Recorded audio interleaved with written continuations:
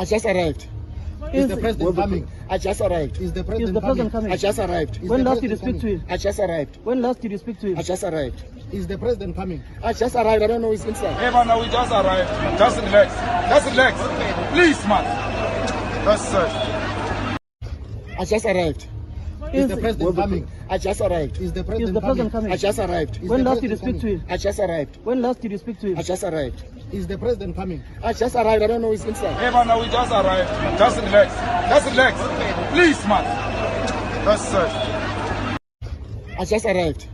Is the president coming? I just arrived. Is the president coming? I just arrived. When last did you speak to him? I just arrived. When last did you speak to him? I just arrived. Is the president coming? I just arrived. I don't know who's inside. Hey man, we just arrived. Just relax. Just relax. Please man.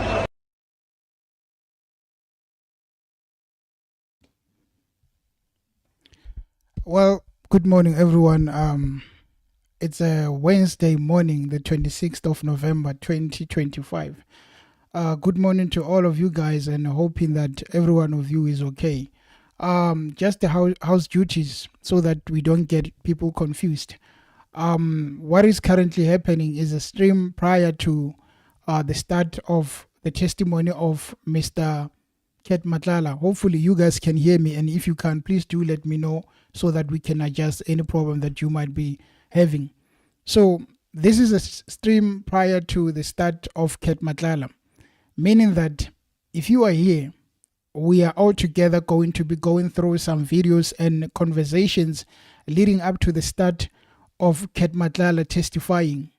As soon as he starts testifying at 11 a.m., which is just about 54 minutes to go, as soon as he starts, we directly go to that session from where we are now. I'm going to just close my mic and my camera and we focus on Matlala. This is what we normally do throughout the previous videos that we had, the streams that we had, just to build the momentum. So I don't want people to get confused that it is actually starting at 10 a.m. It is not. It is starting at 11 a.m. But I think if you want to catch it, you might want to listen attentively and watch the videos or the stream that we are going through. Or if you just want to go and come back maybe at 11 a.m., you might just want to subscribe to the channel if you have not, and also just maybe click like and also identify the stream so that if you want to come back at 11 a.m. you can peacefully do so. We've just arrived and we're just going to look at all the events leading up to today, maybe the biggest event of 2025. I know there's been a lot of things that have been happening, but this is one for the books. We recently heard of some people who went there to Russia, and Duduzile Zuma is in the news for the wrong reason. That is not the big headlines. The G20 is not the big headlines. The mysterious death of an ambassador to France is not the big headline. The big headline is the main man himself, the one who's allegedly the kingpin of all these crimes that we've been seeing, the 360 million, Mr. Matlala. The question that we have is he going to expose or is he going to do the brown mokotso on us? But we look at those events and also some of the testimonies that we've had in the previous times, including the one of Begikele. So my message was just to say that don't be surprised. We are going through to it. It is 10:08 and this is the start of the stream. That's search. I just arrived. Is the president coming? I just arrived. Is the president coming? I just arrived. When last did you speak to him? I just arrived. When last did you speak to him? I just arrived. Is the president coming? I just arrived. I don't know who's inside. Hey man, we just arrived. Just relax. Just relax. Please man. All right, I would call that the entrance to we've just arrived. Okay, so let us start with this. What happened yesterday is something that almost really worried a lot of us, because during the break at the ad hoc committee, there was an announcement that Matlala doesn't want to come. They said that the lawyers of Matlala are saying that, well, the guy is not okay. Excuse me. the guy's not feeling okay, so he cannot testify because of the conditions in the Kgosi Mampuru prison, and also that he doesn't have enough time. Mind you, they gave this guy a long time. He had like 2 weeks to consult with the legal team of parliament. So just at the last hour, the guy decided that I don't want to form part of this ad hoc committee because it might expose me. Well, if you want to talk about being exposed, well, he might really expose himself. But I just want us to go to this video where Soviet Lekhanyan was telling us that actually there is nothing wrong. The man is appearing tomorrow. Please listen to this. If there is any other matter, I may not have the right or the privilege to respond to it because it will be outside our jurisdiction as the committee. The statement that we are making here is that Mr. Matlala and his team are ready to appear before us. Of course, it's him. The team just accompanies him. The person who is coming to us as the witness is Mr. Matlala. The authorities here at Kgosi Mampuru have made arrangements. They have handed over the facilities to us. Mr. Matlala is available to meet with us tomorrow, Thursday, and probably Friday if we will not be done by Thursday. So it's all systems go. All parties are looking forward to tomorrow's proceedings, and everybody is happy that this time has come. And we also want to wish him good luck in his testimony tomorrow, like we have done with every witness who has appeared before the committee. We wish them good luck. And in advance, we will also want to wish Mr. Matlala good luck. We will once again tomorrow when we welcome him here. Once they start leading evidence with the senior counsel, we will wish him good luck again. Is he the only witness expected for this no week? longer that threat of an urgent interdict that it will be launched? Those ones I hear from yourselves. Remember, we had a committee meeting during break just to finalize our orders for tomorrow, and now I'm talking to you as the chairperson of the committee to say to you that Mr. Matlala is here tomorrow. So that was the message from the chairperson of the ad hoc committee into the allegations of General Mkhonazi, Mr. Soviet Lekhanyan, telling us that the man is coming. If there are news that this man is coming, well, they are not from us, the committee. He's definitely coming.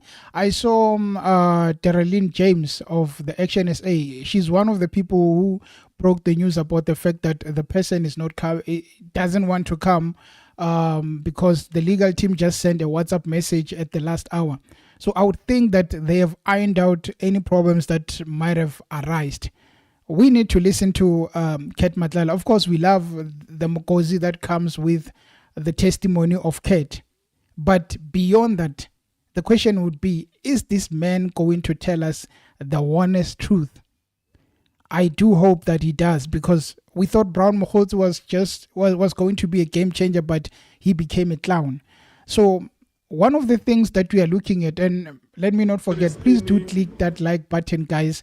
It is 10:13, so at 11 a.m. you are definitely not going to miss the testimony of Mr. Kat Matlala.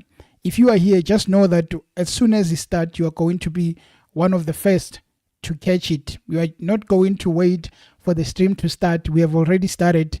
When they start, I've already got the link on the other side. When they start, we immediately go and watch that. So there is an individual called Paul O'Sullivan. This man is causing havoc wherever he goes, and I think they are afraid of him. Everybody seems to be afraid of Paul O'Sullivan because somehow he's a big gun. So here's what happened.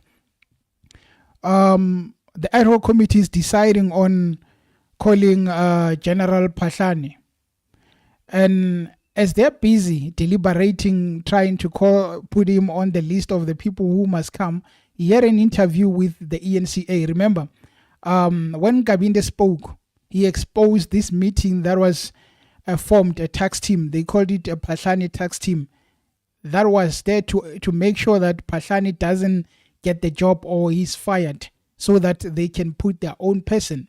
Now, what transpired at that point was that Nkabinde received a message after he spoke and exposed from Paul O'Sullivan. Paul was just threatening him. I'm going to play the video in a moment. Was threatening this guy, and we thought it is not done because Parliament said, well, we're going to deal with him. This week, Phahlane goes to ENCA and speaks to ENCA about various events, and he gets an SMS from this guy, Paul O'Sullivan. Cannot wait to see you in prison where you belong for the rest of your natural life. Paul O'Sullivan is not afraid of anyone. He does as he likes, and as you can see here, the man is just threatening everyone who's just coming out with his name, exposing him. So this was the message. Of course, if it comes, it must have been proof that it definitely comes from him. But he says, I cannot wait to see you in prison where you belong. Ironically, they are at the Kgosi Mampuru prison today, where Matlala would be testifying. The man says, I cannot wait to see you in prison where you belong for the rest of your natural life. The audacity. So, moving away from that, I just want to link these two events because before this, we had this one of Nkabinde where he spoke about an SMS during the ad hoc briefing. Please listen to this. Sorry, Chair, to disturb the process. I think it's important that I put this message, which I received now, into the record. Yeah. As I'm eating there, I received this message from Paul O'Sullivan. Yeah. Get ready, you lying crook. I am going to make sure you spend some years in prison. You were bribed by Mkhwanazi and Mabula. Now you will pay for your crimes, guaranteed. Yeah. Okay. Sorry, Chair, to disturb the process. I think it's important that I put this message, which I received now, into the record. Yeah. As I'm eating there, I received this message from Paul O'Sullivan. Yeah. Get ready, you lying crook. I am going to make sure you spend some years in prison. You were bribed by Mkhwanazi and Mabula. Now you will pay for your crimes, guaranteed. So, again, I must keep reminding because new people are coming into the channel. What we are doing now is a build-up. I've got a pinned comment on the channel at the top. What we are doing at the moment is just a build-up to the start of the testimony by Matlala, the big gun himself, also known as John Wick. So we are definitely going to cross over to the link of the ad hoc committee as soon as it starts at 11 a.m. If you are here, just know that you are not at the wrong place. Don't mind me talking and playing the videos. It is just a build-up. And thank you very much for coming into the channel. Just know that you are not missing anything. We are definitely going to catch it together. And thank you for supporting. If you can, please do click that subscribe button if you have not. And also, don't forget to like. So I was just talking about the similarities in how this guy speaks. It's definitely him because firstly, he's talking about, I can't wait to see you in prison where you belong. And in this video, they are also talking about the same thing where this guy is speaking about, I can't wait to see you there. Where does Paul O'Sullivan get all this power? Who's behind the name Paul O'Sullivan? Hopefully, we are going to find out as the proceedings go on. Now, I've got another clip here of the man who's very unfortunate that it's very unfortunate that we had this clown, because we've all had hope. And the hope that we had was that he's definitely going to give us the juice and we are going to be excited, but he was underwhelming. The name is Brown Kgosi. I don't even know if indeed that's his real name, because he says I was born in 1979 and they come at him and he changes and says Well, I was born in 1975. It was a mistake. You understand? So now, when you look at these issues, you must understand that we might be having a big problem here. This man is probably not an agent and has never been an agent. He's just a businessman, a entrepreneur that was caught and decided that he's going to come up with lies. Now, here he speaks about how Bheki knows that Ket Matlala was John Wick, and the fact that it was not the first time Bheki knew about Ket Matlala when he spoke in Parliament, the ad hoc committee. He has known about this person even when he was a minister. Without wasting any time, this is the video. Something called Boko Haram. It was a presentation, intelligence presentation, which was presented to the former minister Bheki. I'm going to give a bit description about that presentation. Commissioners, it was 6 pages. The Boko Haram, it talks to a man who was known as John Wick. This John Wick appears on the presentation of the intelligence presentation which was presented to Minister Bheki. It has a picture of John Wick, his ID number, it has his previous convictions, pending cases, and everything, all the matters that were withdrawn against him. It was in 2018 October, Commissioner. Commissioner, John Wick is Vosemose Ket Matlala. Even the picture is showing that. Now, former Minister Bheki says now he only met him in December 2024. Now, one will ask again. He even said he didn't know him. He invited him to his house, and it was a freebie. He had to take it. And I should also share it's within those messages between me and Ket Matlala. The story that Minister Bheki was in Ket's house. It is true. We actually had to arrest Minister Cele at that time. He was affected by this POCA Act, the Proceeds of Crime Act. There was an arrangement. I believe when you get to those messages, one will be able to allude to the commission exactly what happened. It was during the ANC Lekgotla, when General Cele was in that house. And the basis which I also refer to, I'm saying when we reach there, it's written in my statement, the monies which Ket Matlala alleges to have given to Bheki Cele, they are there. On the timing, when was Minister Cele in Mr. Matlala's house in relation to the award of the contract? It was after the contract was awarded, Commissioner. The contract was awarded last year, and the information said, and it's not only former minister, it goes to General Masemola also. Not only General Cele. When the information came, they referred, of course, to General Bheki Cele, that he has interest in that. And it is true that he would, from time to time, talk to Ket Matlala. But that time, because he was the minister, we could not do anything. Hence, the instruction was that let's wait for the elections. And indeed, the ANC parliamentary list, when it was published, Bheki Cele was on the list around 200 and something to 300.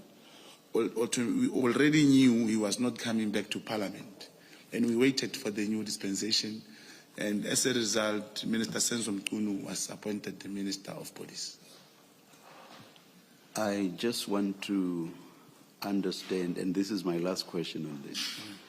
I want to understand your point around Mr. John Wick's in relation to the award of the contract. If you are making any connection at all in that regard, what's your point exactly? The point is that it is clear that General Bheki Cele, he knew Vusi Ket Matlala beforehand, because this presentation was done in 2018. And when the source says General Bekitele is having an interest in this tender, you'll ask him, but why are you saying that? What do you have? He'll say, no, with the information that is coming, go and check, but I know they are talking or they are meeting. He'll just give you a draft information as to this is what is happening. If I understand you correctly, so you are basically saying at the stage of what you refer to as the Boko Haram presentation, Minister knew of or about Mr. Matlala. Definitely. But at that stage, you are not suggesting that they had met.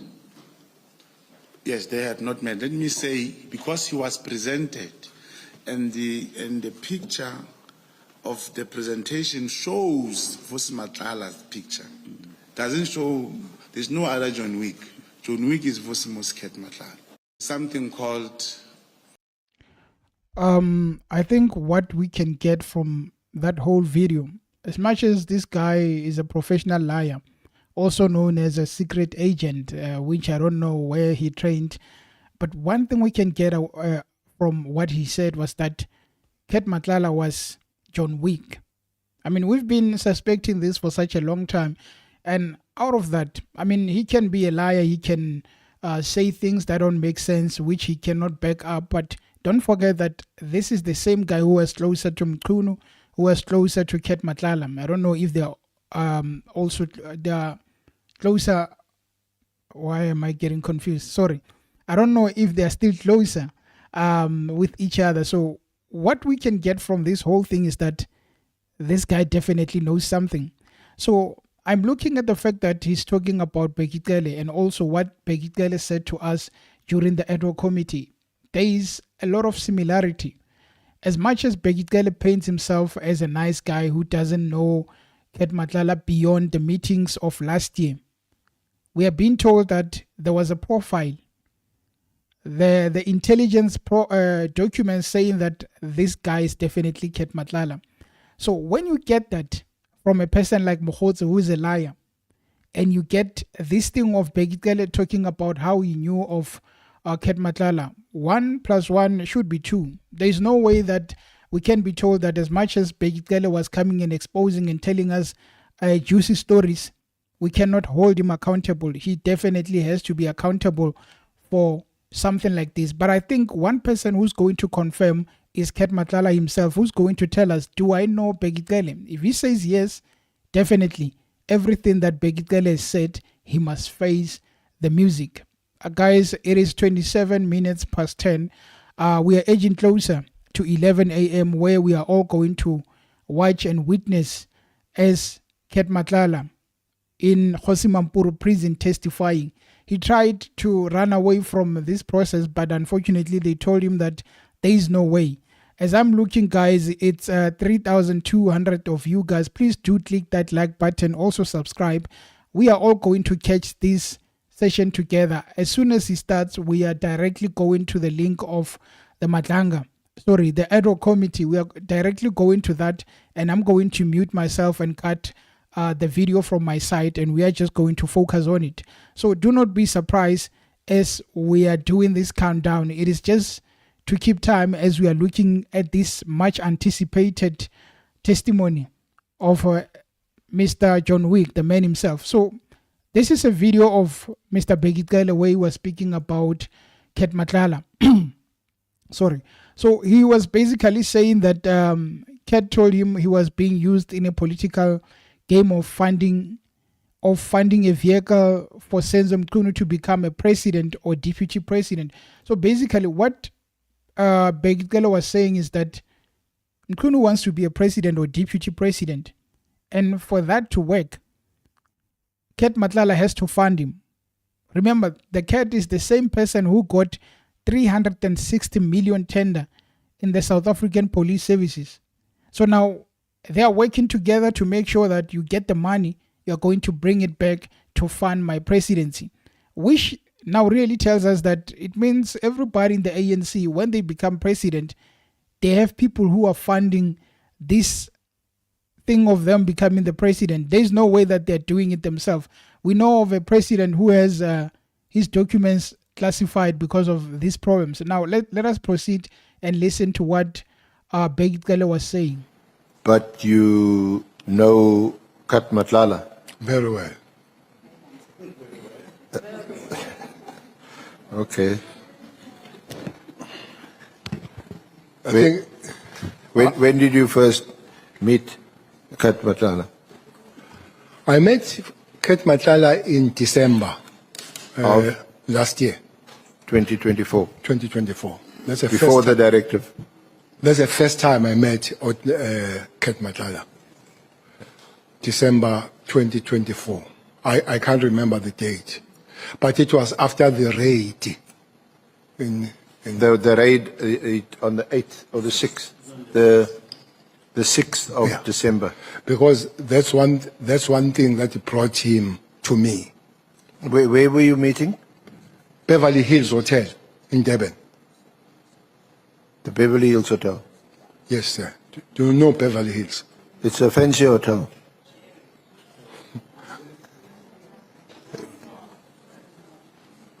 Yeah, it's a very high, it's a high-end hotel. No doubt about it. It's a high-end hotel, Beverly Hills. But we met at the dining hall there, and then he raised two issues.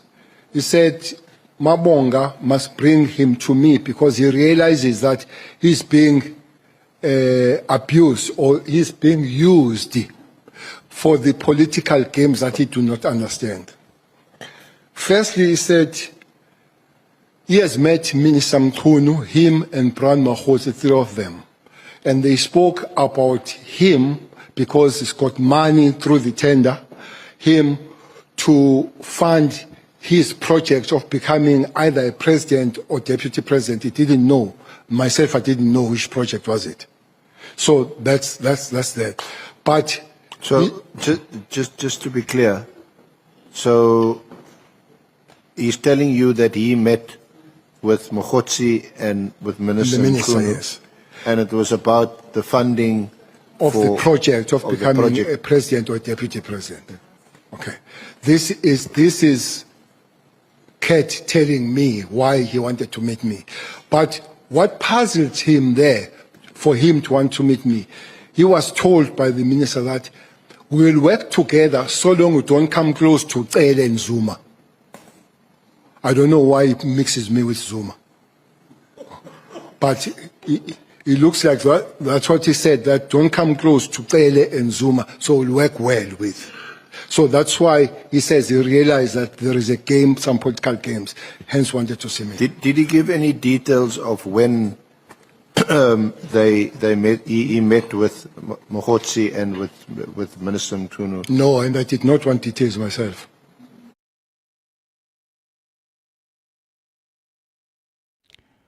Well, the time is 10:33, so we are getting there. 27 minutes to go until we all tune into the testimony of Mr. Kat Matlala.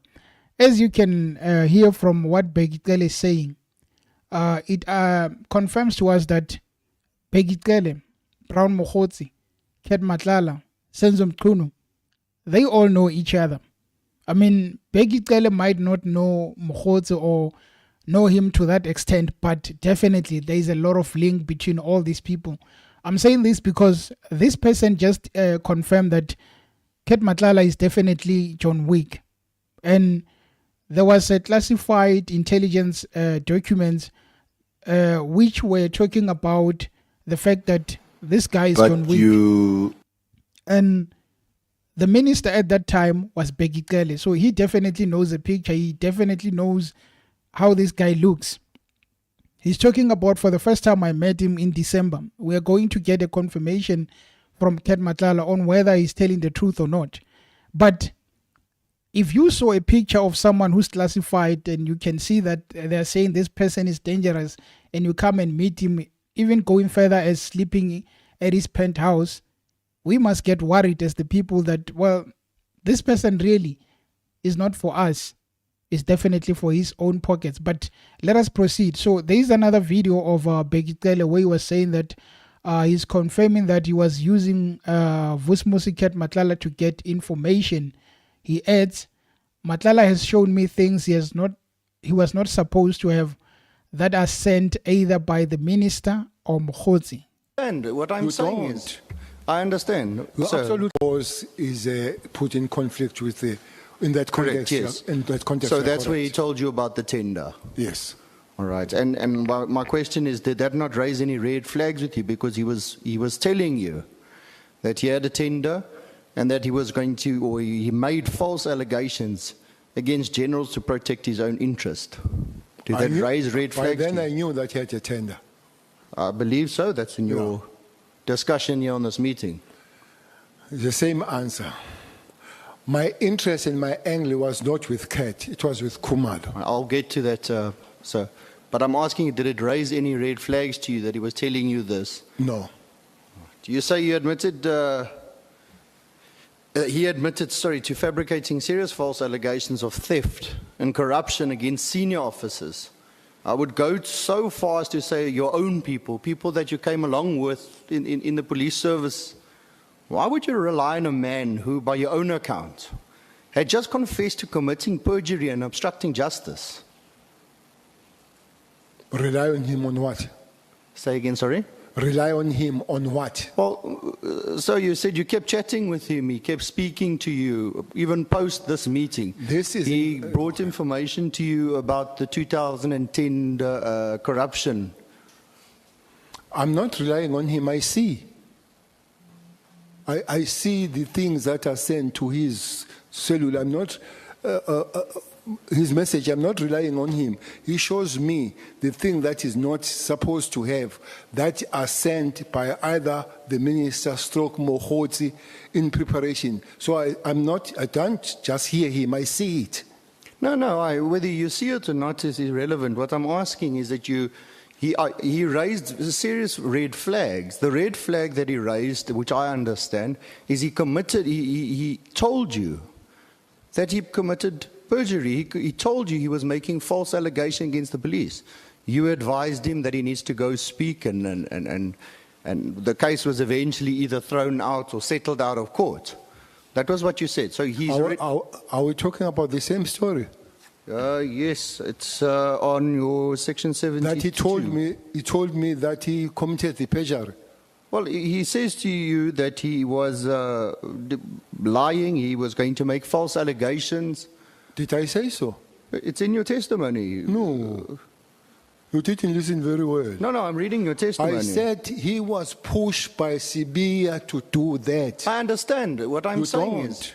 I understand. You absolutely don't. No, so I do understand fully. You are saying he was being forced to do it. Exactly. To protect his own interest. No, regardless of what his reasoning was to do it. He was doing it to protect his own interest, whether it was forced by Sabia, forced by whoever. Well, it is 22 minutes to the start of Matlala. So I know we've started, it's been like over 30 minutes, but we are almost there. We are almost reaching the start of the biggest event of this week and probably the year, only if this guy decides that he's going to spill the beans. This is another video where Bekitele was speaking about sleeping at the penthouse of Matlala. I mean, the audacity of politicians just simply saying that I slept without any remorse will forever shock us. Did it not concern you that someone, a stranger, offers you to live at his place freely? There is no relationship, there is no association, there is completely nothing. You only met once or twice, then there is this hospitality towards you. Given these problems that he has presented before you, given your experience in the police service, was there no concern that what might be at stakes here, that I'm given this hospitality by a stranger Because a person you have known for a month is probably a stranger where you don't know much about that person. So did it not raise some discomfort and some concerns that you are really offered this hospitality by a stranger? No, I took it. I took it. I'm not in government. So if I'm in Pretoria, I pay my money. There is a hotel that I spent. Yes, I'm in Pretoria and I'm not paying. And I took it. And if I were in government, I would have gone and declared. But I declared to nobody now. You know, some of these videos are going to come back at Begitele, and he's going to have to take accountability for all of this. Only if Ket Matlala doesn't disappoint. Guys, thank you for tuning into the channel. It is just 20 minutes to go, so we are definitely going to cross over to the start of the ad hoc committee once it starts, meaning that in just 20 minutes, we are definitely starting. Thank you for coming in, and rest assured, there are people who started here at 10 a.m. Now you just have 20 minutes, so you can just bear with me for the next 20 minutes, and we are definitely going to be starting. Please do click that like button and subscribe to the channel if you haven't. So we are basically looking at the events leading up to the testimony of Mr. Ket Matlala. One of the main things that we've heard is that Begitele knew about this guy and even slept at the penthouse. Mr. Liar himself, Brown Mokgotsi, says, well, the intelligence profiled this man called Ket Matlala and said that this man is John Wick. And the minister at that point of the police was Begitele, the same guy who's speaking like he's not even aware of who Ket Matlala was until he met him in December. The same guy who's saying this is the one who will have to take accountability if Ket comes and says, well, I've known Begitele for some time and this is what we did. Another point that we need to look at was that the liar himself, Mr. Brown Mokgotsi, said that there was a point Ket Matlala had money. No, not had money. He went to meet General Mkhwanazi in Durban. They followed him from the airport. He said, I used an Uber driver to follow this guy, and we were sure that the location was where General Mkhwanazi stays, and he thinks that money was exchanged. Today we have Ket Matlala. One of the things that he has to tell us is that what does he know about that information? So he's basically going to tell us that, well, I don't know that information, or I know it. But if he doesn't know about meeting General Mkhwanazi and maybe exchanging things, we need proof. Because if they don't give us proof, it means they are working together to try and bring this man called General Mkhwanazi down, which is not going to work. Here's another video of Begitele speaking about Mr. Ket Matlala. Now we're engaged on this. Meet Matlala because now we're engaged on this presidential thing and me and all that, but talk other things. One thing that took me aback in the meeting of Zimbabwe is when I saw his protection guys. And I began to say that looks like there are faces I know here. What nearly made me fall down is when he told me that some of those guys, 23 of them, has recruited them from Special Task Force of the Army. I said to myself, what is this? He has taken 23 of the Special Task Force of the Army to guard him. They're even recruiting some of our best, highly trained officers. Let's see, I'm giving you the story that scared me. Why I'm scared of this story is because I've spoken to Nhlanhla earlier on and gave me the information that we have lost 56 members of the Special Task Force of Police to the taxi industry. 56. Now, I'm told that to train one member of the special task force is 1.1 million to be all-rounder. One. We have lost 56 to the taxi industry. Maybe there where I threaten you of knowing. But I've got two issues here. That I can't have such a production to the private security. That's the first fear. The second fear is that looks like we're increasing the capabilities of the private security versus the state. Because I don't care how many you send, there will be a serious battle between 56 guys in the taxi industry with the 20 guys you send of the special task force. So it is something that must be,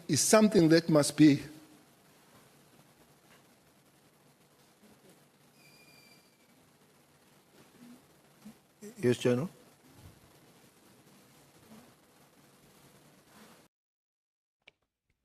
I'm looking at the time and it's 15 minutes to go. So we're almost there. And I want to go back to an issue. Sorry, as we listen to what Begitgal is saying. And by the way, as soon as it hits 10:59, we're definitely crossing over to the ad hoc committee to listen to the session of Mr. Ket Matlala. So you are not at the wrong place. You are at the right place, actually. What we are doing now is just a build-up to the start of the testimony of Mr. Ket Matlala. Rest assured, you are going to catch it not later, but as soon as it starts in real time. So back to the story. What happened is that we got this testimony from Witness C at the Matlanga, who was saying that there are these events where there was this powerful taxi boss called Mswazi. So this Mswazi is a man who was respected all around. So basically, each and every person in the taxi industry respected Mswazi, and Mswazi had a relationship with General Sibia. And that relationship was a very good relationship where they would meet at the farm of Mr. Mswazi before he died. And one of the people that really was part of those meetings, it was Mr. Ket Matlala himself. At one point, after the death of Mswazi, Sibia tells Ket Matlala that the old man is dead. Now you are the one who's going to be taking care of me. All the money that he's been giving me, allegedly, you are the one who's going to be giving me. And there was a point where in the testimony we heard that there was money in the dustbin, about 2 million, that was going to be given to General Sibia. I'm just connecting the dots when Begitgale speaks about this information. So this thing doesn't just come from yesterday. It's something that has been happening for such a long time that the taxi boss, these taxi bosses are protected by the special task force people who they've just recruited from their work and said that I'm going to give you better payment because they don't value you in government. But anyway, let us continue. Here's Julius Malema. And as I look at the time, it is 10:48. So Julius Malema was just talking to Senzo Mkhunu about an affidavit that was done in prison of Ket Matlala. I think this is going to take us nearer to the start of the session of Ket Matlala. Guys, please do click that like button and subscribe to the channel. Have a listen. Chair, and I want you and the honorable members to note this. We are being given the third answer on the same question. The first answer was, my lawyers went without an instruction. Then upon being made aware that they've committed something unethical, then the minister says, no, I actually gave them an instruction. Then I point this two contradictory statements to the minister. The minister gives a third answer on the same question. No, actually, my lawyers didn't go. I didn't give them instruction. It's Matlala who writes to my lawyers uninvited, dear Mr. So-and-so, I represent, which means, which answer stands here? Because It's either the lawyers went without the minister's permission, or the minister gave them the instruction, or Matlala wrote the letter uninvited by anyone. So, Minister, please clarify this three, because as things are, it's becoming worse now. Because you gave me three answers. The lawyers went without me. Then I said, no, they can't do that. It's unethical. Oh, I gave them instruction. It was my wish. Okay. You now give them instruction. You still want to have access to people who are behind big fences and walls at maximum prison. No. It's not that. Actually, Matlala and the wife, now the wife comes now. For the first time since we canvassed this question. Matlala and the wife's lawyer wrote and said they represent them, and we must get their affidavit because we are going to Madlanga's commission. Which one do we take home here? Because it's not me. You know, Minister, the worry is you shouldn't think you are speaking to me. These matters, as you stand there addressing us, you are clarifying the country which is troubled by these things. That ministers have got access to dangerous criminals to an extent that they can even have access to them even when they are behind bars. Matlala was found with a phone in a maximum prison. Matlala produces a minister's affidavit from a maximum prison.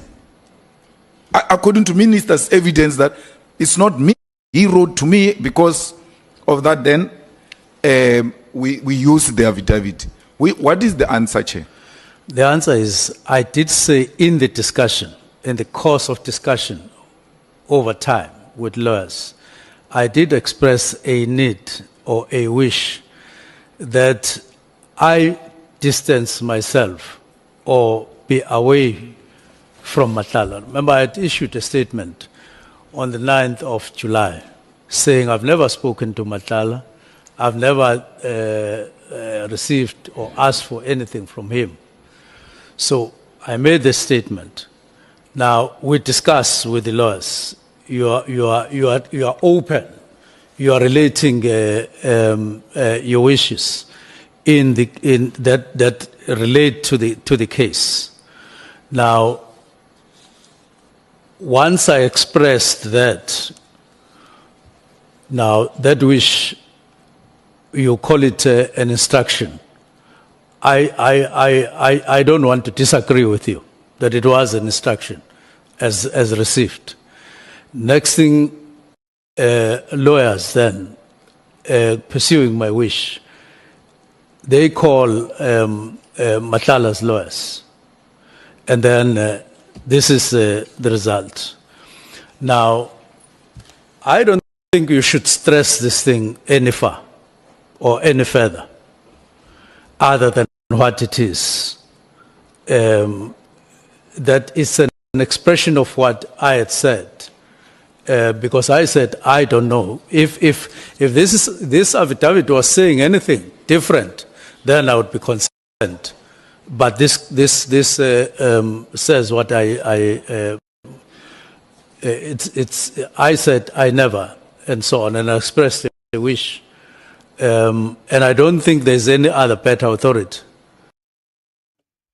I want to bring another topic since I heard Malema talking about the cell phone in prison. So basically what we heard is that there were conversations between Ket Matlala and Begikele while Ket is in those cells. So Begikele doesn't know how many calls were exchanged between the two. And he's just trying to defend and saying that, well, I don't know really. But now we have a man who is going to tell us, did you really have conversations with Begikele? And if you did, how many were they? And also, what were you guys discussing? You take Senzo Mchunu, you put him in the middle of that conversation. This man looks like someone who was hungry for power, but he was not even qualified to be in that league. So he basically has this strong man in terms of corruption and money, but he wants to be a president. I mean, the audacity of a minister suspended or put on leave, a special leave, a minister like Senzo Mchunu thinking that he's going to be the president of this country. I think if that was ever going to happen, we are going to see shocking results, probably ANC going further down at 10% because that would change the whole power dynamics in the ANC. Anyway, we proceed and we are just 6 minutes away from starting. Thank you guys for tuning in, and I am pleading with you to continue clicking that like button. Only click once. If you have clicked it, don't click twice because you would be unclicking it. And again, we're just waiting for the start of the ad hoc committee. The man has to testify. That issue of him not coming to testify is definitely not going to work with us. I'm just going to play this video again just to clarify what happened yesterday, because there was this notion that Kate is not going to appear. Kate doesn't want to appear because the lawyers are saying the man is not okay. Prison conditions are not comfortable for him. He's sick. I mean, what would you expect in prison? To get McDonald's? He probably does. Anyway, this is the video of Soviet Lekhanyan, the chairperson of the ad hoc committee, and he was talking about the issue of Kate Matlala appearing today, which is definitely happening. If there is any other matter, I may not have the right or the privilege to respond to it because it will be outside our jurisdiction as the committee. The statement that we are making here is that Mr. Matlala and his team are ready to appear before us. Of course, it's him. The team just accompanies him. The person who is coming to us as the witness is Mr. Matlala. The authorities here at Kgosi Mampuru have made arrangements. They have handed over the facilities to us. Mr. Matlala is available to meet with us tomorrow, Thursday, and probably Friday if we will not be done by Thursday. So it's all systems go. All parties are looking forward to tomorrow's proceedings, and everybody is happy that this time has come. And we also want to wish him good luck in his testimony tomorrow, like we have done with every witness who has appeared before the committee. We wish them good luck, and in advance we will also want to wish Mr. Matlala good luck. We will once again tomorrow, when we welcome him here, once they start leading evidence with the senior counsel, we will wish him good luck again. Is he the only witness expected for this no week? longer that threat of an urgent intake that will be launched? Those ones I hear from yourselves. Remember, we had a committee meeting during break just to finalize our orders for tomorrow, and now I'm talking to you as the chairperson of the committee to say to you that Mr. Matlala is here tomorrow. So that was the video and the confirmation of Soviet Lekhanyan. We are 3 minutes to go, guys. Don't go anyway. We are definitely starting as soon as they start. They haven't started. They haven't opened the link to the session. So basically, in 3 minutes, they're definitely going to start. One thing I'm looking forward to is Kate being given free space to just move. Let the man oil this whole session so that we can get the information. And there's this future that we have on the channel, guys. During the testimony of Kate Matlala, I'm sure a lot of you are going to be interested and having a say on what is going on. So I've got WhatsApp voice note line that you can send your WhatsApp messages throughout the day, and as soon as they go to the break, instead of waiting and looking at the screen, we just listen to your voice notes and your opinions on what you'd be listening to. That number is 066 149 7548. You just send your voice note, just your feelings, nothing untowards, but just focus on the fact that this is the testimony of Kate Matlala. This is my feeling or my viewpoint. Don't talk about anything outside that. And I'm just going to pin it when they start. So we are going to play them during the break. 2 minutes to go, guys. Thank you for tuning into the channel. It's as I look at the views, 6,500 of you guys. Do click the like button if you have not, but if you did, don't click it twice. And we are almost there. We are almost starting. Definitely going to be enjoying this session. Again, this is one of the things we spoke about. Paul O'Sullivan is threatening witnesses.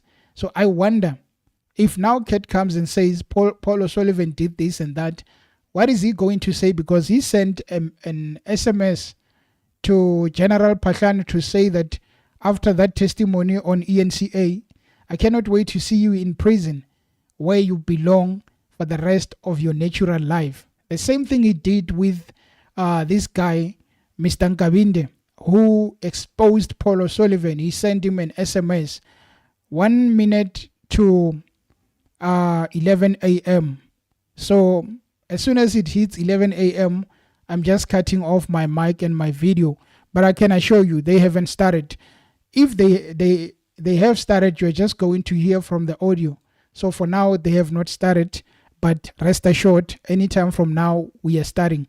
Thank you for tuning into the channel, guys. It means a lot for yourself to get your support. We have already watched this video. I don't want to play a long video because I know that from anytime from now, they are going to start. Arrived. Is the president coming? I just arrived. Is the president coming? I just arrived. When last did you speak to him? I just arrived. When last did you speak to him? I just arrived. Is the president coming? I just arrived. I don't know who's inside. Hey, man, now we just arrived. Just relax. Just relax. Please, man. Just search. I just arrived. Is the president coming? I just arrived. Is the president coming? I just arrived. When last did you speak to him? I just arrived. When last did you speak to him? I just arrived. Is the president coming? I just arrived. I don't know who's inside. Hey, man, now we just arrived. Just relax. Just relax. Please, man. With that said, this is my cue to say that enjoy the show, enjoy the testimony. I'll also be watching, and during the breaks, I'm definitely going to be playing your voice notes. We've just arrived, and hopefully the man doesn't say, I'm not going to say anything. He provides the valuable information that we need. This is going to be the start. We are going to wait together on this, and I think anytime from now they should be starting. So we are no longer talking about playing videos and whatnot. Now we are focusing on the fact that any minute from now we are going to be listening to Mr. Cat Matlala. I would like to cut my video as soon as they start speaking, and then we can just listen. So it's no longer a matter of what time do they start. It's a matter of can they now start, because 11 a.m. has just passed. It's 2 minutes past 11. They are at the Kgosi Mampuru Correctional Center. The ad hoc committee decided that they are going to go to the place where Cat Matlala is situated, the prison, and let the man testify there. So that if he says something that really we should put him in jail, we don't even have to think twice. We put him where he is. Anyway, guys, I think let me just cut everything from my side. They should be starting, but before that, maybe I should check if there are any issues, because with Cat Matlala, you never know. He might be saying, I'm no longer going to be testifying. But as I watch some pictures coming in, I can see that they are already, most of them, seated. I can see Breitenberg, I can see Julius Malema, and also Matthijs, and the chairperson also there. So any minute from now, they should be opening and continuing with the proceedings. Thank you very much, guys, and hopefully you guys stay for some time here. Enjoy.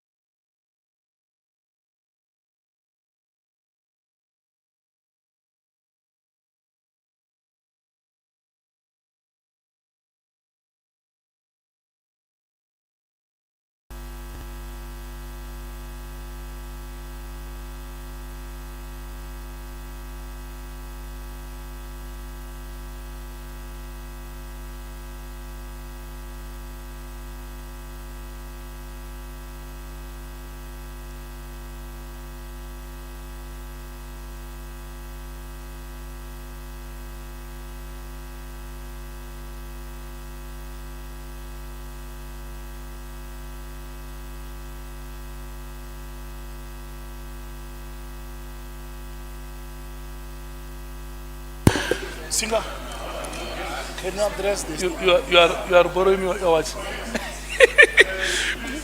You are giving me for life. You can't borrow me. No, today we are finishing at 5. Don't worry. Yeah, but tell Kgosi he's here. You see, Honorable Brayden Mark is telling me about the time. Can we?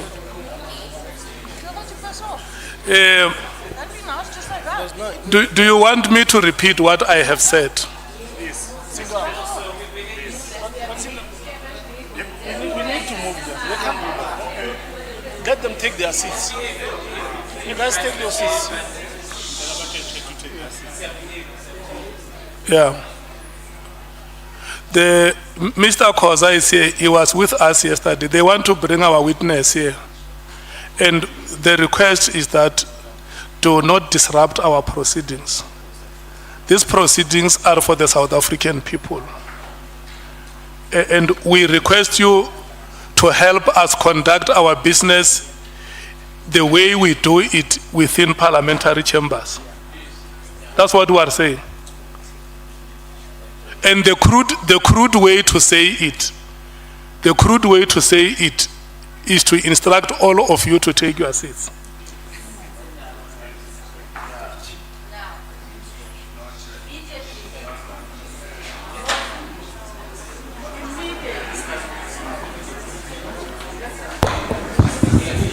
Chair, you can't give such an instruction. Bring the witness. The witness is secured. They will take pictures and sit down. They do that all the time. It is in the best interest of South Africans for them to be where they are. That is what we are going to do, Honorable Malema. Please. Can everybody sit down? The witness will come here. We will invite you to take pictures. Can you please sit down? If you want to take pictures, we can even invite you one by one. Can you please sit down?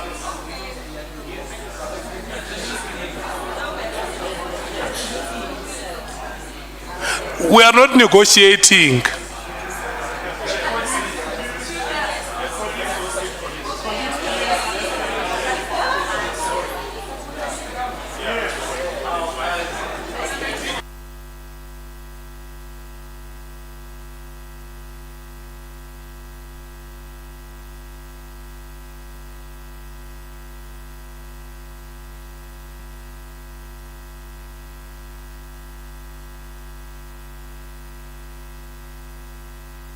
Can you please sit down?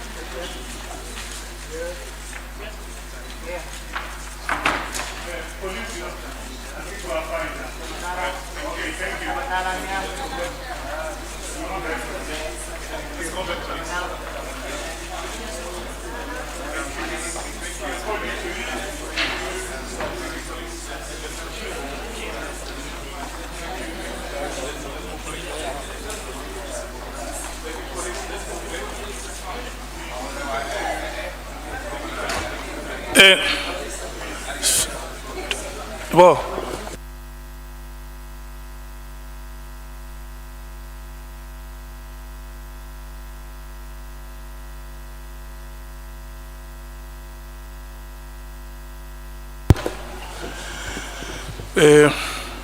let's do like this, honorable members, before we officially open the proceedings. Can we invite the members of the media? We give them 10 minutes to take pictures.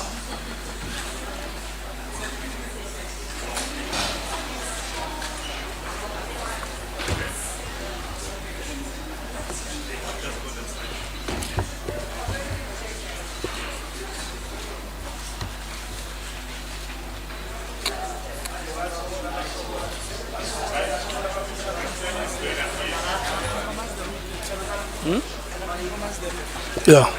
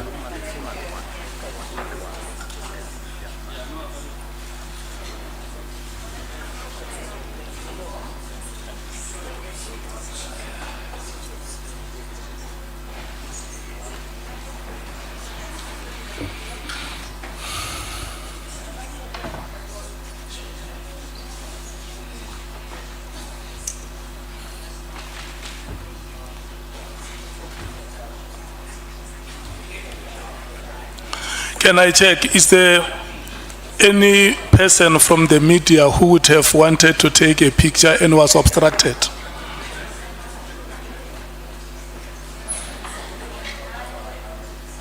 Okay. The pictures that you have taken against the instruction of the chair, may you please delete them?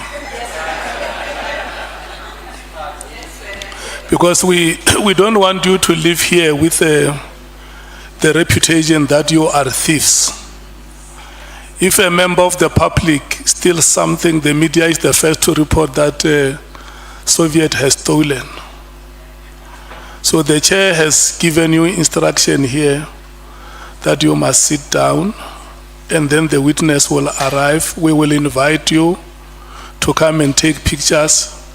You came here and stole pictures, members of the media. And for sure, you have learned today how we do things in this committee. Thank you so much. Honorable members, good morning, Honorable Ntuli. Good morning, Honorable Sangoni. Good morning, Honorable Ngola. Good morning, Honorable Skosana. Good morning, Honorable Nomvalo. Good morning, Honorable Cameron. Honorable Brayden Bach must be sitting next to you. She was here showing me that it is 11 o'clock, we must start. I greet Honorable Malema, good morning. Mukhalaka. Good morning, Honorable Matthews. Good morning, Honorable Mwango. Morning, Chair. Good morning, Honorable Sols. Good morning, Honorable James. Good morning, Honorable Sokanyile. Good morning, Honorable Shongwe. Good morning, Chair Mukhalaka. Awanage Mukhaduba. Oh, Mukhaduba. Yes. Good morning, SC. Good morning, Advocate Zikalala. Good morning to our witness, Mukoni. If you can please press the microphone. Lekai Matlala Khodum. Musat. The staff of Parliament, good morning to you. And good morning to members of the media. Honorable members, we are going to start with today's proceedings. Before we start, I'm going to give the SC just to make a statement on one or two things, because following from our discussions yesterday, we have not been able to finalize the statement, but by now it should be ready to the members. I think the SC will clarify that point. Before I give him, can I check if we have apologies? We haven't received any apologies. I wanted to check on the part of the members if there are any apologies you want to record with the presidium here. Okay, no apologies, we proceed. The next item that I want to clarify, which is a matter of national interest and which might have exploded yesterday, is with regard to the composition of this committee. This committee comprises 11 members, 4 from the African National Congress, 2 from the MKP and the Democratic Alliance respectively, and the Economic Freedom Fighters, the IFP and the Patriotic Alliance. Each has 1 member in this committee, and it gives us a team of 11 members. Each of the parties, the ANC, the MKP, the DA, and the EFF, qualify to have what we call alternate members. In the absence of Honorable Malema from the EFF, the person who comes in is Honorable Mattheys. In the absence of either Honorable Shongwe or Honorable Nomvalo, Honorable Skosana or Honorable Nomvalo, Honorable Shongwe comes in. And in the absence of Honorable Braden Bach and Cameron, Honorable Klopper is the one who comes in. And in the ANC, the alternate is Honorable Sokanyile. From the IFP and the Patriotic Alliance, in the event either Honorable Mwangu or Honorable Sols is unable to come, the member who will come in will be coming from the Freedom Front Plus, that is Honorable Vessels. He's the first alternate member of this committee from the minority parties. And Parliament, because it has rules, it has policies. The procurement policy of Parliament does not allow Parliament to pay logistics for alternate members of committees unless there has been an indication that one of the members who is a full member will not be able to travel. And then the alternate will come in as a full member. So I just felt that this matter must be clarified so that there must never be any inaccuracies in public. There must never be any citizen of this country who thinks that there are clandestine things that are being done to keep certain people away from the work of the committee. And for further reference, I will refer each one of you, including members of the public, to section 156(2) of the rules of the National Assembly. Thank you so much. I think that is adequate. I just felt that I must clarify it. And lastly, that the chairperson of this committee remains Molapi Soviet Lakhanyana. Is the one who speaks on behalf of this committee and speaks the decisions of the committee, not my own decisions.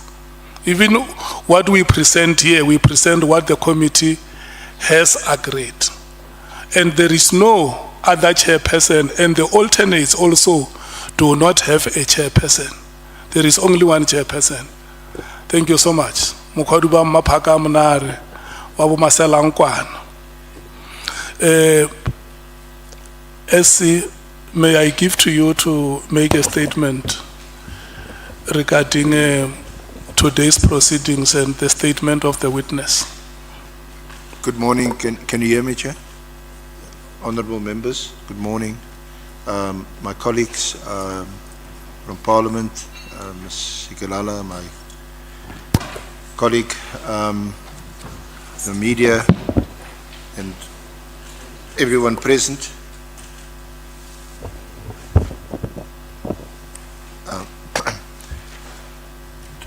Honourable Chair, today we have Mr. Usimuzi, nicknamed Kat Matlala, present here today. He's been invited to appear before the committee, and he has accepted the invitation to appear. There have been some glitches. We've ironed them out. So we are thankful to him and his team of lawyers, his attorney, Mr. Bronwyn Forbay. He's with the legal firm Abram Madeira Incorporated. He represents Mr. Matlala and has been in the various consultations we've had with him. We, unlike what has become customary and which has been required by this honourable committee, we do not have a finalized signed written statement before you. What has been posted in the past short while is an electronic version of a draft statement, which we are hopeful will be signed sometime today, tomorrow, which can go on record before the committee. So it is not a precondition to appear before this committee to have a signed formal statement. Of course, there may be witnesses who simply refuse to cooperate and do not give any signed statement, but they'll be compelled to appear before you, and what is important is they give their evidence, as I expect Mr. Matlala to do under oath, and he'll be sworn in, and he'll be held to whatever answers he gives to the questions asked of him. But what would be most helpful is to guide our discussion today in terms of the draft statement, which is before him in hard copy. He has been through it, so he's familiar with the contents. So on that basis, Chair, we are satisfied, firstly, that it is him, and secondly, that you can proceed with the formalities, and we are in a position to start. Thank you. Yeah, I want you to say this because you whispered to me that the witness has requested that we conclude at 5 because consultations are still continuing. If you can just put it on record. Sorry, thank you for reminding me, Chair. Yes, as indicated to you this morning and confirmed by the authorities, we will adjourn at 5. I certainly won't be finished today at 5. So we will adjourn at 5. He will then remain in this location and consult with his lawyer for 2 hours until 7. And then tomorrow morning, they'll return to this location and consult from 8 o'clock. And we will meet them again at 9:09, just to iron out any issues if there are any. And we'll proceed to tomorrow. Thank you. Okay. I'm going to rotate amongst the members to hear what their take is on the short report that you have given here.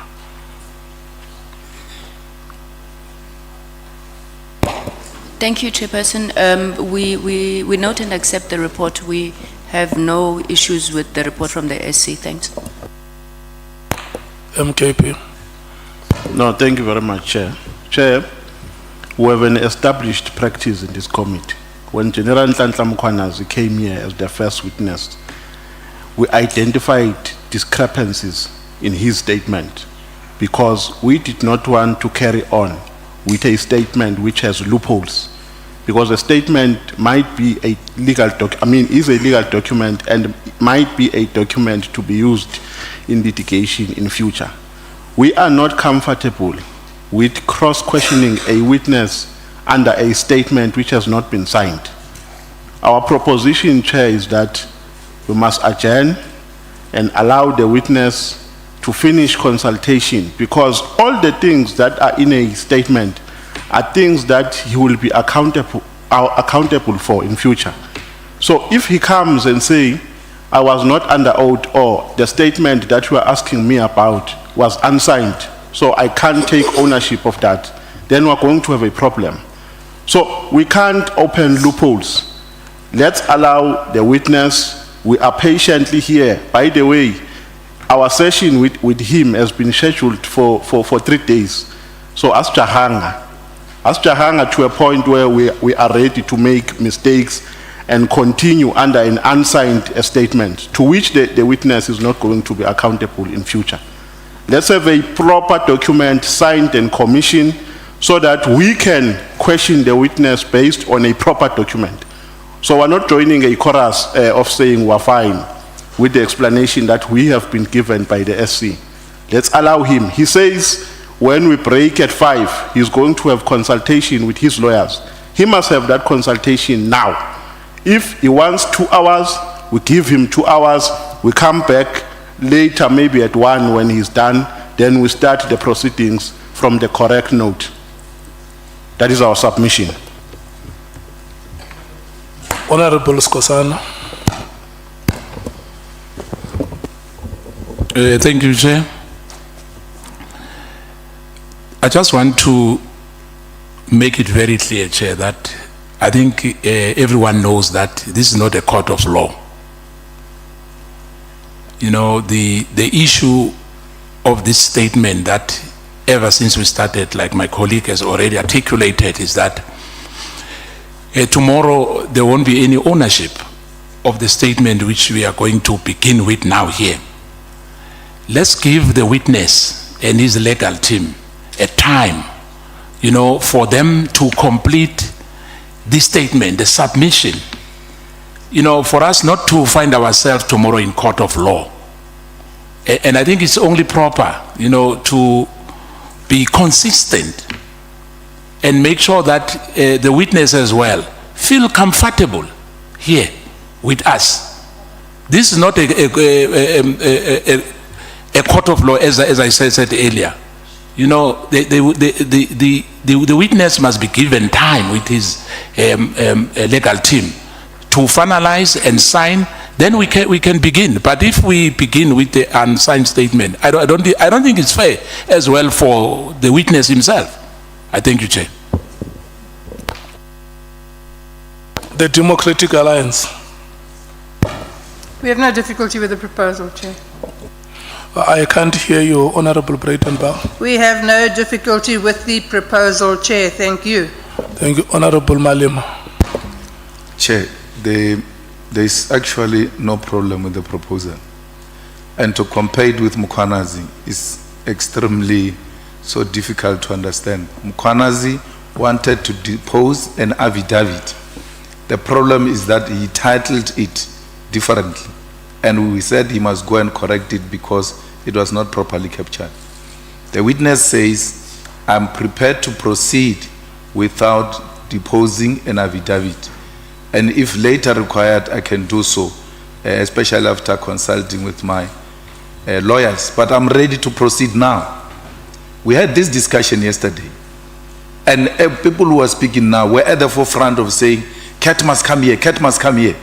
Cat is here now, Cat must go away from the milk, Cat must go away from the milk. No, the Cat is here. Let's attend to the issues we said we wanted to attend to yesterday. Because if this proposal was actually hashed yesterday, we would have even said, let's start at 2 to allow him enough time to, because we were told this thing yesterday. It's not for the first time. And we agreed in a meeting yesterday that we are proceeding. So let's proceed as proposed by the SC. And the SC makes another valid point, which we must take into consideration, that it is actually not a necessary requirement for a person to appear before us, only if they've deposed an affidavit. It's not a requirement. Lastly, Chair, these proceedings of Parliament are recorded on Hansard. He takes an oath, he speaks with his own mouth, and he comes back and says, I never said that. We take out a Hansard. And that's it, that's the end of it. The Hansard is an official recording program of Parliament, and you can't turn against your own voice on the Hansard. So that's why we've got an Hansard. For people who come to Parliament and speak and later say, I never said that, we go to Hansard and say, this is what you said, and you said this under oath. The fact that he's prepared to take an oath is enough for the EFF, Chair. Thanks. Bangazita. Thank you, Honorable Chairperson. Oral evidence is legal evidence, and it carries the same weight as written evidence. And for that reason, we are comfortable to proceed if the witness is going to be actually leading his own evidence under oath. Thank you. Honorable Sols. Muniba is an Chair. Let's proceed. Honorable James. Let's proceed. The country wants answers. Thank you, Chair. Honorable Nomvalo and Honorable Skosana, are you persuaded? Chair, I think, I remember very well what we have discussed yesterday. We can go ahead with this, but let's not use the unsigned statement. This digital one which we are sent, let's put it aside. Let the SC ask him question, no problem. But let's not say we are going to use the unsigned one, because it doesn't make sense. How do you question the witness without a signed statement if you are going to use this statement? If it's oral without anything which was given to us now, no problem, Chair. We can go ahead. You agree. Thank you. Thank you so much for that understanding, Honorable Nomvalo. Yeah, no, thanks, Chair. Remember, the majority view must prevail at the end of the day. But our strong view remains. I mean, our view, our initial position remains, Chair, that it's wrong to cross-question a witness under an unsigned statement. That is our firm view, because he is saying he is still going to have a consultation with his lawyers later today. Now, you question him today on a statement that might be changed, because he might change it when he has consultation with his lawyers and come back tomorrow with another version. So we strongly believe, Chair, that we are taking the wrong route, but the majority was subjecting ourselves to the behest of this committee. But lastly, Chair, we want to make a proposition, and lobby members of the committee, that today, I don't know the volume of the questions that the senior counsel has, but we want to lobby the committee that today we allow the senior counsel to cross-question the witness, and then tomorrow, because this meeting has been scheduled, I mean, this session has been scheduled for 3 days, so that you allow members to read the statement thorough. We've just received the statement now. And our principle is that before we cross-question the witness, we must have read the statement, because we're not here to tick boxes. So that we can take matters further, so we must read the statement first and have a proper understanding of what is entailed in it, and then tomorrow we allow members to ask questions. That is a proposition that we're making, Chair. Unless there's a person who strongly feels in the committee that he is ready, then we can't deprive such people. So you want to read the statement? Pardon? You want to have enough time to read the statement? Yes. Okay, thank you. Thank you so much. I think, look, Honorable, it's the practice in this committee that when there is a matter like this one, the chair must gather wisdom from yourselves. And I think you did exactly that. We are going to proceed with today's business. It's your decision as the committee. And anytime you feel like we have done our work, we can stop. I will hear from yourselves. The witness has requested that we work until 5 o'clock today, and I hope you understand that. Have we done all the rituals before I can administer oath? If you can just confirm to us that this is the witness that we have expected, or you want the authorities here to confirm? Honorable Chair, Honorable Committee members, this is indeed Mr. Matlala that we have engaged and consulted. And he's prepared to proceed. Thank you so much, Mkoni. What are your full names, so that before we administer oath, we know what your full names are? Vusimusi Matlala. Vusimus Matlala. Thank you so much.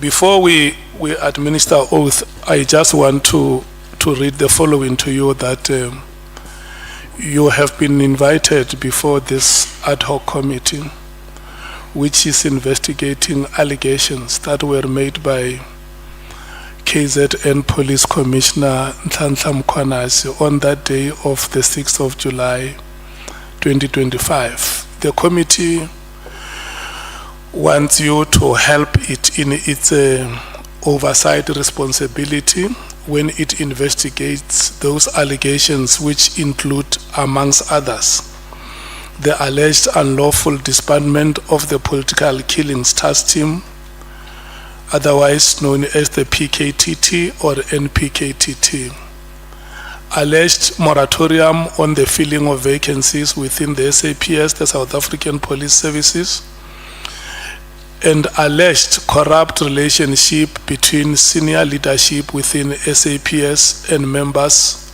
of the public, as well as political interference in the work of the SAPS.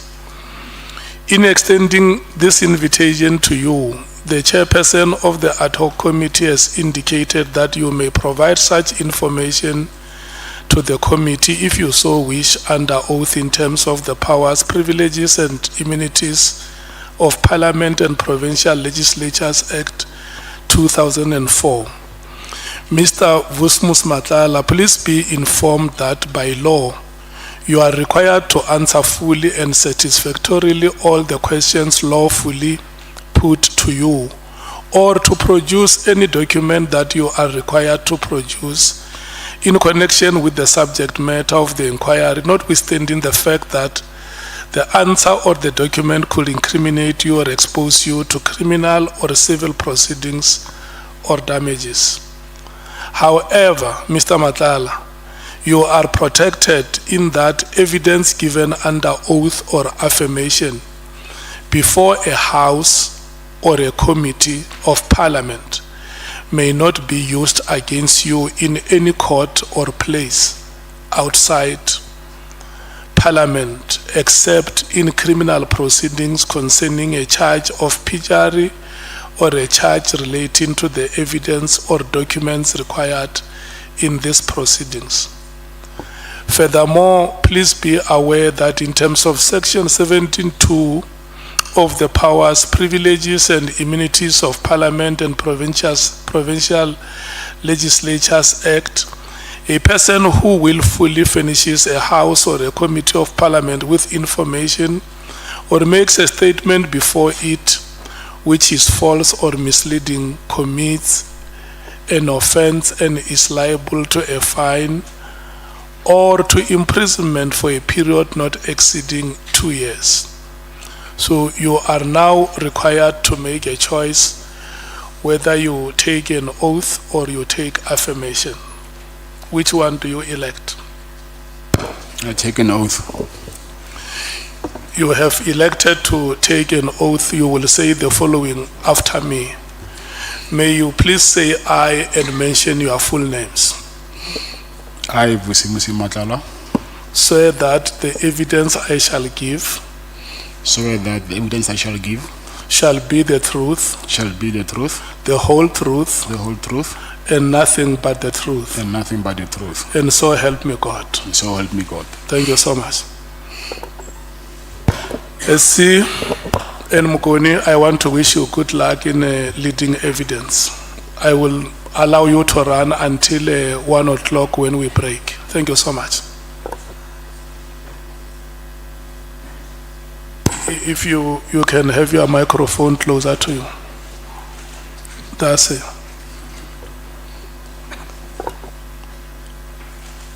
Thank you, Honorable Chair, Honorable members, everyone present. Mr. Matlala, once again, good morning. How are you doing? I'm well and yourself. Okay. Thank you to you and your legal team for your cooperation under trying circumstances. So we really thank you for that. You are currently detained here at CMAX, isn't it? Of course. But you as an awaiting trial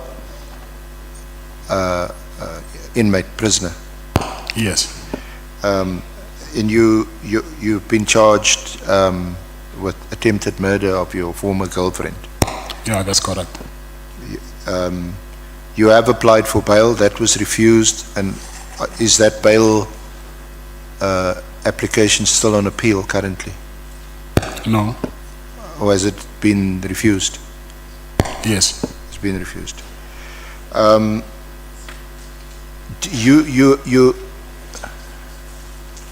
So, excuse me?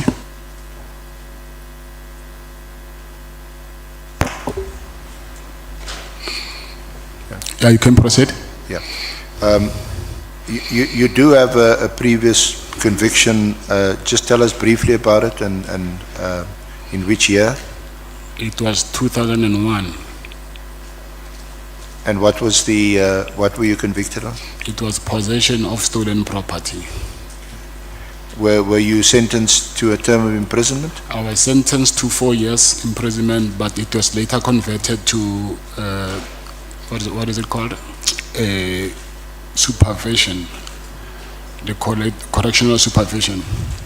It was converted to correctional supervision. Yes.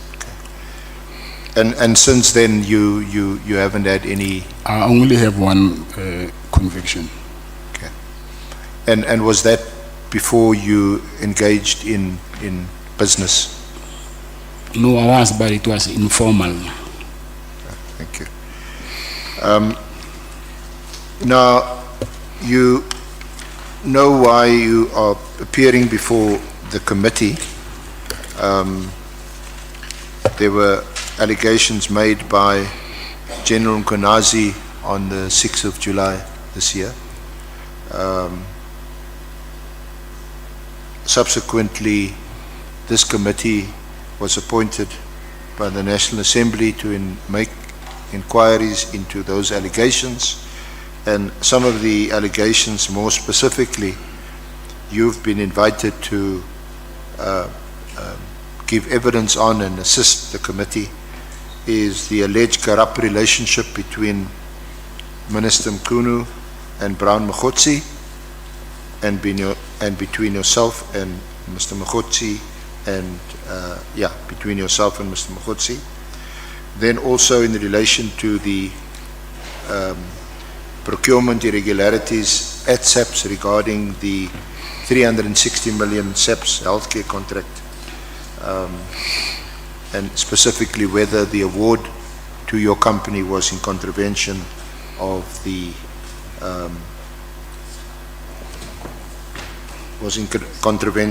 procurement laws, and we'll also discuss with you any possible concerns relating to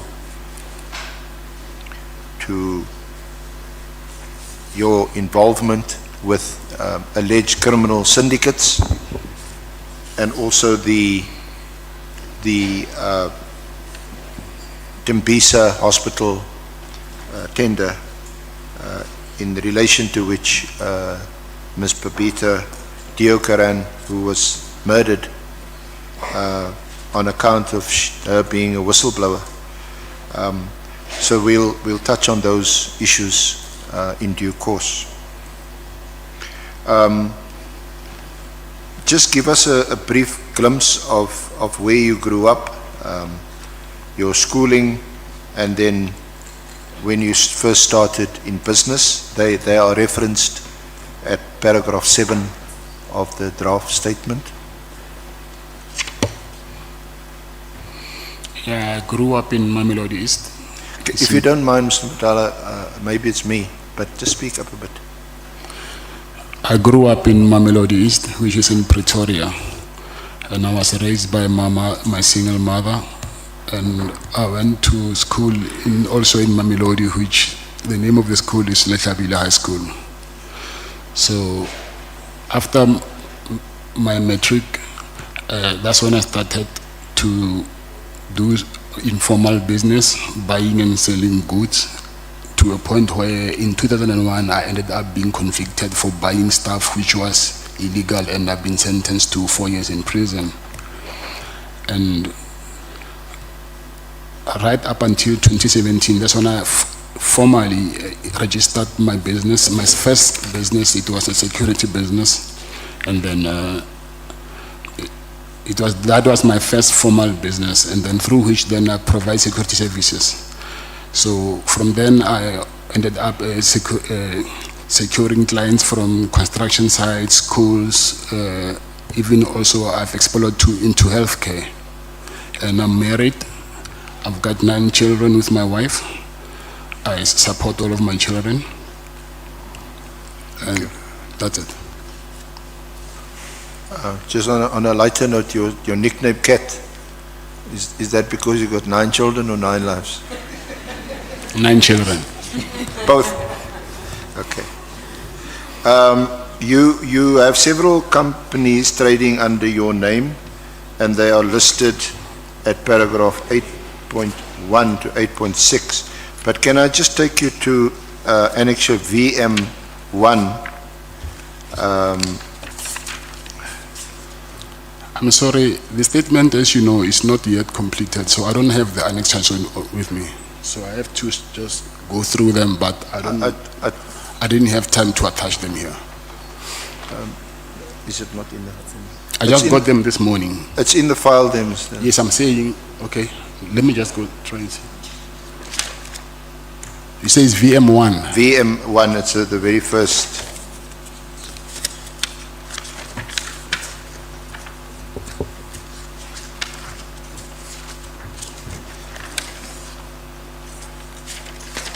But it is actually referred to as FA1.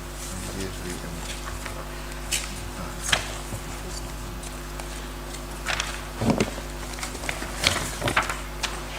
Yeah.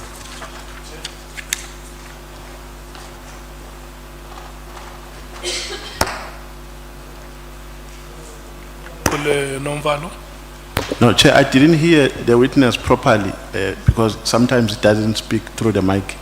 What was he saying? Was he saying he didn't read the statement, or just want to get clarity? Okay, I was saying the annexures are not attached to the statement, so I just got these things in this morning, so I have to go through and check which annexure it is. Or you received the statement this morning? Yes. So the statement was written by lawyers on your behalf? Say that again? Who wrote the statement? My lawyer drafted the statement. We had a consultation and he was busy typing. Then I had to go through it, and so I can check everything is in order. But I just got that thing this morning. So you only saw it this morning? That's what I'm saying. Okay. SC. Thank you. Mr. Matlala, can you just go to the first page of that document? It's a document that's drawn from Lexis Wind Deed, which is from. It's this document that has a list of your companies. Have you got it?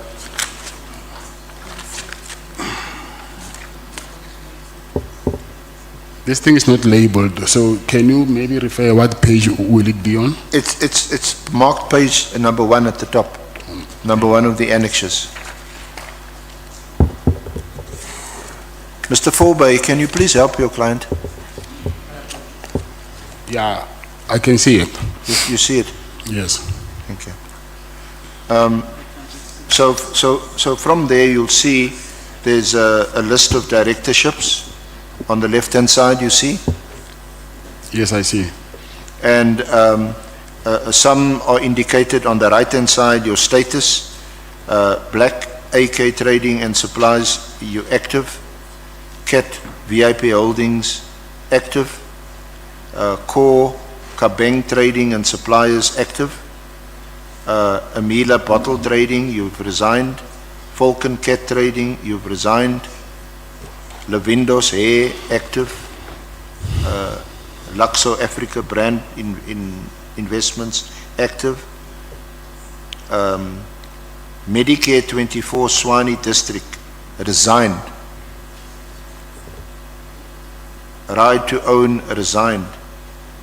And then YVM Yasira Entertainment, active. You see that? Yes, I see that. So is that still, as we speak, your status in those companies?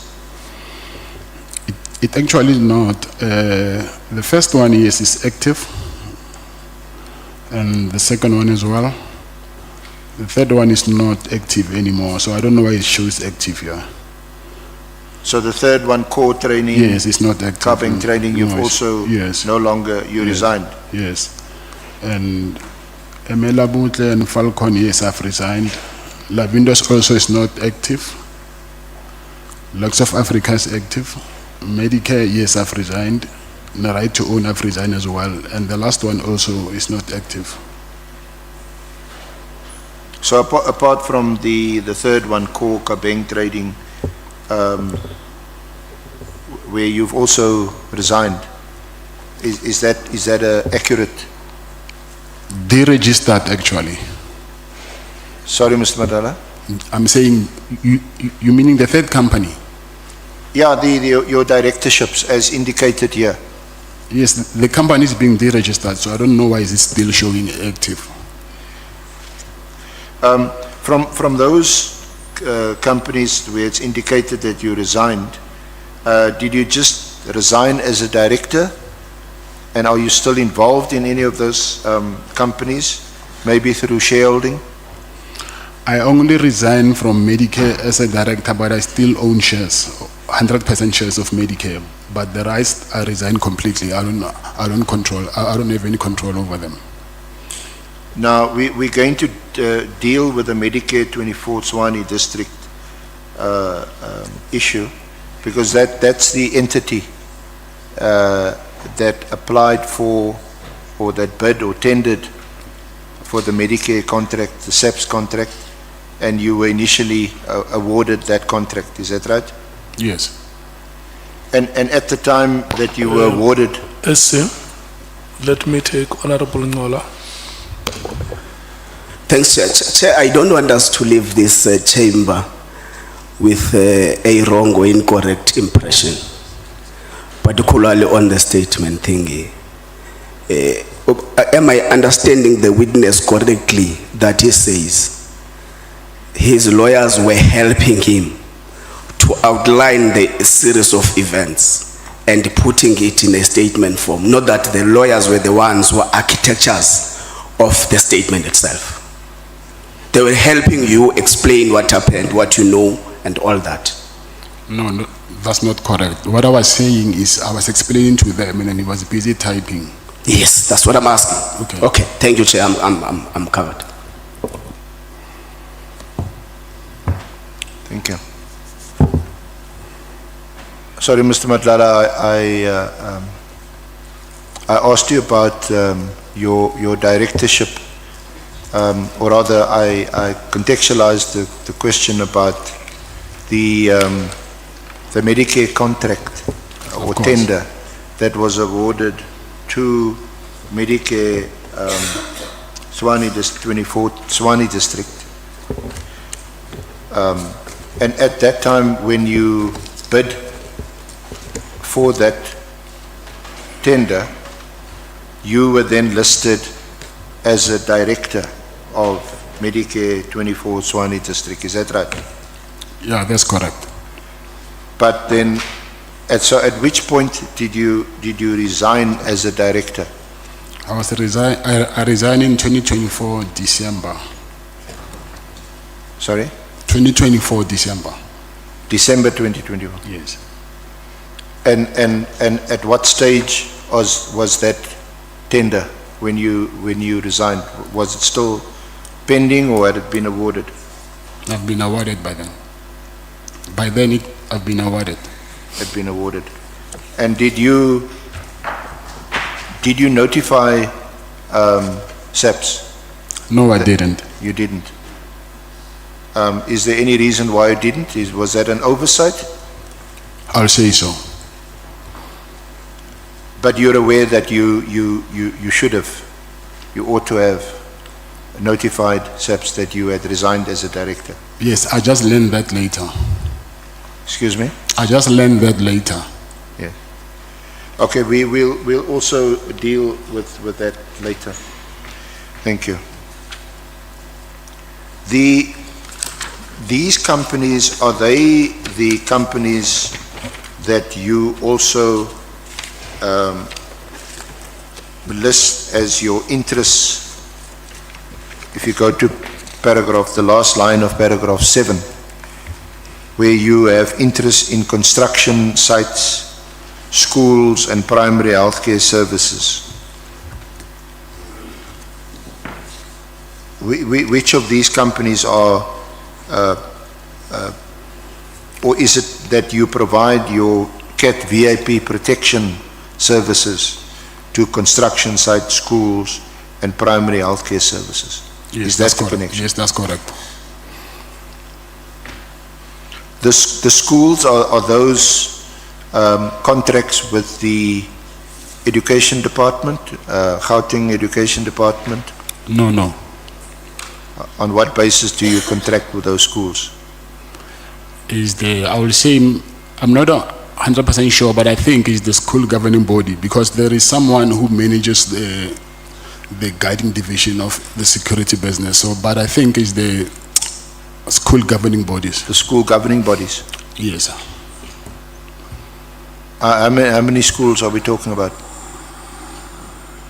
I think 3 or 4. 3 or 4. I'm not sure. Can you recall them offhand? I was not paying attention to that. I don't know. I just know that there is a contract with schools, but the name of the schools I don't know. Okay. And what's the nature of the security service that you provide at these schools? It's guarding. Guarding? Yeah, I think they have got computers in those schools, so they need guards there at night. Okay. And the construction sites? Is guarding also for the construction equipment. Okay. And are they all private companies or any? Yes, it's a private company. All private companies. Yes. And the primary healthcare services, are they the Swani 24 district facilities, or is it the Swani 24 holding company? No, it's for Swani. Sorry? You meaning for, can you please elaborate that?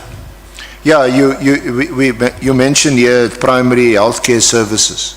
Yes. Are those for the Swani holding company or for yes, for the holding company? Yes. And are those at state or government institutions or entities? No, that's private. Or private hospitals? Yeah, it's clinics, not hospitals. Clinics.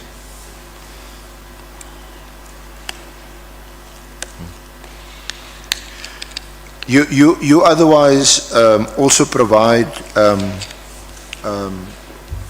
personal protection services, isn't it? Yes, that's right. To how many individuals, how many persons? It was only one person. Only one? Yes. Now you mentioned to us that you provided personal protection services to a Mr. Msibi. Yes. Just explain the nature of your relationship with Mr. Msibi and who was he and what did he do? I believe he's now passed. Yeah, that's right. So just tell us about some background on what your relationship was with him, what was the nature of the services provided to him, and for how long you provided the service. Okay, it was he was a businessman. He was also the founder of Santago, which is a taxi association, and then he had other businesses. And the nature of my relationship with him, he was my client, providing security services for him. So he was your client, and for how long did you provide him with security? I'll say from 2000, what is this year? 2001, or I'll say maybe before COVID, 2000 until right when he passed on. And when did he pass? 2024 January, I think. 2023, 2024 January. 23, 24, I'm not sure. So did you say 2001 or 2021? 2021. 2021. 2021 or 2020, somewhere there, yes. I know you mentioned 3 years, so it must be sort of 2021, 2024. Yeah. Or until he passed. Yes. Now, Mr. Msibi, very well known, a founder member of Santaco, and he also had other business interests. Yeah, but I don't know his. Yeah, I just know that he was a shareholder in SA Taxi. Then he also had a business called Taxi Choice. Sorry? I'm saying what I know that he was a shareholder in SA Taxi. Yeah. And also I know his other company. It is a company called Taxi Choice. We also know that when he passed, he had a big funeral. A big funeral. A big funeral. If you say so. Okay. Did your personal protection services end, I suppose, when he had his funeral? But you would have been there because you knew him. Yes. And you had a personal relationship with him. Yes, sir. Yes, sir. You were very close to him. Yeah. So, I mean, we, apart from looking it up on Google, we also know from former Minister Tele that there was this funeral and he was at the funeral. Okay. Yes, no? You saying I was at the funeral? Yes. Yes, I was. Yeah, and what I put to you is not what I'm sucking out of my thumb. I mean, Mr. Kele had also said that he was at the funeral, and it was a big funeral. Yes, I'm not disputing that. He was there as well. I can confirm that. Yeah. So there were a few more other prominent people at that funeral. Yeah. Mr. Molefe,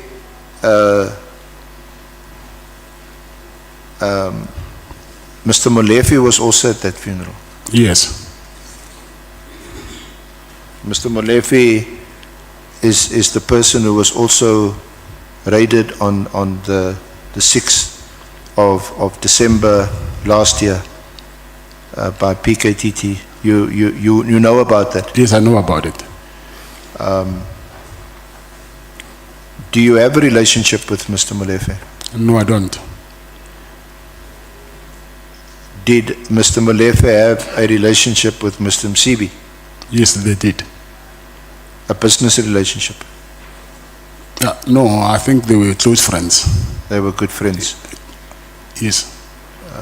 I don't know if they had any business dealings together, but what I know that they were very close. Yeah. But you're not able to comment on the nature of their, other than a personal friendship. You don't know, you can't comment on any other, give us any other particulars or details about their business relationship. That's what I'm saying. I don't know about that. And Mr. Molefe, did you develop a relationship with him, a personal relationship? No.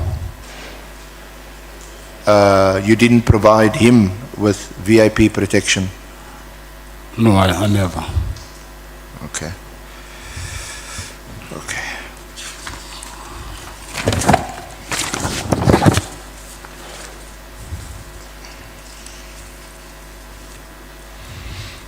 Now, it was reported in News 24, and you would be aware of this article, that you had secured some premises in January 2024,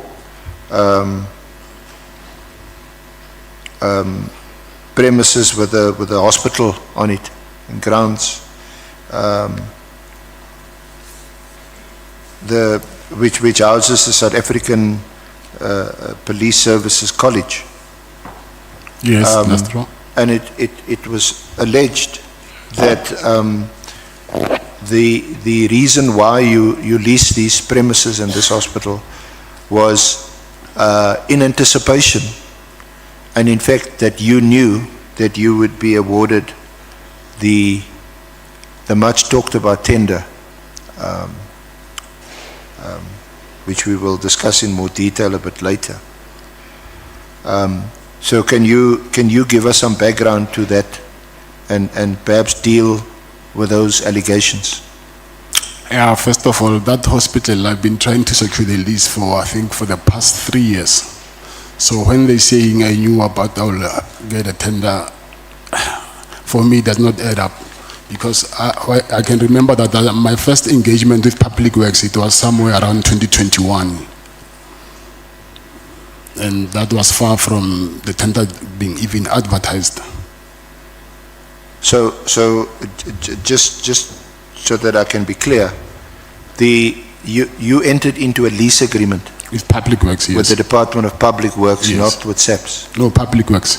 So the building and the ground is owned by the Department of Public Works, yes. Not SAPS. No, Public Works. But the building is it a hospital? It's a hospital, yes. So at the time that you entered into the lease agreement, I think we had also requested a copy of the lease, which if it could be made available so that we can complete your evidence in this regard. That hospital and the grounds were still occupied by SAPS, South African Police Service. As far as I know. So were you never given vacant occupation of the hospital? No, they refused. And the lease, you say, is it still in operation as far as you're concerned? The lease? Yes. Yes. So I assume that there's a legal dispute between you and Public Works about the hospital and the lease. There's no legal dispute. Well, you haven't been given. The lease would have provided, I suppose, for you to get vacant occupation of the hospital. Yes, I've got a lease, but when I went there to do the inspection, I found the members of the ACPS in that hospital, and I went back to Public Works as the landlord to tell them that there's people who occupy the hospital. They say, can you please facilitate so that I can occupy the hospital? And then that's when the police refused. And then I think I ended up sending him a letter that if you don't let me occupy the hospital, then I will take legal action. Well, that's why I asked. Are you in a legal dispute? No, there's no legal dispute. So has it been resolved, or are you still not in occupation of the hospital? Yes. What's yes? I'm not even now occupying the hospital. So why would you have wanted to lease the hospital in the first place? For what purpose? So where the hospital is it's inside the training college of ACPS. So I just learned that the students who are training inside there by the college, sometimes they get injuries, or even when they're sick or whatever, they have to go to the nearest hospital, which is outside the premises of SAPS. So I wanted to use that hospital as an opportunity for them to render the services for them. So you still haven't been able to give effect to what you wanted to do and why you leased the hospital? Yes. Did you lease the hospital? Was it leased through, as I understand, and we'll also deal with it a bit more fully later, as part of the franchise that you bought from the holding company, Tshwane Medicare, or was it Tshwane Medica Holding Company that was going to utilize the facility? The list is under Medicare 24 Tshwane, but Medicare 24 Holdings, they are the one who doing the operations, management and operations. Okay. So maybe while we on this issue,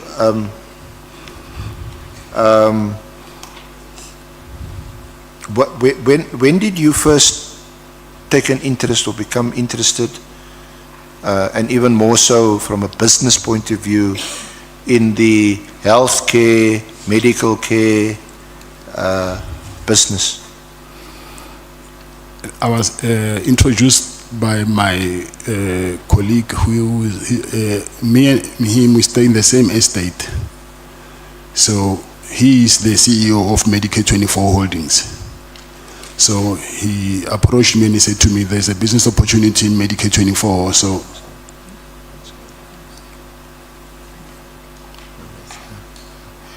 your friend is that Mr. Van Wyk that you're referring to? Yes. And Mr. Van Wyk and his other partner, what was his name? Rian Venter. Rian Venter and Mr. Van Wyk.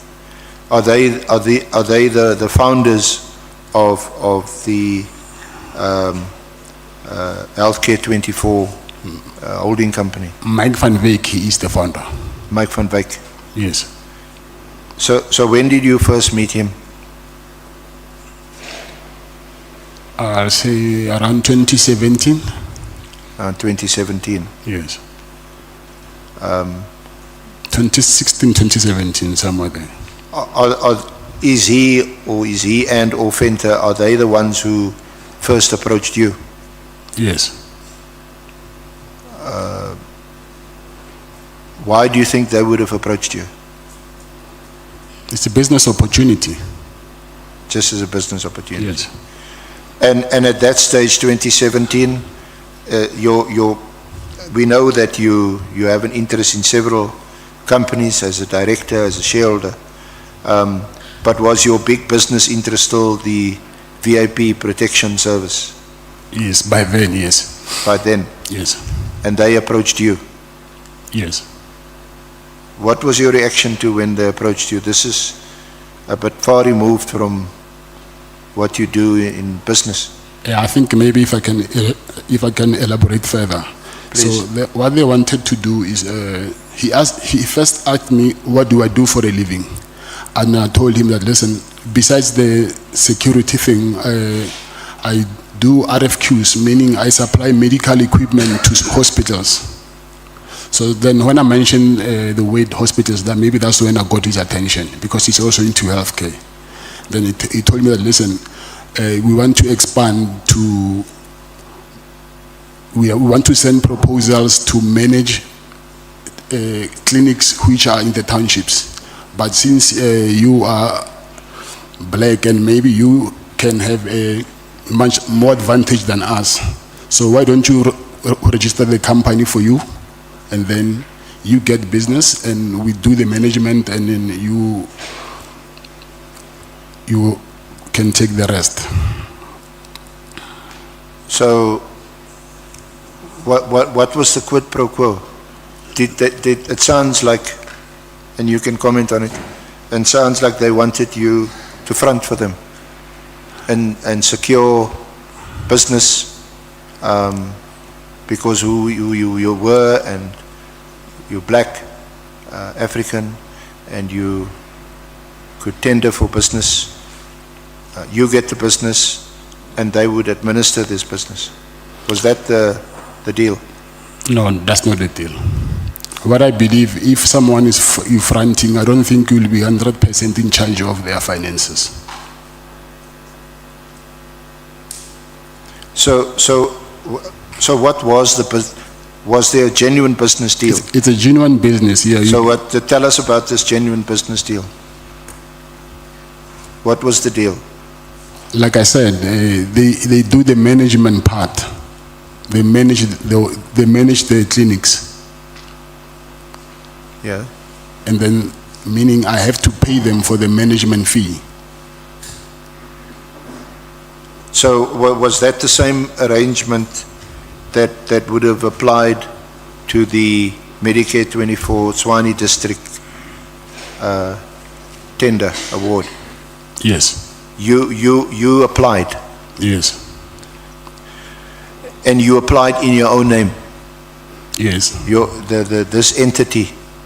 Yes. Was that now they had a holding company, isn't it? Yes. Van Wyk and Venter. Yes. And the Tshwane District entity, was that your own?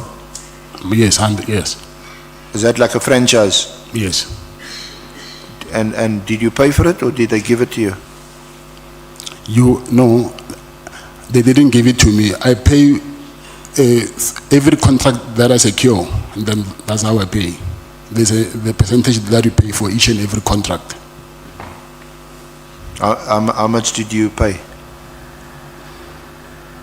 I think for the last contract, the thing is, regarding this SAPS contract, I do not want to get deeper into that thing because there's an ongoing investigation about that. So I'll prefer not to talk further about the contract of SAPS because I don't want to compromise the investigations or even incriminate myself. But can you confirm that you paid them for your franchise? Yes, I can confirm that. And when you... It's in the bank statements as well, which the police have. So... And so, when you bid for the Tshwane 24 contract, the SAPS contract, you did so on your own, through your own company?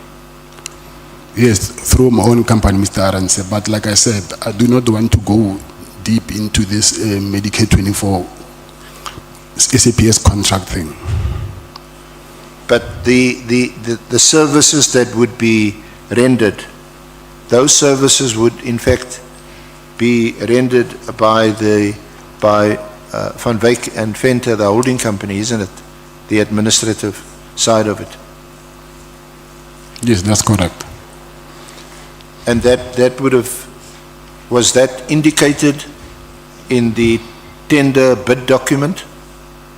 Is there? Yes. Or was it left unstated? No, I've supplied the franchise documents.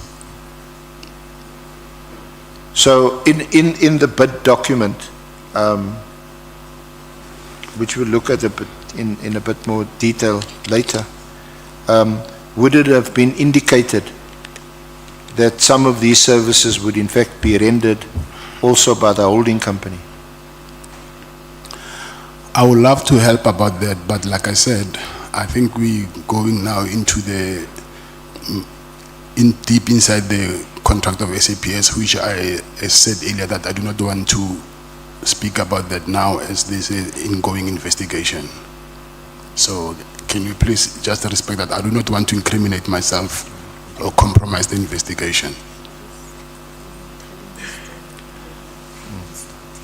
Okay, let's perhaps just excuse me.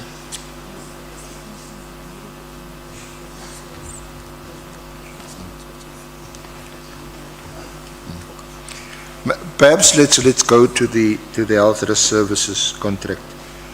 Which to what? The health risk services tender contract. Can we just go there? You deal with it from paragraph 16 of the draft statement. Of the statement. On page 5.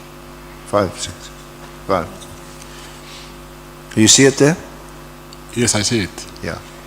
So, may I please take Honorable Sangwan? Thank you very much, Chairperson.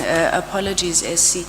No, I'm being disturbed by Mr. Matlala's response to not wanting to answer questions after he had taken the oath, which was based on you having read to him, Chairperson, the immunities that are there for him in line with the Powers and Privileges Act, specifically 16.2, which says a person who is being examined under oath or affirmation in terms of section 15 may be required to answer any question put to him in connection with the subject of the inquiry, produce any document that he or she is requested to produce under the section, despite the fact that the answer or the document would incriminate him or would tend to expose him or her to criminal and civil proceedings. Now, it was said when we started that we are not in a court of law. We do operate under the legislation, specifically this, the Powers and Privileges Act of Parliament. And I think we're going to have to get resolution on that matter, Chair, because we can't have a witness that appears, has taken an oath and then says, I can't answer because I may incriminate myself. I think we need direction on that matter. Thanks, Chair.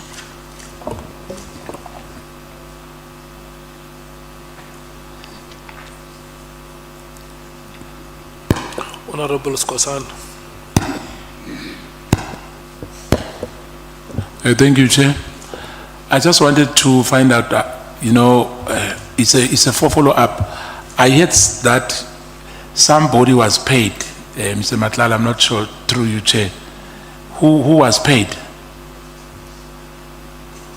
Are you referring to the Medicare contract? Yes. That was management fee that I was talking about. Who was paid? The holding company. You paid the holding company? The management fee, yes.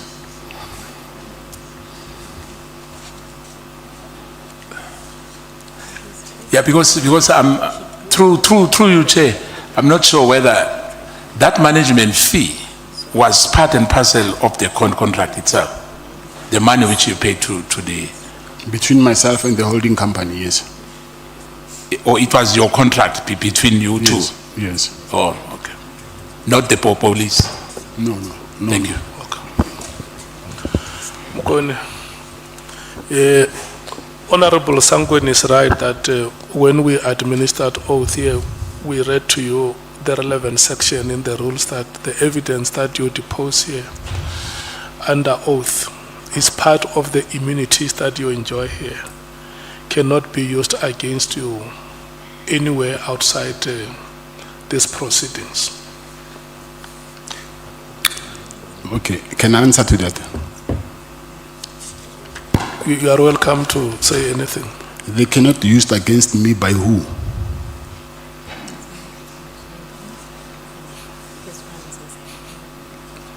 Because if you say they cannot use it against me by the committee, that I understand. But if someone is investigating me and there's something that I'm saying now which can incriminate me, obviously they will use it against me. Yeah, what we have read from you here comes from what we call a national legislation, which is about the powers, privileges and immunities of Parliament and provincial legislatures. The Act is an Act of 2004.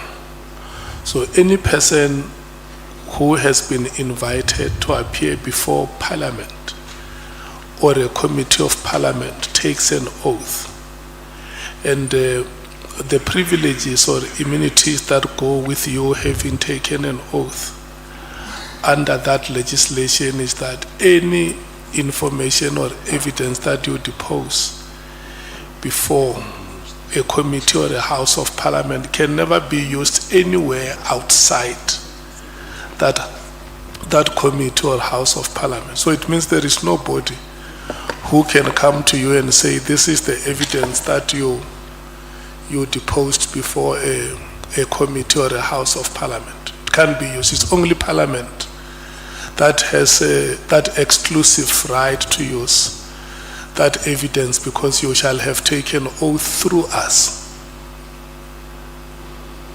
Okay. But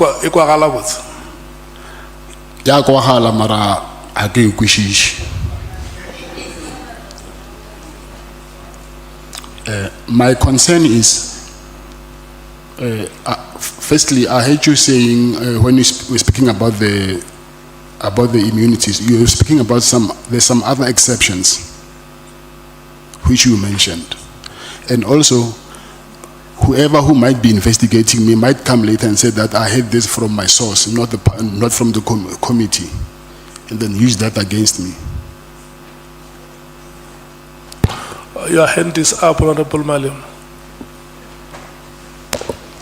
No, Mr. Matlala, it simply means that whatever you share in this committee will never be taken from this committee and say on the basis of this, we are charging you because you gave the committee this evidence which is incriminating you, and therefore we are using it to charge you.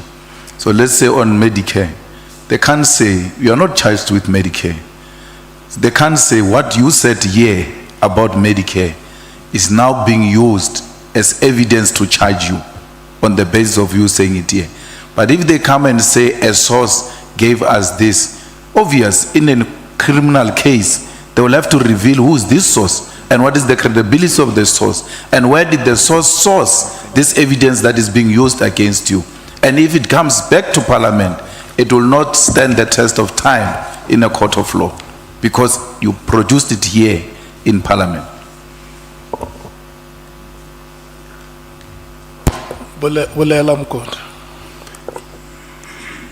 Yes, I hear him very well, but also I heard you mentioning some exceptions with these immunities, but I didn't get those exceptions. That it's a charge of perjury. Yes, perjury. Yeah. Yes. Or a charge relating to evidence or documents required in these proceedings. So, if only any information or any evidence that is required by this proceedings, we mean now you and us as we continue with the hearing. So I want any other case or any other charge that is contemplated here outside of the proceedings that we have with you. Okay. Ke nyaka gore o re ko go kwela lekganyana. Go kwa go kwele. Wa e kwešiša? Partly. Okay. Which is the part that you do not understand? I'm more concerned about the investigators because they're not going to come here and as much as they can say that we heard it from a source and then they will never even reveal who is their source and which is, they even have the right to protect their own source. So some of the things, they might be technical. So I cannot guarantee myself that 100% they won't use it against me, but I take it that the committee cannot use it against me. But outside of this committee, whoever wants to investigate me and then I'm making things easy for him by me, maybe there was something that they wanted to use it against me, then I'm giving it to them on a silver platter. So the law you understand is just that you have fears. I wouldn't say fears. I'll say concerns. Yeah. That even when the law protects you, it may be to a particular extent which may be limited. What I'm saying, there might be a way to manipulate that same law that is protecting me. Or else I wouldn't be here today if that law is protecting me. Yeah. I'm in chains today because of the law that is protecting me. Yeah. What we are reading to you is the law that governs these proceedings. That if you have those concerns, or in the event your concerns come to a reality, you can still contact Parliament and say, this is what you committed, that it will not come back to me, and why am I now being harassed? I think if we can do that with my legal team and then have it in writing, then I'm okay. Let's say it's a matter which during break, your legal team and our team can deal with. Then I'll be comfortable. Yeah. Okay. Look, we cannot oppress you from raising any matter that you feel you want to raise, but at the end of the day, there must be a common understanding. Yes, yes. Yeah. Okay. SC, is that sufficient? Chair, not quite. I would have expected and the committee to raise this issue, and they now have, and just to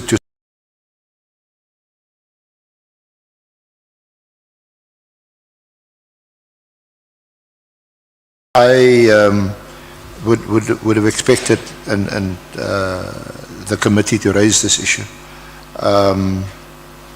and they now have, and just to parliamentary committee enjoys immunity from prosecution.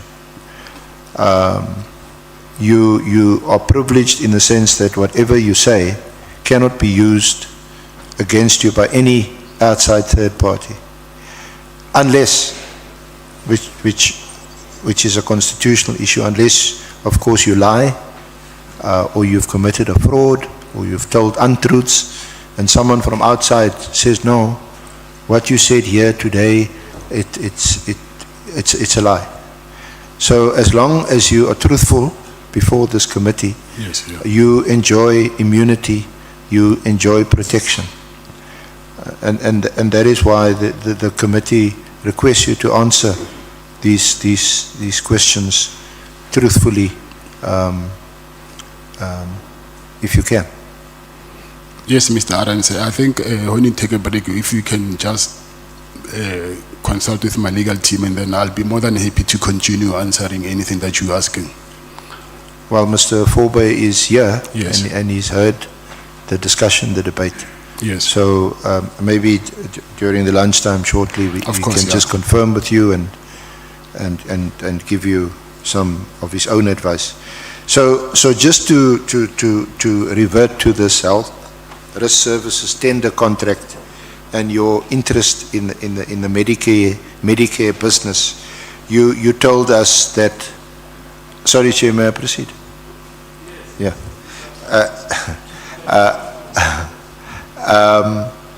So there's these two persons, Messrs. Van Wyk and Venter. They are the directors in the Medicare 24 Holdings company. And they contacted you in 2017 and asked you whether you'd be interested in becoming involved and in securing some contracts which they could administer. Is that a summary of what you said earlier? I said only Mr. Van Wyk, not both of them. Oh, only Mr. Van Wyk? Yes. But you know the other person who also has an interest is Mr. Venter? Yes. You don't know their holding in the company or their shares? No. Or are they both directors in the company? Last time I checked, yes. Yeah. So that was already in 2017. So when was Medicare 24 Swani District? When was that formed or established as a separate entity? I think it was in 2018. In 2018? Yeah, I think so. And then the question was, did you have to pay a fee, a franchise fee? I said, yes, and I said a fee will be only paid upon securing a contract. So the fee you paid was subject to you successfully bidding for a contract? Yes, if a fee meaning a management fee of whatever they will need to do for that specific contract. So no money actually exchanged hands. You didn't pay them 2 or 3 or 4 million rand so that you could operate that franchise. Like say if you buy a Woolies franchise or Engine franchise, you pay for the franchise and you operate it on your own, obviously subject to certain conditions. That is different because when you buy Woolies or Engine franchise, it's already an operating business. So what I'm buying is not operating. There's no any revenue that I'm generating. So I have to wait to secure a contract first before I can generate any income. So I wouldn't pay for something which is not bringing any money to me at the moment. Yeah. But did Medicare 24 Swani District, your franchise, did that do any business separately? And what was the nature of that business? You mean except the SAPS contract? Yes. No. I was bidding for contract there and there, and then it was just the SAPS contract that I was lucky with. So that's why I asked earlier, what was the deal? And I don't mean it in the pejorative sense. You didn't pay them up front. They would be paid because for the management services that they would render. So were there any other tenders or contracts that you procured through your franchise, the Swani District Medicare 24 franchise, between 2018 and 2024? No, there's no any other contracts. Did you? So what does that mean? So between 2018 and 2024, did you not have any business dealings with Mr. Van Wyk and Venter? Yes, I was in the process of buying the whole holding group, but there was no business that I was doing with. So I wanted to own the whole holding company. Okay. So in the meantime, between 2018 and 2024, did Medicare 24 Holdings, a holding company, did they render services in other hospitals, other institutions, like for example the Tembisa Hospital? No. No, they didn't. They didn't. Did they or you tender for the Tembisa Hospital contract? It was not a tender, and it was not even Medicare. So it was RFQs that you get based on the request from the department. Yeah. So were you not involved at all, either directly or indirectly, in the Tembisa Hospital tender? Okay, what I'm trying to explain is my other companies, they were getting RFQs, requests for quotations. Sorry. Medicare 24 doesn't even have a, for you to get those RFQs, firstly you need to have a vendor number with a specific department. So Medicare 24 does not even have any vendor number with the Department of Health. So there's no any job that Medicare 24 did with the Department of Health.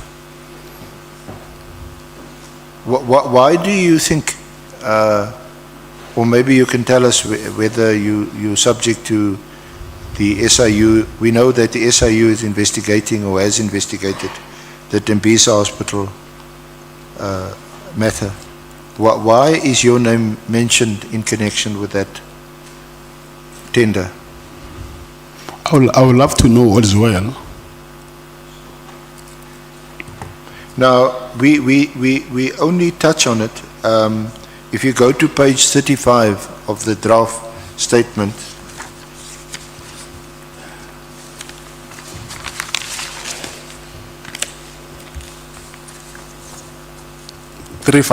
yeah, since we are dealing with this matter, you see there paragraph 137, 9 and 10. You said page 35. Page 35, yes. Yes, paragraph? Paragraph 137.9 and 137.10. Yes. Do you want to read that, 137.9? Regarding past dealings with Tembisa Hospital, my company has previously supplied them with RFQs. I have not been approached by any law enforcement agency regarding an investigation into me concerning Tembisa Hospital. There has been ongoing investigation by the SIU in regard to this matter, and I believe there is an inquiry docket open either by the SAPS or IDEC. And as a result, I cannot comment any further. I should go to the next one. Yeah, let's park the next one for a bit later. So just to pause there at 137.9, you say that your company has previously supplied them with RFQs, requests for quotations. What does that mean? Just elaborate. Mr. Arons, like we said that we need to fix this thing because I haven't read this thing myself. Not my company. The department will supply me with RFQs, not vice versa. Yeah. So some of these things here, if I had time, then I would have corrected them. So it was the department that was supplying me with RFQs, meaning they're requesting for quotations that we must quote for whatever they needed at that time. So what does all that mean? That you were requested by the department to supply them with quotations? Yes. So you were invited to quote for work? Yes. By, is that the Gauteng Health Department? Yes. Okay. Novalo. Yeah, Chair, I don't know if I heard the witness correctly. Mr. Matlala, did you say you did not read, you said this thing, so were you referring to a statement?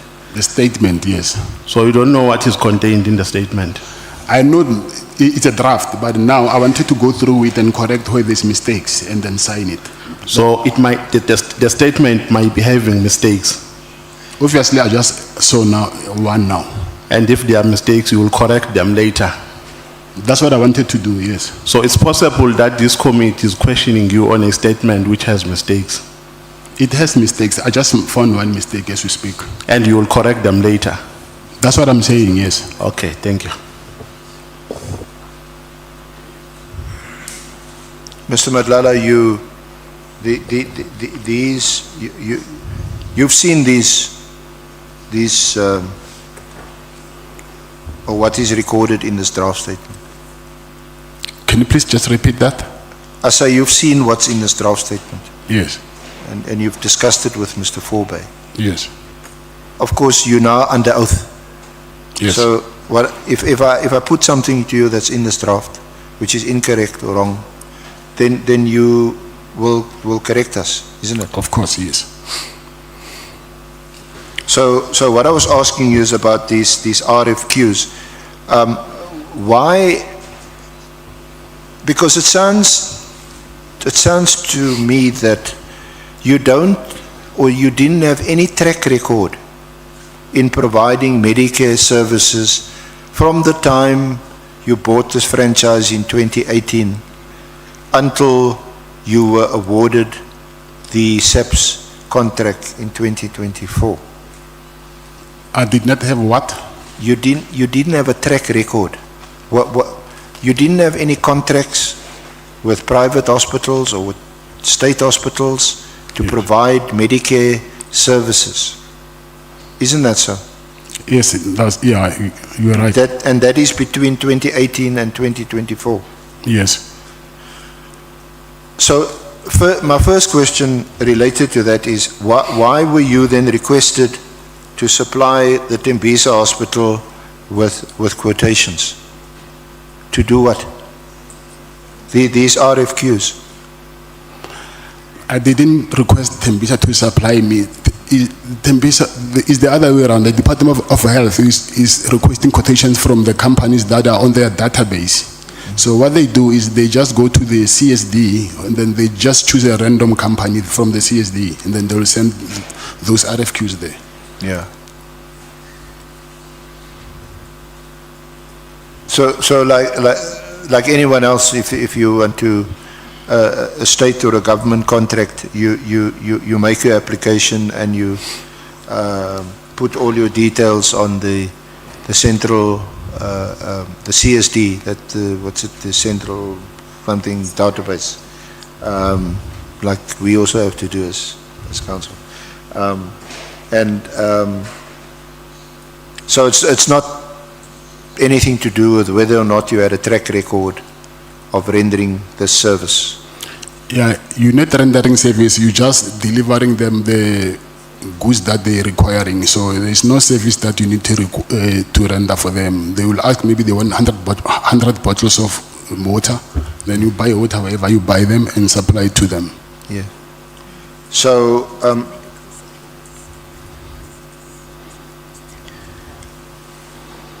so on what basis do you think you would have been awarded the Medicare Swani contract when you had no track record of rendering Medicare services or Medicare supplies, although that is your stated business?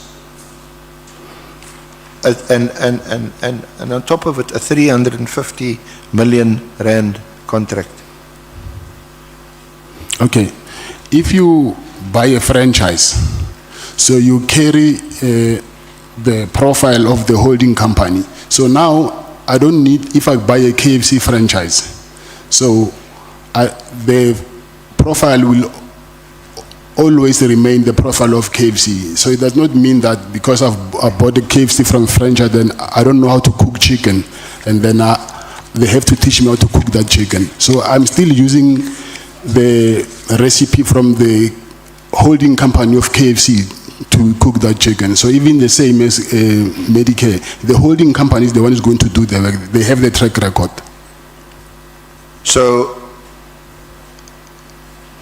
would it be correct to summarize what you're saying, that you were awarded the Medicare contract, the SAPS Medicare contract on the basis of the record of Medicare 24 holdings? Yes, which I also supplied them with these documents of the franchise document and the holding company's document. But you applied, or you tendered rather, for the SAPS contract in the name of Medicare 24 Tshwane District, not in the name of Medicare 24 holdings. Yes, it's a franchise, yes. And when you applied, or when you tendered for the contract, it was you in your name, and you were the sole director and the 100% shareholder, is that right? Yes, that's right, yes. So we're not packing this contract and then we'll see it after one and then deal with other issues here, because I think what we agreed on is that we rather let's pack it for now, and then after one, when you consult with the legal team, then you can come back to this. So, and we know from your evidence now that Medicare 24 holdings is actually wholly owned and solely owned by Mrs. van Wyk and Venter. You're not a shareholder, you're not a director in Medicare 24 holdings. Yes, I'm not. So don't you think you tendered for the contract under false pretenses? No, it's not under false pretense. It cannot be under false pretense, because I've given them all the necessary documents. Did you indicate in your tender that the services would actually be provided by Medicare 24 holdings and not by Medicare 24 Tshwane District? Because we know from your evidence, you've got no track record in this field. Yes. And we're talking about a huge 350 million rand contract where you will service our officers, men and women, in the field doing an important job to protect us. What's your question? So my question, or what I'm putting to you, didn't you think it was important to disclose that in fact the entity that would supply the services and actually perform the contract is actually Medicare 24 holdings and not Medicare 24 Tshwane District? Hence I'm saying those documents are in the bid documents. I've gave them those documents. Okay. So unless my colleague Ms. Zikalala will in due course discuss with you the evidence that was given by General Fani, who is the chairperson of the bid adjudication committee, that did make the award in the first place, but then that award was subsequently set aside after there was an internal audit and then subsequently a final audit which resulted in the contract being cancelled, because there were a number of irregularities that were highlighted in the audit reports. Are you aware of that? I heard about that. You heard about it. And you also heard that there was no proper proper due diligence done. That is not true. Okay, so you heard about it. So on what basis do you say it's not true? They came to the clinic and then they did the due diligence. So when they say not proper, meaning it must be from their side, so that I can't be held accountable for that. I don't know when he's saying it was not handled properly. What was he trying to? Because I'm not the one who needs to dictate how must they do their due diligence. But what I know is they came to the facility to do that due diligence. Yeah. So how would you know whether or not a due diligence has been done or is being done when you bid for a contract? Are you contacted? Are you questioned? Yes, they tell you that on this day they will come for due diligence. So who contacted you? The project facilitator. The project facilitator? Yes. Is that Brigadier Cartwright? Captain. Sorry? Captain. Captain? Yes. So you know Captain Cartwright? Because of this contract, yes. Now, we understood his role from the evidence of General Fani that he's called a facilitator. You aware of that? Facilitator meaning?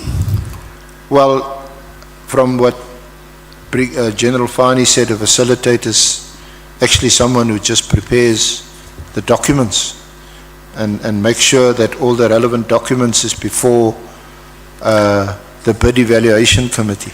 On behalf of SAPS? Yes. Yes. So when and where did you meet Captain Cartwright? I think they came 2 or 3 times to the clinic to do their site inspection, due diligence. And even when I went to sign the contract, I saw him as well. Did you meet with him personally? When? No, I'm asking you. Did you meet with It was Captain? not only him, it was him and other panel members. Someone else? I'm saying it was not only him who came, it was him and other panel members from SAPS. Members of the, I think it's BEC or BAC, I'm not sure. So did he introduce himself as someone who is doing a due diligence on behalf of the bid evaluation committee? They all introduced themselves, not only him. How many of them were there? I don't remember. I was not present. Yeah, I asked you and maybe I missed it. Did you meet him personally? You meaning outside the due diligence day or what? Well, either in his capacity as the facilitator of the bid evaluation committee or in some other capacity or in both. Have you met? Because I met him when I went to sign the contract, yes. And then I also saw him once when he came to the office. And did you meet with him when he came to your office? Can you please explain what do you mean meet? Because I'm saying I saw all of them. Firstly, when they came, I was not present. But I think on the 3rd time when they came, and then I was there, and then I saw them. Yeah, and then they introduced themselves. Then I will know. Yeah, I'm going on your words, Mr. Matlala, and whenever Yes. I don't, then you must correct me. Okay, so I don't want to mislead you. You said you met him. There was this when you met him at your office. Okay, when I say met him, you mean have I saw him in person or we met and then we had coffee together or something? Yeah. Sorry, I'm asking that when you say we met, are you saying, because I said to you that I met him and other panel members. So I asked you, have you met him personally? Oh, personally, no. On his personal capacity, no. Personally, like when he was alone? No. Not at any stage? Okay, I met him once when I went to sign the contract. Okay. He was alone. You've spoken to him, surely? When? Again, I'm asking you, it's a question mark. You're saying I spoke to him when I saw him when he was alone. No, I asked you, you've said, again, let me summarize what you said. You said when he was at the office, he was with other people. Yes. And the only time you met him is when you in fact signed the contract. Yes. And presumably it was also with other people. No, he was alone. He was alone? Yes. Okay, so when was that? The day that I went to sign the contract. Give us a date or a month. I think it's the day I signed the contract. I should check I think it's in July, but in July, yeah. Yes, yeah. So that was obviously before the award was cancelled. Yes. So did he come and where was that signing ceremony? Where did that take place? At SAPS supply chain, it's in Silverton, in Pretoria. Silverton, in Pretoria. Yes. And in what capacity were you then meeting him? Because I think you initially, or you said a few minutes ago, that when you first met him and others at the offices, they were from the bid evaluation committee. Yes, that's correct. Now I think by now, from a person who replies to requests for quotations and who submits tenders and so on, you know basically how it works. You make an application, there's people who sit in the office, there's many applications, they sift through it. Some people's application get thrown out because there's something or other that's not right, tax, VAT, or whatever. But then there's a shortlisting process, and then it goes to a bid evaluation committee, right? Yes, I'm listening. Do you understand that? Yes. I think you would be familiar with that process. Yes. And then from a bid evaluation committee, it goes to a bid adjudication committee. The bid evaluation committee, they make recommendations. The bid adjudication committee adjudicates and they decide. So what I'm asking you is, when you met Cartwright and the others at your office, it wasn't a personal one-on-one meeting. There were other people. They were still from the bid evaluation committee. Is that right? I wouldn't know whether it's evaluation or adjudication, and that I don't know. Okay. So you also, because my question then was, because that's what I understood or heard you to say, they were from the bid evaluation committee. Yeah, I'll assume that. Yeah. So when the signing of the contract took place, the award had already been made by the bid adjudication committee. Yes. So that was a little while, I'm not quite sure how long after the bid evaluation committee, but about a month or so. So a month later, the bid adjudication committee makes the award, and you are then notified that you've been successful, isn't it? Yes. And who notified you? They give you a call. Who gave you a call? Mr. Cartwright. Mr. Cartwright. Yes. What did he tell you? That you've been awarded the health risk management contract. Okay. You didn't ask in what capacity he was phoning you? No, he explained that he's phoning from SAPS supply chain. He's Mr. Cartwright, and then he was telling me that the bid has been awarded to my company. Okay. Shall we just adjourn on that note? Chair, shall we take the adjournment on that note? Yeah. Honorable Malema, before you take the break, is your hand up? Okay. Honorable members, Mukone, Matebela Santo Batomile Bina. Okay. Arin Rosho Gamabia, we will come back at 14 hours.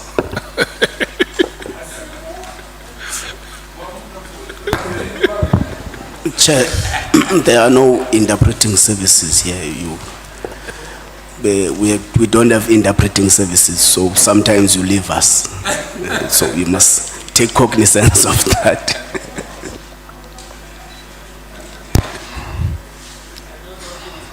But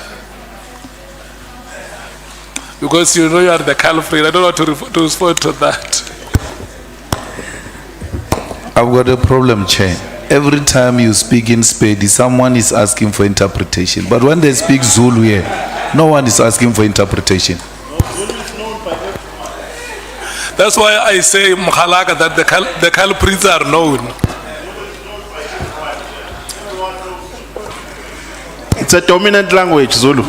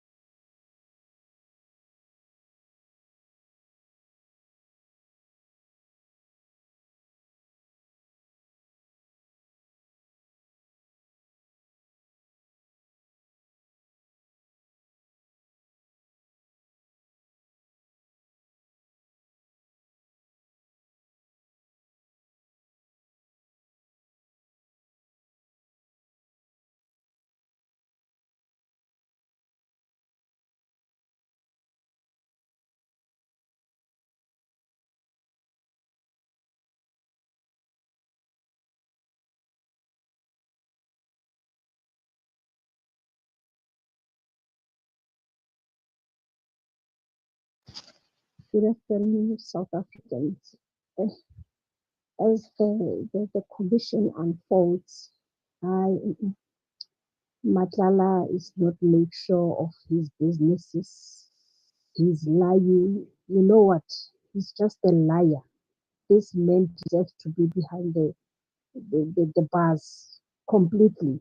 There's no more time that has to be wasted on investigating or listening to any testimony. He's lying and he's scared of incriminating himself. No, he's just a liar. This guy is just a fake.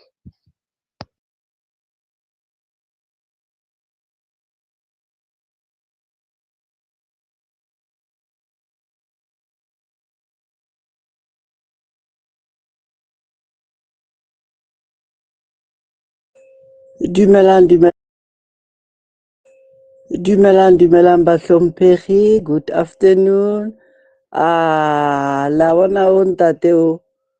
Ke nyako le fora. She's playing games le lena. Ora ke a go kwa. Ke go kwele. He's playing games. I'm telling you guys.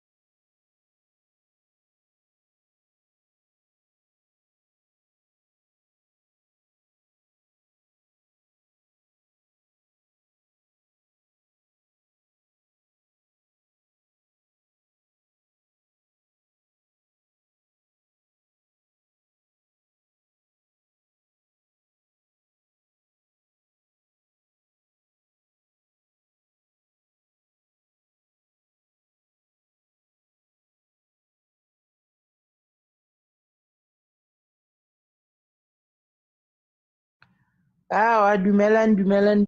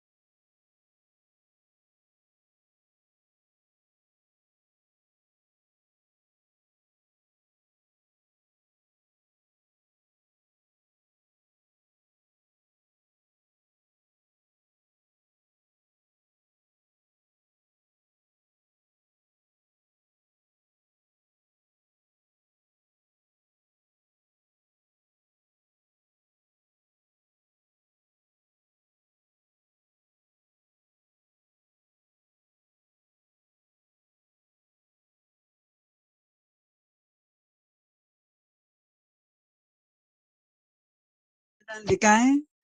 Good afternoon. O ntate o leshano hle ntate Matlala. Ha bue nnete. Leshano la nang le lona. Ntho enngwe le enngwe le enngwe ke se bue mo ho bua nnete mo ho bua nnete. Di tsohle tsa hae di a bonahala tsa di etsang. Wa utlwahala wa tshwareha le ho tshwareha.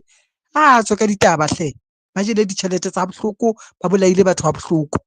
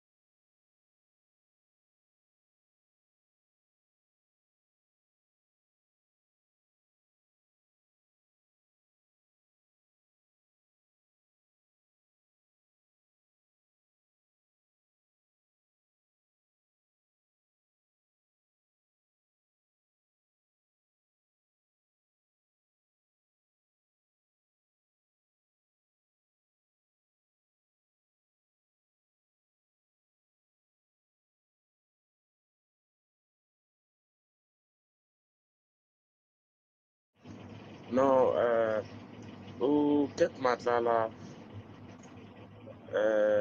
is being controlled by the bigger dogs. There are dogs who are bigger than Cat Matlala. So it's being controlled by those guys. So don't expect them to say anything. Because those guys who funded Cat are the ones who are in control of our country. So Cat was just a puppet.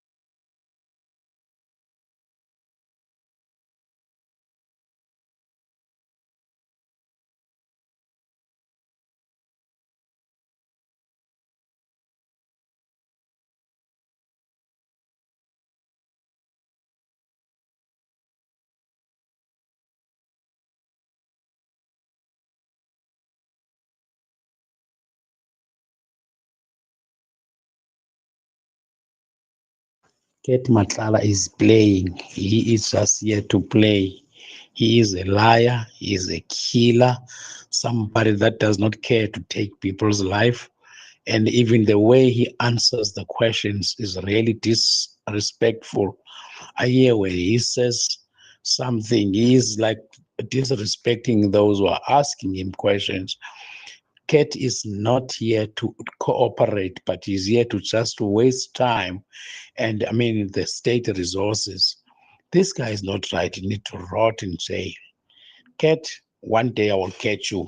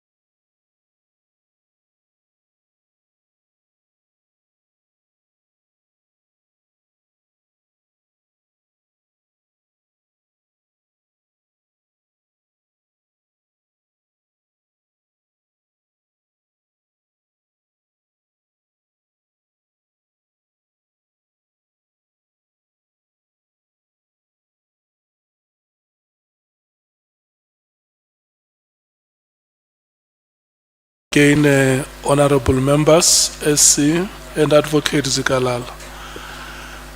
Mukoni, good afternoon. Good afternoon. Thank you so much. We are going to resume the proceedings. SC and Matlala, good luck. We will run until 5 o'clock. The two of you, I spoken to the SC. If you need a comfort break, you can always indicate that. Give us 10 to 15 minutes comfort break, and then we will grant that. Thank you. Thank you, Honorable Chair, honorable members. Mr. Matlala, welcome back. Welcome. Thank you. Mr. Matlala, can I just go back and make a correction which may have caused some confusion. Can I ask you to go to page 35 of the draft statement, paragraph 137.9. Yes, that you see there's a subheading, allegations concerning my involvement in Tembisa Hospital, and then the draft says, regarding past dealings with Tembisa Hospital, my company has previously responded to RFQs. Yes, I see it. Now, you read that yourself, but the impression was that we're talking to the Tshwane district company, the franchise of the holding company, but in fact that reference is actually to Black AK Supplies Trading and Supplies. Yes. Isn't it? Yes. Because that is the company where you supplied, you did various medical supplies to Tembisa. Yes. As I think you said, like if you want 100 or 1,000 water bottles or whatever, then those are the supplies that you make, isn't it? Yes, that's correct. So can you just confirm that is in fact the case? Yeah, that's correct. Yes. Thank you. Now,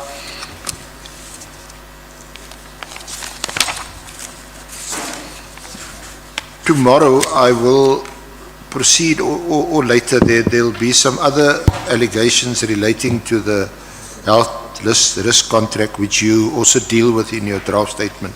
I'm not going to deal with them now. I want to move on to something different. When we started, we referred, you and I, when we started our discussion, with the lease agreement with Public Works for the property where the South African Police Services College is housed, and you leased that property from the Department of Public Works, but you still had not been given vacant occupation. You remember that? Yes, I remember. And it seems as if you still have not been given vacant occupation. That's correct. But the lease is still in place? Yes. Okay. Now, let's take Honorable Ngola.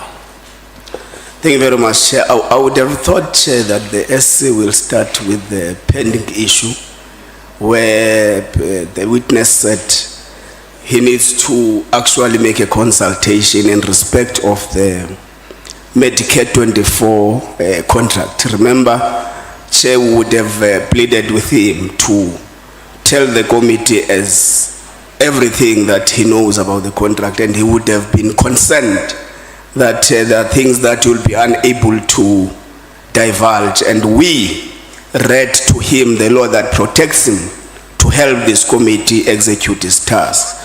So he said he's going to consult his legal representatives during lunch, and would have thought that when we come back now, the ST will touch that part, then we pass immediately. I see he's now in Tembisa and stuff. So I wanted to raise that, Chair, just to remind the committee. Thank you.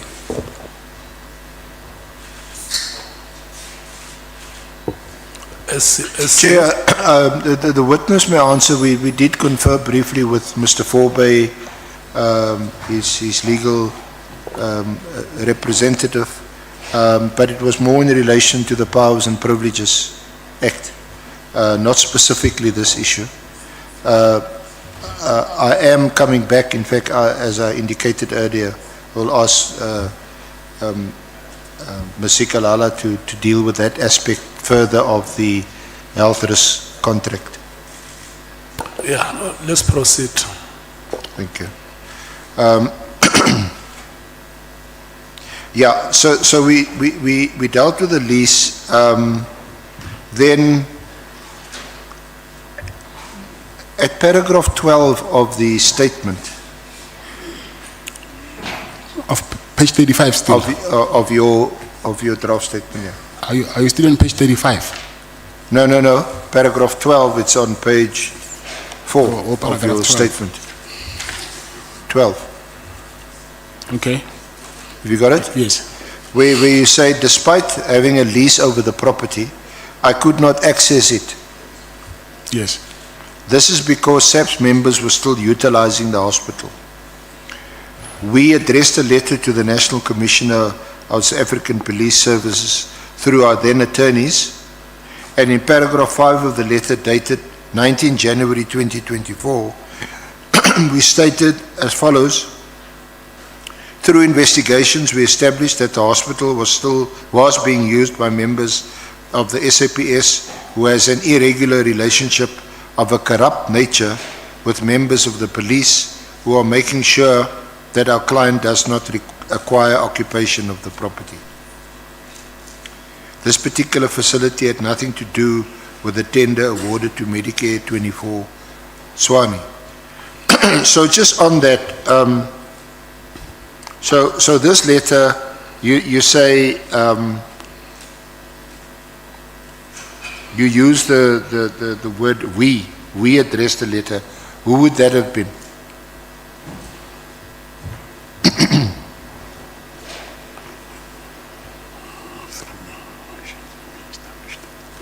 I'm saying we as a company. As the company? Yes. Yeah, okay. So which entity? Medicare 2420. Medicare 2420, okay. Yes.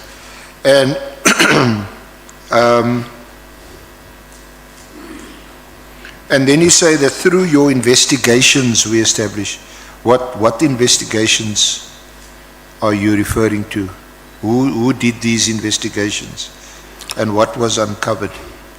Okay, we uncovered that there is police officials who, firstly when we went there, we found some police officials and we went back to Public Works. And for the second time, when we tried to go there again to check whether they're still there, we found that there's doctors who are operating there, and then they do not have a lease with Public Works. So Public Works gave them a notice to vacate the premises, and then that's when I just learned that these doctors might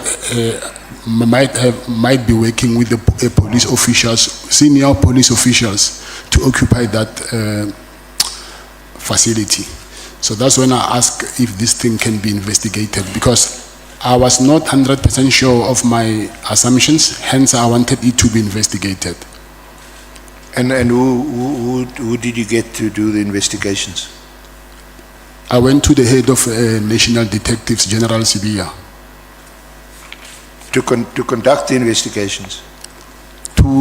Not to conduct the investigations, to check these allegations that I had just heard that there is police officials who are operating with the doctors there. Yeah, I want to get to General Sibia, but I'm still on paragraph 12.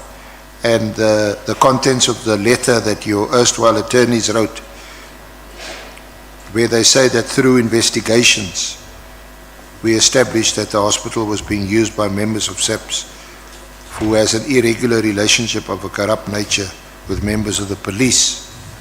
So which investigations or investigator are you talking about? Not when we said investigations, we're not meaning that we have appointed private investigators. I'm saying from what we heard, referring to investigations. So it's just based on information Yes. that was gathered, Yes. and from there it appeared that the hospital was being used by members of SAPS who have an irregular relationship of a corrupt nature. Yes. Were there any other details from this information that was gathered by you and your lawyers at the time that you could share with the committee, and this relationship of a corrupt nature? I've tried to for this thing to be investigated, but I've been stopped. Then I didn't continue with it, so I didn't have any further information.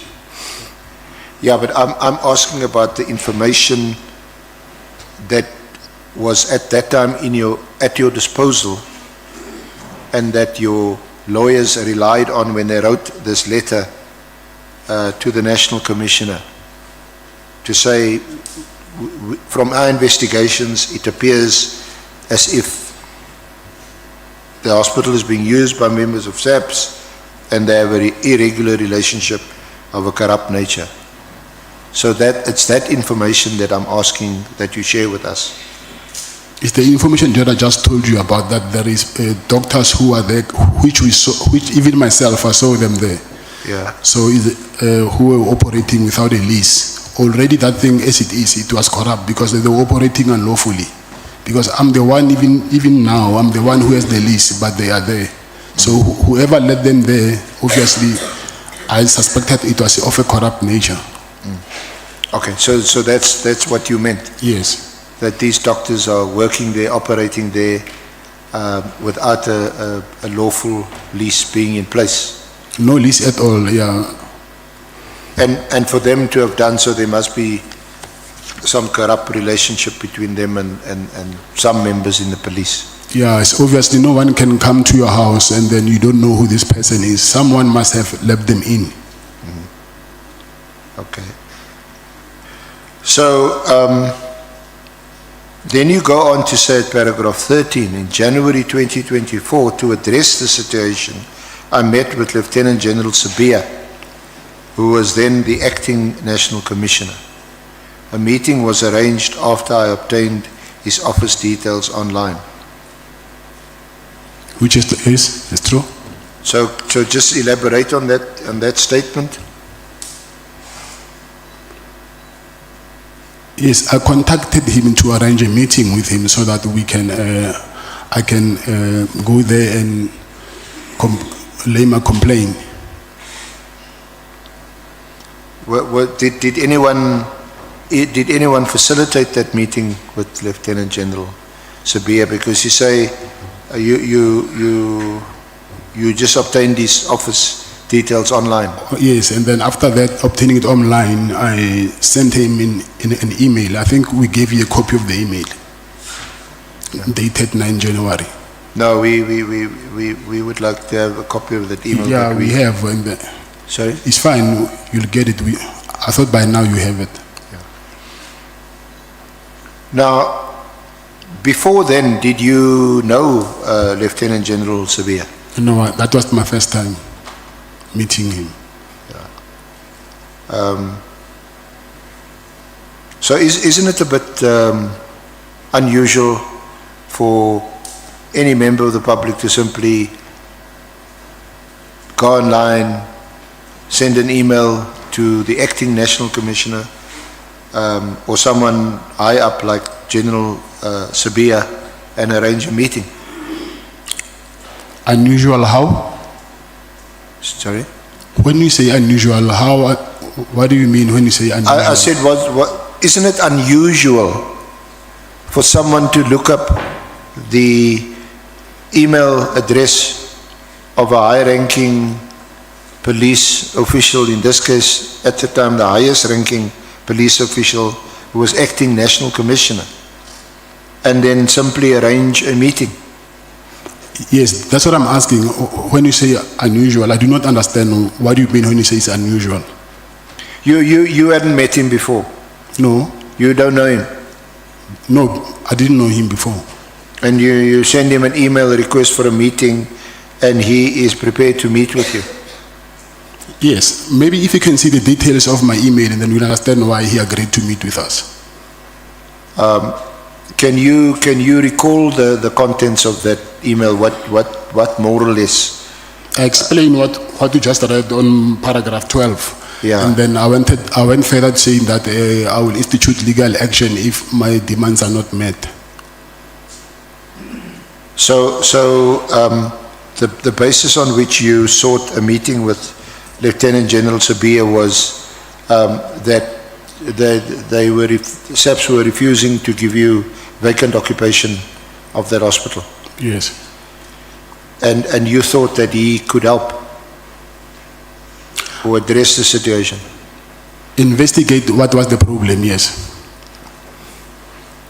And you didn't get any assistance from any other party to have this meeting with General Sabia? No.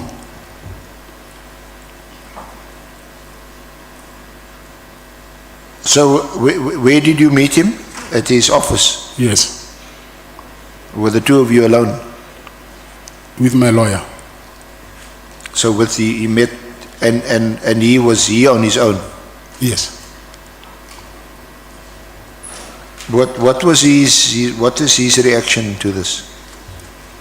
To your meeting with him? He said he will get back to me. Okay. And then you go on to say that you met with him again in February 2024. Yes, that's correct. Together with your legal counsel at his offices situated at Wachthuis 229 Pretoria Street, Pretoria. Yes, that's correct. Was that with the same lawyer you met him the first time? Yes.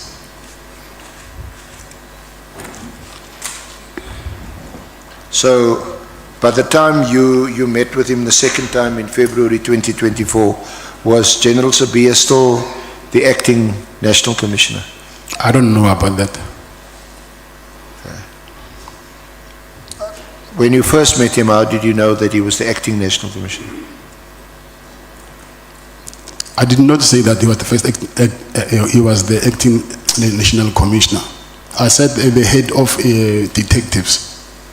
Yeah.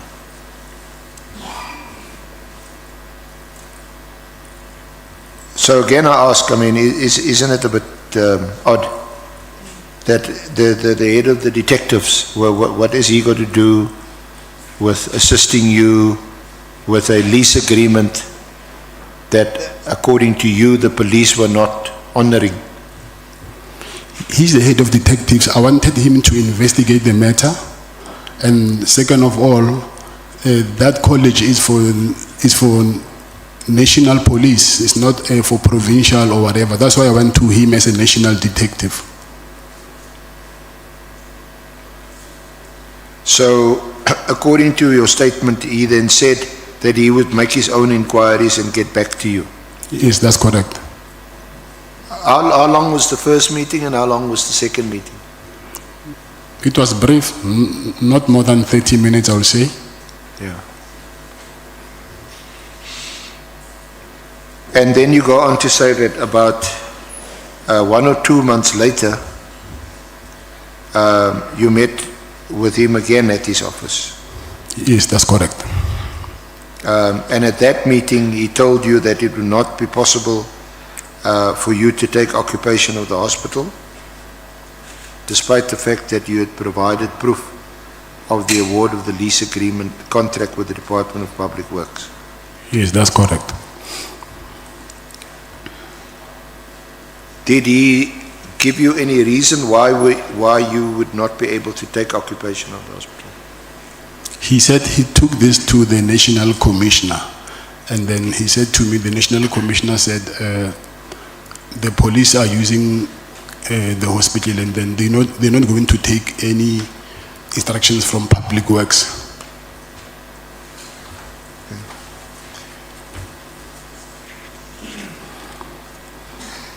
So was that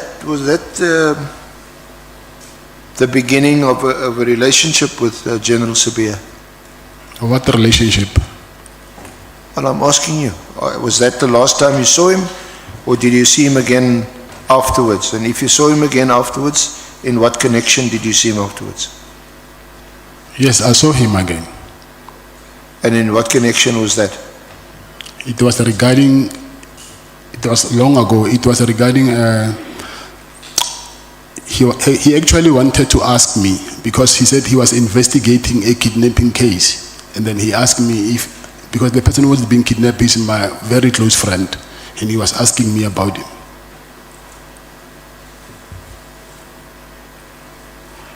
So how many times did you meet him subsequently? 3 times. 3 times? Yes. And what was it about? Was it about the same thing or different thing? You were asking how many times did I meet him? Yes. And I'm saying 3 times. I explained the first 2 times it was regarding the public works lease. And the third one, it was regarding the kidnapping case. So you spoke to him about the PKTT case? No?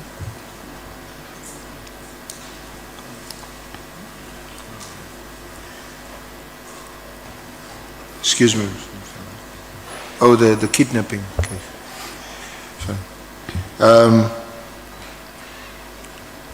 So it's only on those 3 occasions that you met with him? Yes. And the kidnapping case, which case was that about? The kidnapping of a friend of mine. Of a friend of yours? Yes. And was that also during 2024? Yes, 2024, yes. And was he able to assist? He was the one asking me questions. I did not need help from him. He's the one who called me and asked me questions about the kidnapping. He called you? Yes. And when was that? I don't recall the date. So after your first 2 meetings, and both those meetings related to the lease agreement, isn't it? Yes. On the third occasion, when you met him, that was after he contacted you about the kidnapping of your friend. The third time. Yes. Yes. Which friend is this? You mean his name? Yes. Jerry. His name is Jerry. Jerry, and his surname? Boshoga. Machoga. B-O, Boshoga.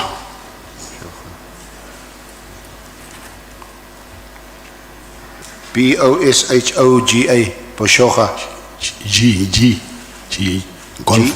G-A at the end. And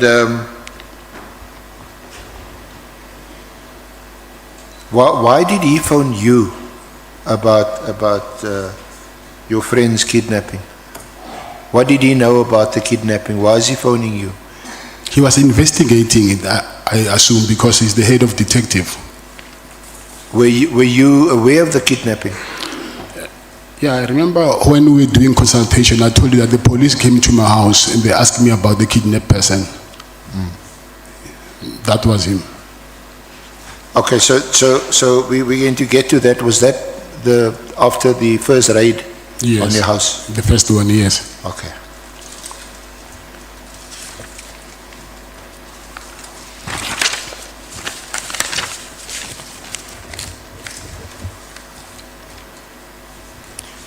So after he called you about the kidnapping, were there any other calls or any other interaction between you and Sabia, either telephonically, WhatsApp, email? No, nothing. In person? No, nothing? Nothing.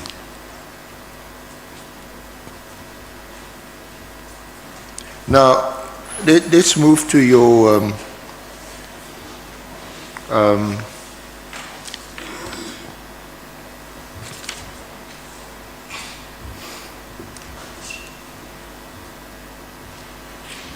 you say that your problems which we will discuss, started when the health risk services tender contract was awarded at the end of June.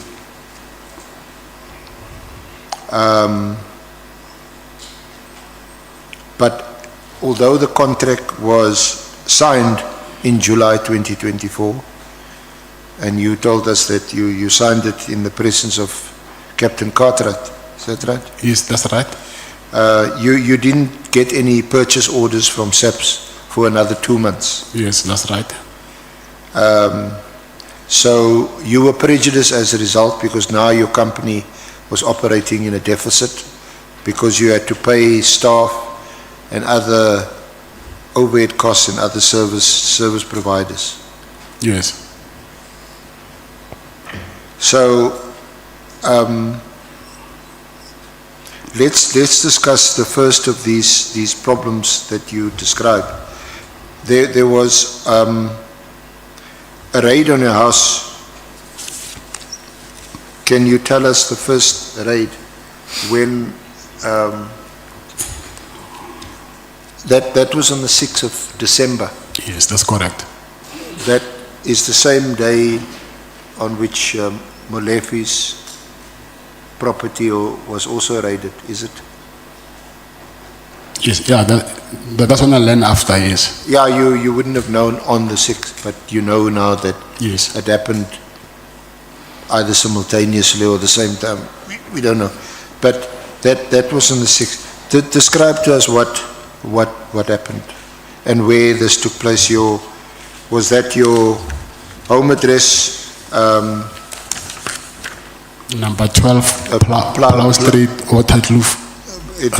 That's your Waterkloof Ridge address. Yeah.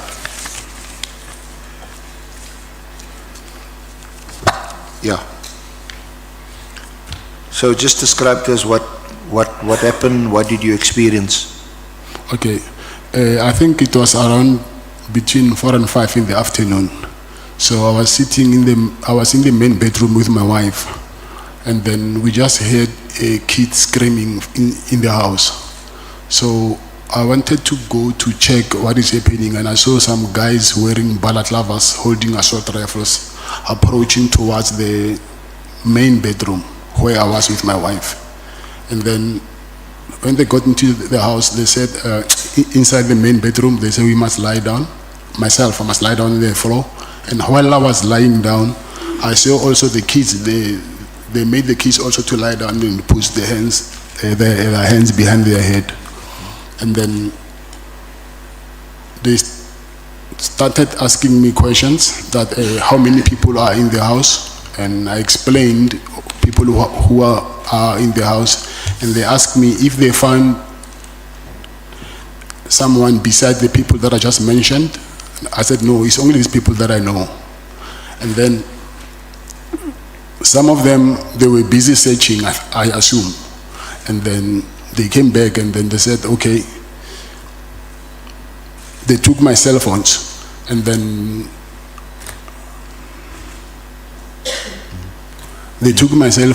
they start asking me questions. They're saying to me, where is Jerry? I said, I don't know also, I just heard that he's been kidnapped. And then they said also... Did they tell you that was the reason why they were there? They were searching or looking for Jerry? Yes, they mentioned Jerry, yes. And then after that, they start asking me about police. Who do I know in the police force? And I said to them, I know quite a lot of police because I've got a contract with these people. So I've got most of their contact details because we had to call them to arrange to do medical assessment. And then they said, do you specifically know General Sibia? And then I said, yes, I know him because I met him. And then they said, no, besides what you're telling us, have you met him in your personal capacity? And I said, no, I don't know him in that way. And they also asked me if I know General Khan and Minister Mkhulu. And then actually they took very, very long asking me about this police officials. And then after a while, it was very late, I think. They said, okay, we're taking, at the gate, there is guards, two guards at the gate. So they took their weapons. It's a handgun and two handguns and 2 rifles. And they also took my personal firearm, and they took my watches, my cell phones, and then they said, okay, they're going to confiscate my weapons, and they'll also come to my office to confiscate the weapons from my office. I said, what was the reason for that? They're saying the safe that you have is not mounted. So that is the reason that we're taking these firearms. So, okay, I said, it's fine. If you're doing that, give me something to show that you were here and then you confiscated my property. They said, no, the way we are taking your properties, the way we'll bring them back. But I said, okay, you're taking my cell phones, my laptop, my watches, my firearms, and then you're not giving me something to show that I can claim these things. And then they just left me like that. And then the following morning, it was on Saturday, I rushed to the police station because by then I thought those people were criminals because they were wearing balaclavas with civilian clothing. So I went to the police station and then I wanted to open a case. While I was busy giving them a statement, they've realized that these weapons that I'm mentioning, they're actually booked in their, I think, SAP. Okay, just before we get there, just a few related questions. You're still on this raid. Did they identify themselves? I think only one person said he's Colonel Khumalo. Colonel Khumalo. Kenneth? Yes. Or is it Colonel Khumalo? Yes. Colonel Khumalo. Come again? Colonel. Colonel, yes. Is it Colonel or Kenneth? Colonel Khumalo. Yes. Yeah. Okay. Did they show you any warrant, any search warrant? No, there was no warrant. Did you ask them? I asked them, yes. And after questioning you, searching your house, taking your firearms and also taking it out of the safe, how long was this? For how long was this raid? How long did it take? I would say maybe between 5 to 7 hours.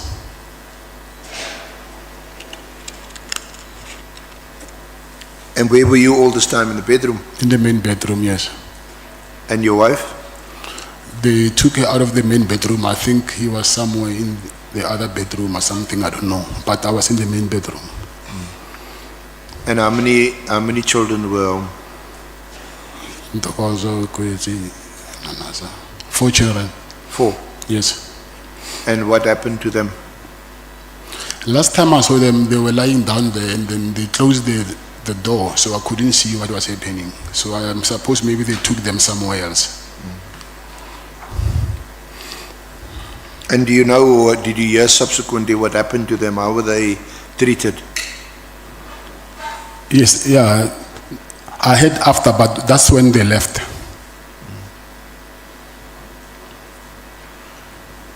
So, what happened to your place then, there in Waterkloof Ridge? Your place is guarded?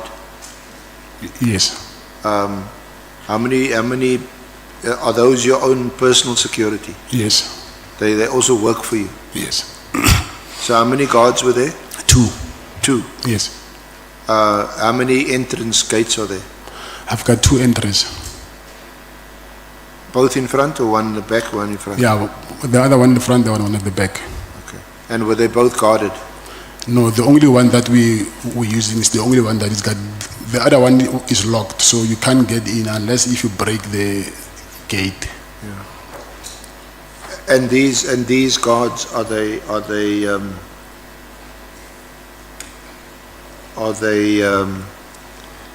armed? Yes, they were armed. Or were they disarmed? They were disarmed, yes. What happened to were their guns also taken by the police? Yes, they were taken by the police. As I understood you, they came there and they said that they were coming to search for someone that you had allegedly kidnapped. Yes. Did they find anybody? No, there was no one.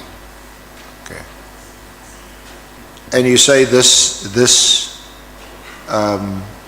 raid took place, what's it, between 5 and 7 hours? Yes.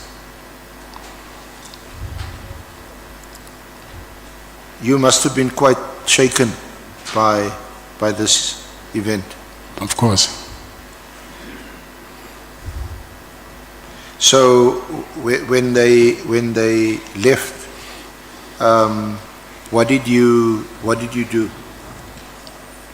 after they left? It was in the very late, the following morning, that's when I said I went to the police station. Okay. And which police station did you go to? It's Brooklyn Police Station. Sorry? Brooklyn Police Station. Brooklyn? Yes. Okay. Let's see. Let's take Honorable Malim. Thanks, Chair. The SC asked that when they were searching the house, they alleged they were looking for a person. I thought the natural question that should follow should be, who's that person? Because it can't be just a person and we leave it there. But once you say a person has got a name. So my question would be, which person were they looking for? Yeah, the witness had said the person they were looking for is Jerry. Where is Jerry? Where is Jerry? Maybe he can answer that in full. No, that's correct, yes. Okay. Are you happy, Honorable Member? May we proceed, SC?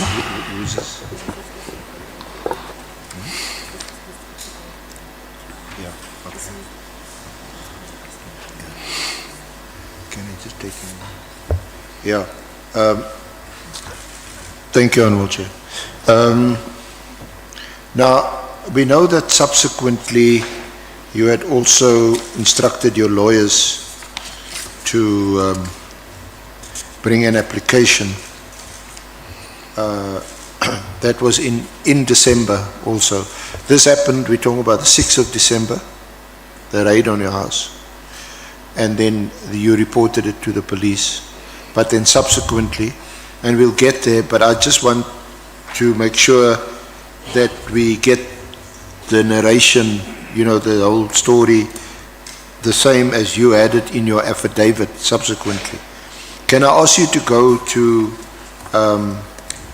page 52 of the annexes? It's at the back. I don't have any annexures. It's just over there. Which annex?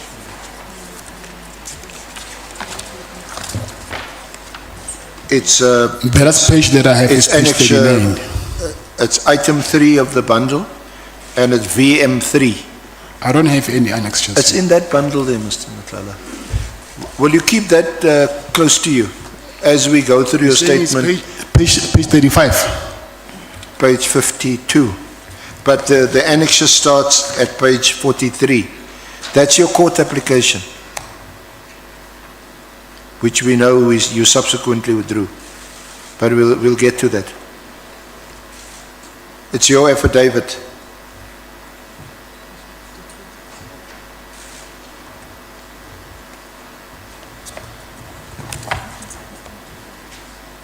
Page 43. No, 50. It starts at 43. And your affidavit at page 52. Can I ask your legal representative to help? 52. 43 actually.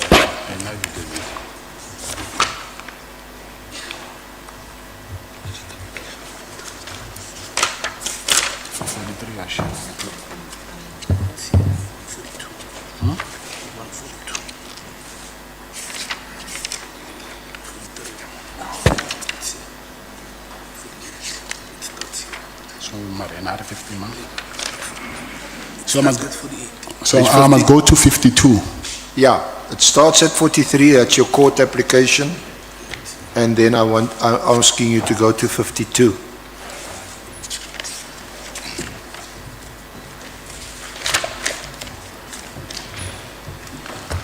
Got it? Yes, 52, I got it. Yeah. Okay, so go to paragraph 13. Yeah, I'm on 13. So can you just read back to us what you said in your affidavit from from paragraph 13? That is what happened on the 6th, Friday the 6th of December. Yes. Yeah, I want you to read it. This is what you said in your affidavit. Last week Friday, 6 December 2024 at about 16:45. About 100 police officers that appeared to be members of the Special Task Force, the National Intervention Unit and Crime Intelligence arrived at my home residence. A certain Colonel Khumalo introduced himself and appeared to be the commander of this unlawful operation. Unfortunately, I do not have further information about Colonel Khumalo. Yeah. Do you want to read further? Upon their arrival, they forcefully gained access to my home residence by breaking the main gate to the property. Two of the second applicant security guards were present and at a gunpoint disarmed of their rifles and pistols and restrained. These officers then entered my home and found me in my bedroom on the second floor of the house. The officers instructed me to lay down on the floor whilst pointing several rifles on the I think they spelled it wrong. The officers instructed me to lay down on the floor whilst pointing several rifles and other firearms. So I see it does not make sense, but I'll continue. Yeah. At me and strangling me. I complied with their request and laid down on the floor.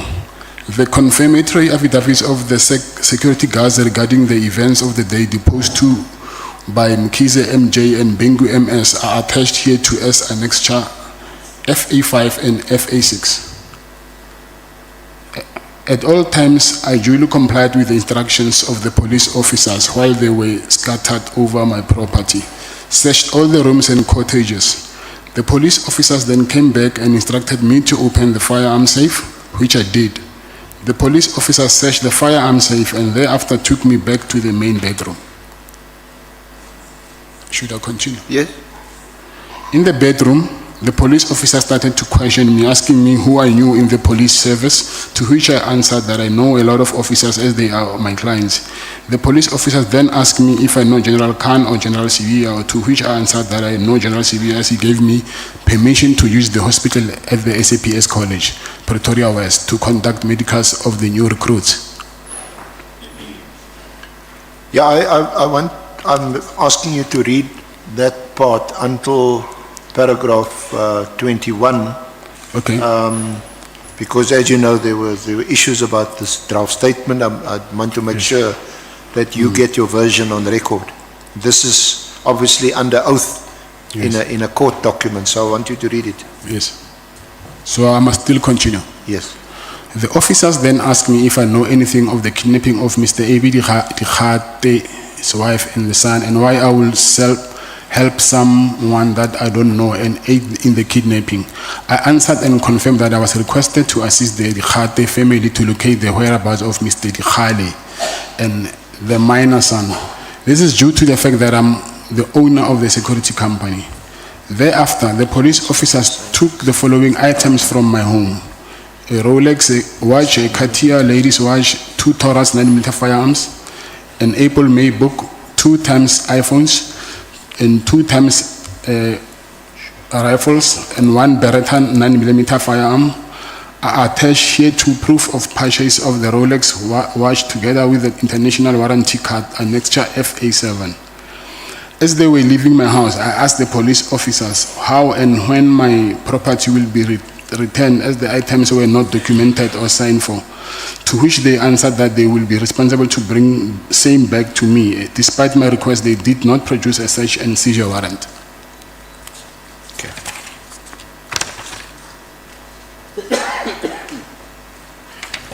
So you had mentioned earlier that and then Honorable Malema had also sought clarification on this, but you mentioned already that the person that was allegedly kidnapped, yes, and whom the police were searching for was Jerry Boshoga. Yes. But we don't, where is his name? There's this A.B. Tikhale, I see, yeah. Sorry? Yes, I see it's Tikhale here. So it's Tikhale's son? No. No. Can I explain that? Yes, please. Yes, Tikhale's wife and Tikhale's son, also they were kidnapped also. So they asked me about Tikhale and Tikhale's wife and son first, and then after they asked me about Jerry. So I see here on my application to the court, I only mentioned Tikhale. Yeah, but that's why I'm asking. Well, yes. Why is his name not in this paragraph? I don't know, because when I was giving testimony, when I was giving this statement to my advocate for the High Court application, I guess we must have missed the name of Jerry.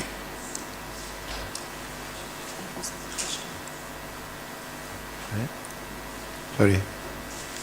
Chair.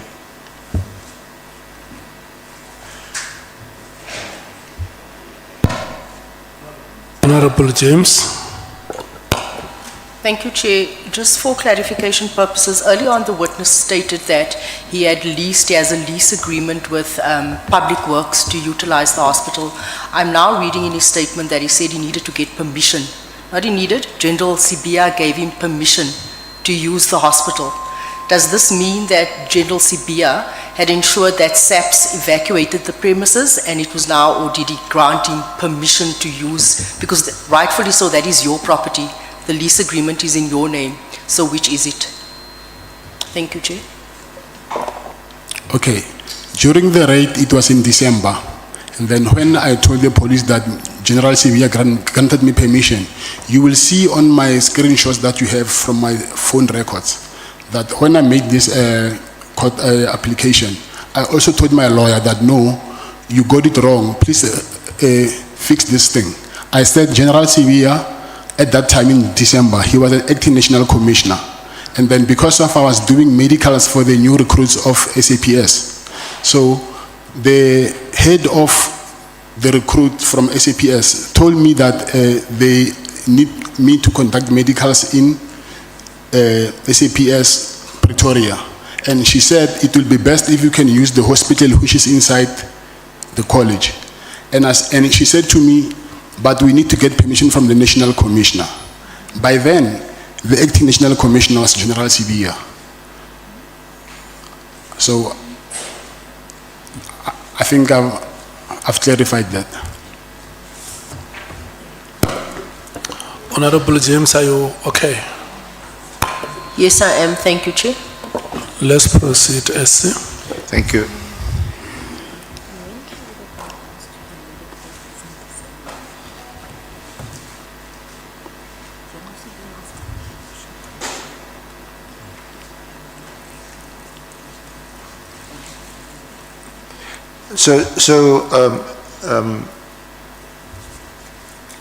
Mr. Matlala, just also to seek further clarification on that question by Honorable James. At that time,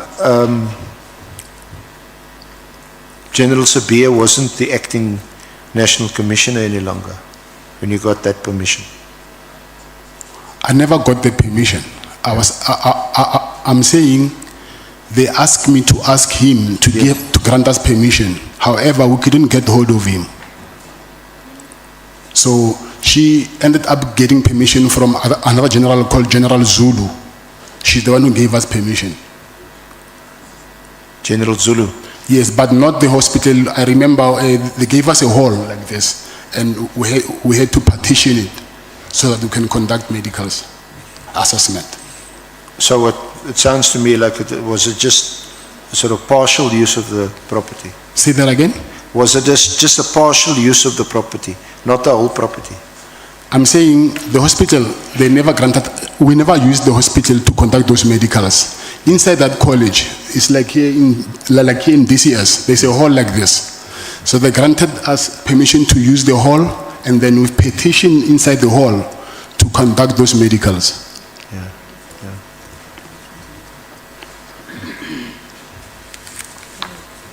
It was,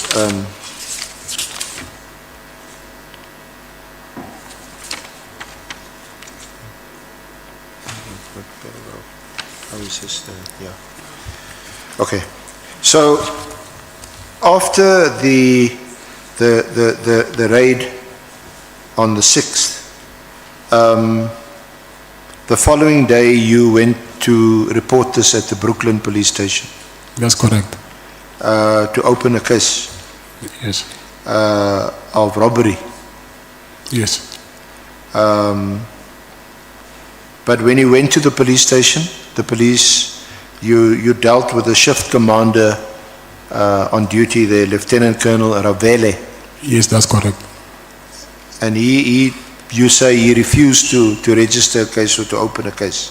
Yes, that's saying correct. that this was the police. He can't open a case against the police. Yes, that's what he said.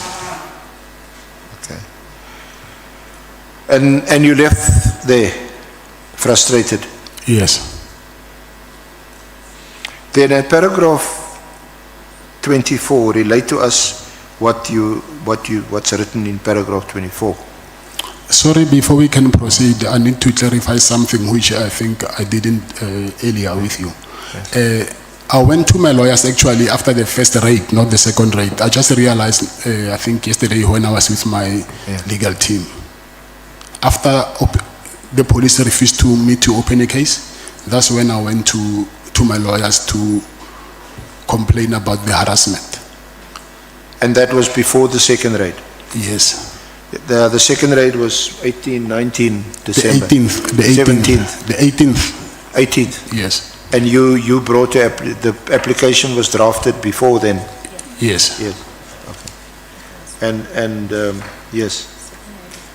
That's dealt with on the next page, the second raid. But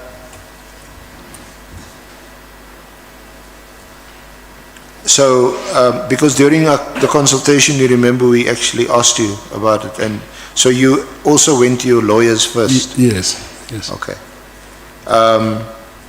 But then you say on paragraph 24, you received a phone call from a gentleman who introduced himself as Brown Kgosi. Yeah, but that was, I think, on the following day after they refused me to open up a case. It's not the first day. Yeah, no, this is after yes. You've gone to report the case or attempted to report the case. They refused to report the case, and you've also gone to your lawyers. No, my lawyers, I went to my lawyers on the I think the 12th or the 13th, somewhere there. Oh, okay. So let's just get this right. You only went to your lawyers on the 12th. You didn't go immediately after the first raid. You know, the dates, I just remembered now them when they showed me the documents yesterday. Like I'm saying, a lot of things I forget them. Yeah. I'm in solitary confinement. I forgot a lot of things. Yeah. Okay.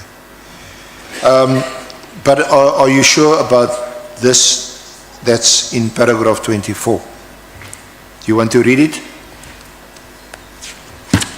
Of your statement. Can I read it? Yes. On 9 December 2024? No. Sorry. No, not the affidavit. Put the annexure one side. Go to your statement, the draft statement. Oh, my statement. Yeah, put that side. You say paragraph? Thank you. And go to page 7, paragraph 24.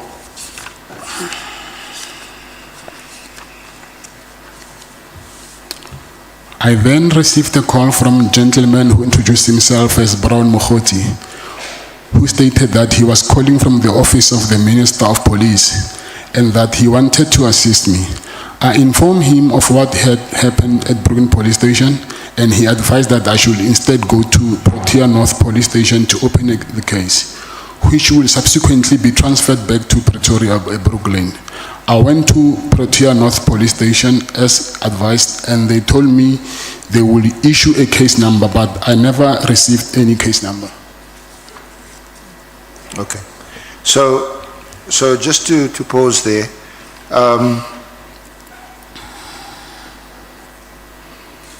this person you called here in your statement as gentleman, that called you and who was Brown Kgosi, did you know him or know of him or know his name before that phone call? I didn't know him before.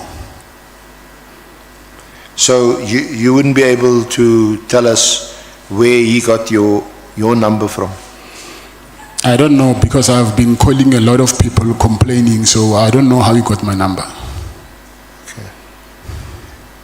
Did you complain to anyone in the police after the raid? Some police that you think you may be able to trust? I went to the police station. I wanted to lay a complaint. This I complained to the police. Yes, but outside of that, you didn't phone General Sabia? I don't have that relationship with General Sabia. So this comes out of the blue to you, this guy that phones, you don't know him at all? I didn't know him at all. He says his name is Brown Kgosi? Yes, I didn't know him at all. And that he was calling from the office of the Minister of Police, Minister Nkunu? Yeah, that's what he said. Okay. Did you not ask him where he got your number from? No, I didn't. I was more interested in that he wanted to offer me his help. But didn't you question him a bit further? Isn't this strange or odd or a coincidence that someone is now phoning you from the minister's office to offer you assistance? It's not for me at that time. Yes, it is strange, but for me at that time, I didn't think it that way. Like I said before to you, that if you are sick and someone brings a cure, you wouldn't ask where you get this medication from. I just wanted him to help me. Okay. So this is from Dr. Kgosi, the medicine man. Yes, by then, that's what I thought, by then. Yeah. So he says, no, I'm phoning from the minister's office. Of course, you don't know. He may be phoning from an office next to you or down the road. You don't know whether it's actually the minister's office. Probably. But at that stage, you say, if anybody's offering to help me, I'm quite happy to accept the help. So you're in quite desperate straits that you would accept anybody's help. Yes. Yeah. So you then say that you informed him of what happened at the Brooklyn police station. You didn't ask him why he was calling you or what the background was to the call. He didn't tell you, I heard that you in some trouble and all that. He didn't give you that any detail. He told me that I hear that you've got problems with the police, and then we are here to help you. Hence I said here that he said to me that we want you to go and open a case in another police station, and then we'll transfer it back to Pretoria. So I was more interested in the help that he was offering. It would have been clear to you that he must have some inside information about. Of course he does. He does, yeah. And you didn't ask him where he got this information from? No, I didn't ask him. Okay. So you took his advice. You went to the Protea North police station, and Did they open a case or did they just tell you they would open a case? I gave them a statement and then they said they will register a case and then they will send me Yeah, you normally get an SMS. an SMS of a case number. But you never ever got such an SMS? Nothing. Did you call Mr. Kgosi after that to tell him that I have not done what you asked me to do, what happens next? Yes, we were in contact, yes. Sorry? Yes. Okay. We're going to get to your interaction or your exchanges with Mr. Kgosi in a while. But is that where your interaction with Mr. Kgosi started? Yes, that's correct. That day after the raid? Yes, that's correct. So, you say roughly 2 weeks after the first raid, around about the 18th of December, the same unit came to your office? Yes. SC, let's take Honorable Nomvalo. Yeah, thank you, Chair. No, I just want to check with the witness, Mr. Matlala, if you say you never received an SMS confirming that the case was opened, do you mean that it was never opened at all, the case? I mean, it was never registered. No, I'm saying it was never registered. Yes. So, since that day, it has not been registered? Yes. Okay. No, I just wanted to confirm that, Chair.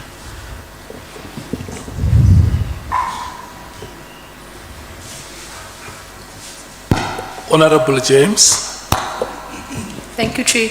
I just want to ask also on the same matter, what was the content of your statement of the docket that you tried to basically open? Is my sound off? Yes. Okay. What was the content of your statement? Okay. Is this is what I was basically explaining, that it was on Friday, the police came, they let me lie on the floor, they took my property, they didn't produce any search warrant, and then what I was more worried about is because they took my firearms, which I thought if anything happens to those firearms, I will be charged for that. That's what actually made me to go and open a case. So it was basically theft and police brutality, the case type? At that time, I did not know whether they were police or not. So I went to open a case. Then I just found out when I was at the police station that these were actually police. But still, I was worried about the harassment part. Okay, thank you.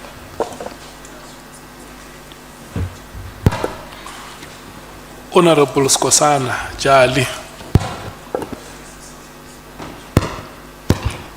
So the harassment part was the one which you said even your kids were harassed on the day? Yes. The four of them? Yes. Thank you, Chair.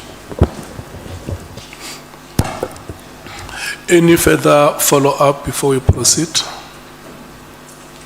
Okay.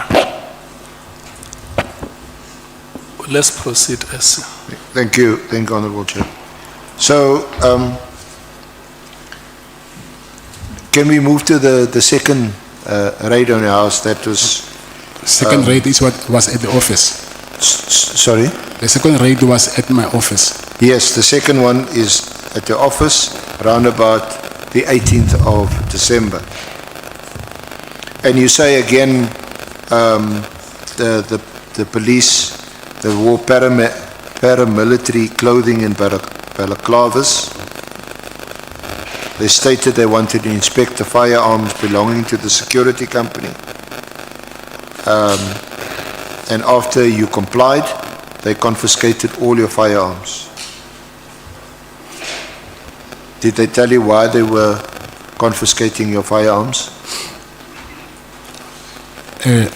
While they were busy doing the inspections of the firearms, they asked the person who was in charge of the armory, and then they asked him where is the spare key of the safe, And then he said he has one set of keys, and then the other set of key is with his boss, referring me.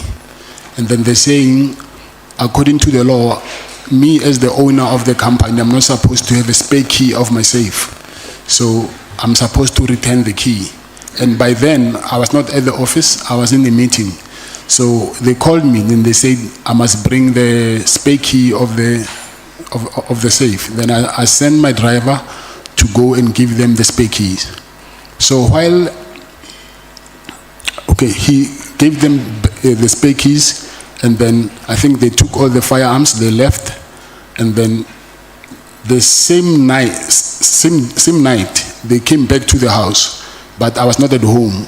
So they wanted to arrest me for having a spare key of the safe.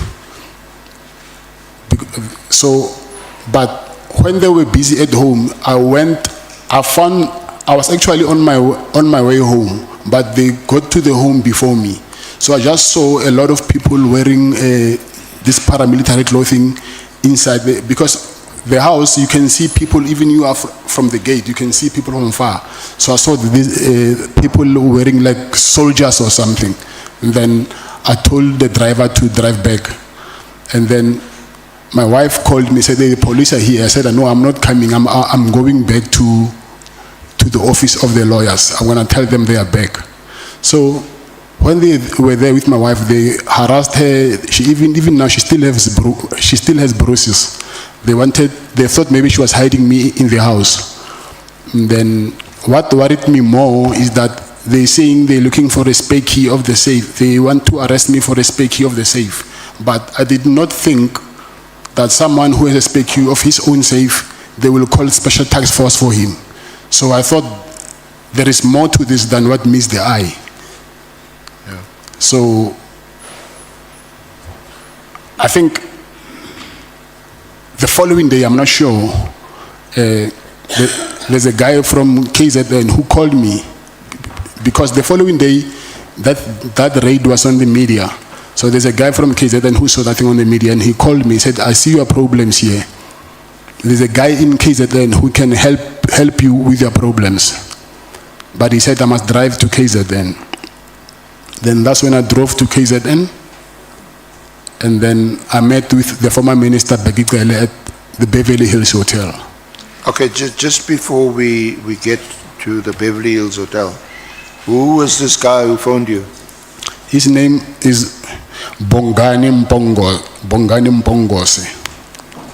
Okay. Is he the son of the taxi boss? Yes. In KZN? Yeah. So let us first just round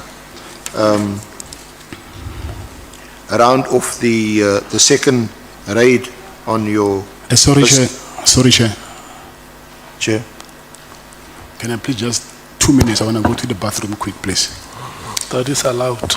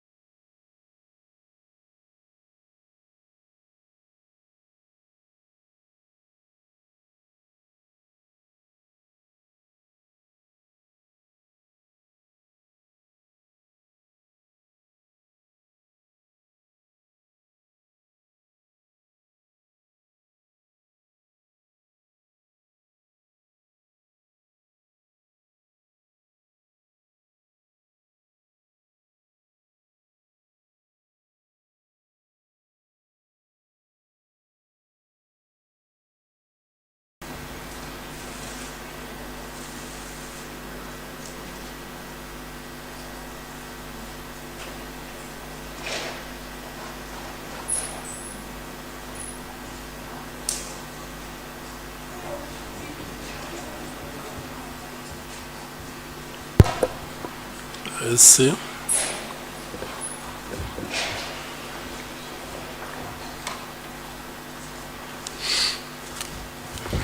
Are we ready? Can we proceed? Yes, I'm ready. Okay. Thank you, Honorable Chair. Honorable members, Mr. Matlala.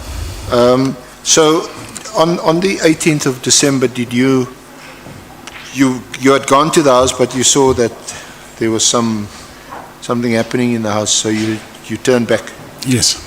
Did you go back to the house at all on the 18th? No, I didn't. You didn't?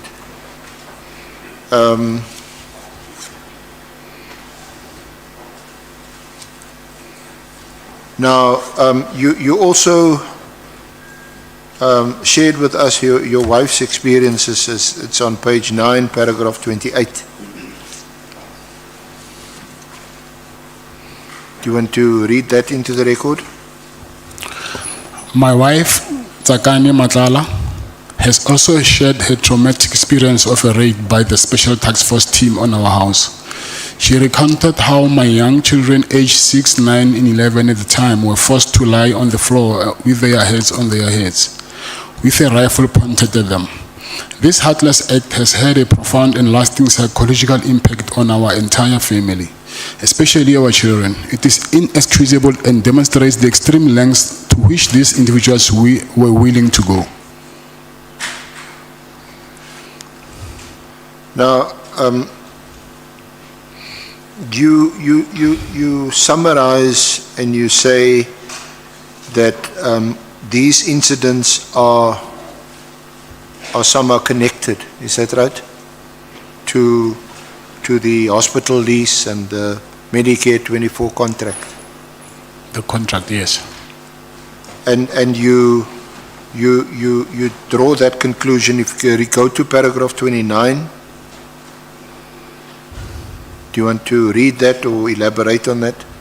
This raids the confiscation and theft of my property, the harassment of my family, and the confiscation of my devices, and all occurred during a period when I was actively pursuing legitimate business contracts and simultaneously facing difficulties with SAPS regarding a hospital lease on my Medicare 24 contract. I believe these actions were part of a coordinated effort to harass, intimidate, and ultimately derail my business, possibly due to my perceived and/or alleged association with certain individuals or my involvement in the Medicare contract.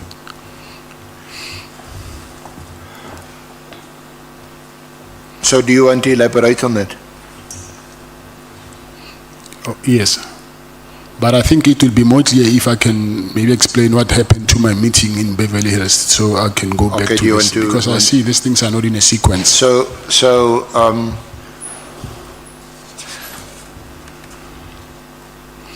Let's first deal with the court application and going to your lawyers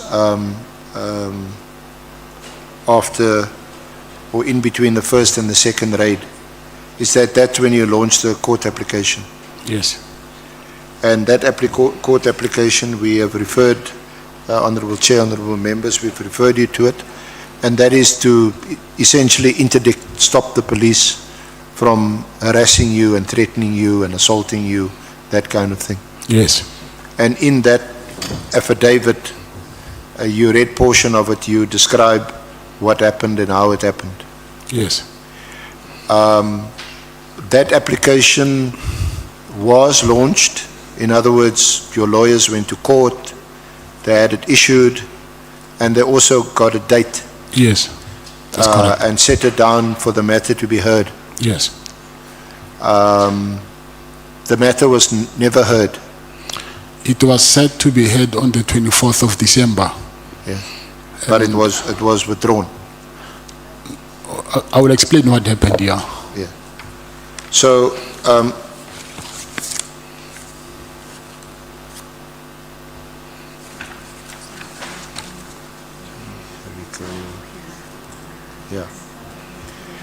yeah.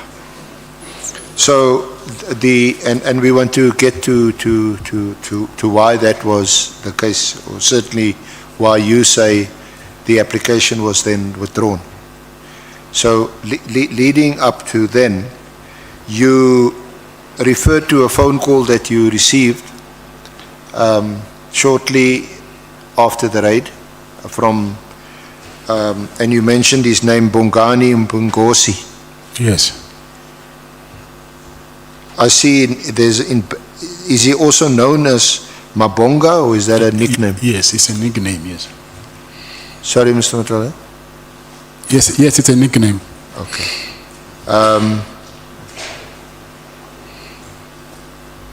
And that was also in December. Was it after the second raid or after the first, or in between? The phone call. The phone call after the second raid. After the second raid. Yes. So that was after the 18th of December. Yes. Do you or did you know Bongani? Yes. Bongozi? Yes. Sorry? Yes. How did you know him? Yes, I knew him. How did you know him? I knew him because he was friends with a friend of mine from KZN. Okay. Was he connected to the late Msisi at No. Because they were also in the taxi business. He was not in a taxi. I knew him, but he was not my friend. He was someone, I think he was into security as well, not taxi. Okay. And wasn't his father a big taxi His boss? father, not him, yes. Yes. Yeah. Because that's how former Minister Kele knows him. His father was in the taxi business.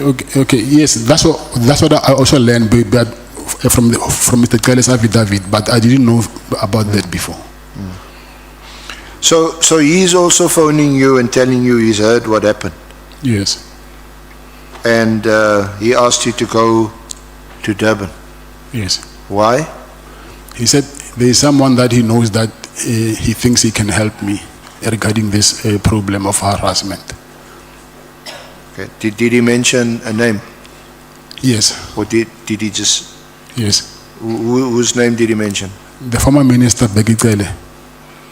So he told you to come to Durban and to meet with former Minister Bheki Cele. Yes. And why would it be necessary for you to meet with former Minister Cele? Because he said he will help me to tell these people to stop harassing me. So you're getting offers from help all over the place? Come again? You're getting offers of help all over the place after the raids? Yeah, I will say so.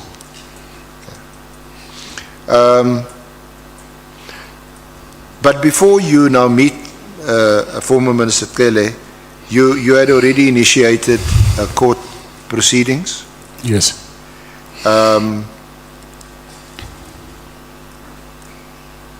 So when do you meet him and where do you meet him?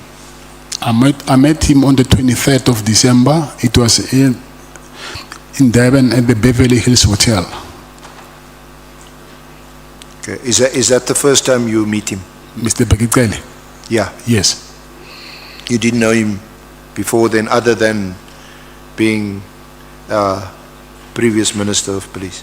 No, I just knew him as being the previous police minister. Yeah. Okay.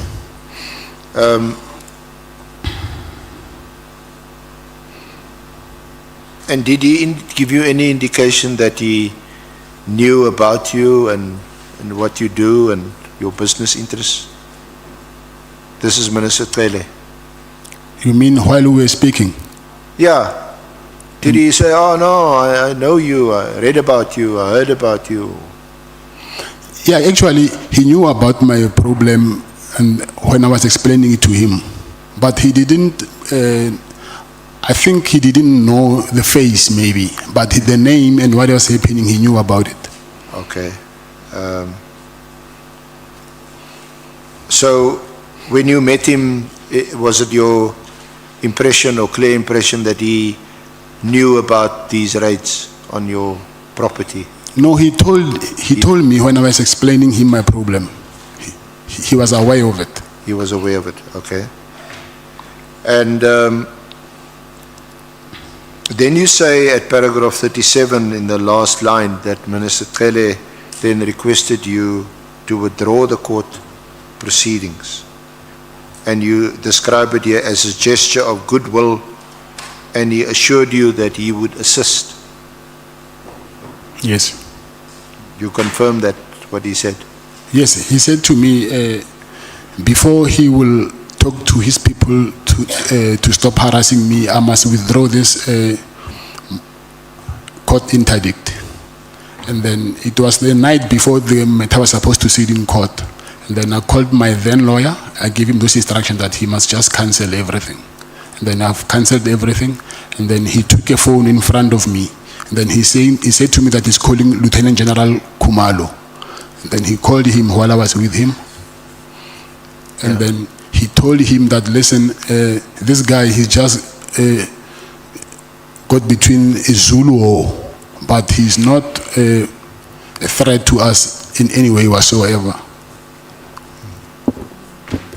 But obviously I couldn't hear on the other end what Mr. Kumalo was saying to him. But after the call, he said to me, it's okay, when you go back to Pretoria, you can go to the police station and fetch your firearms.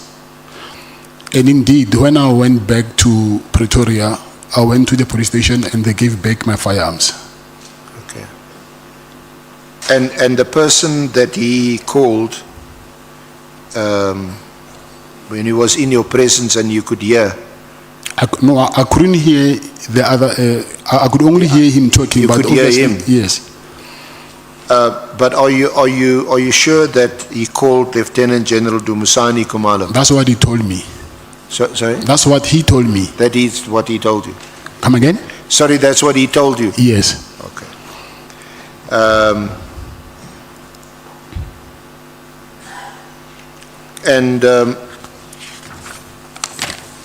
What happened after the phone call and before the phone call?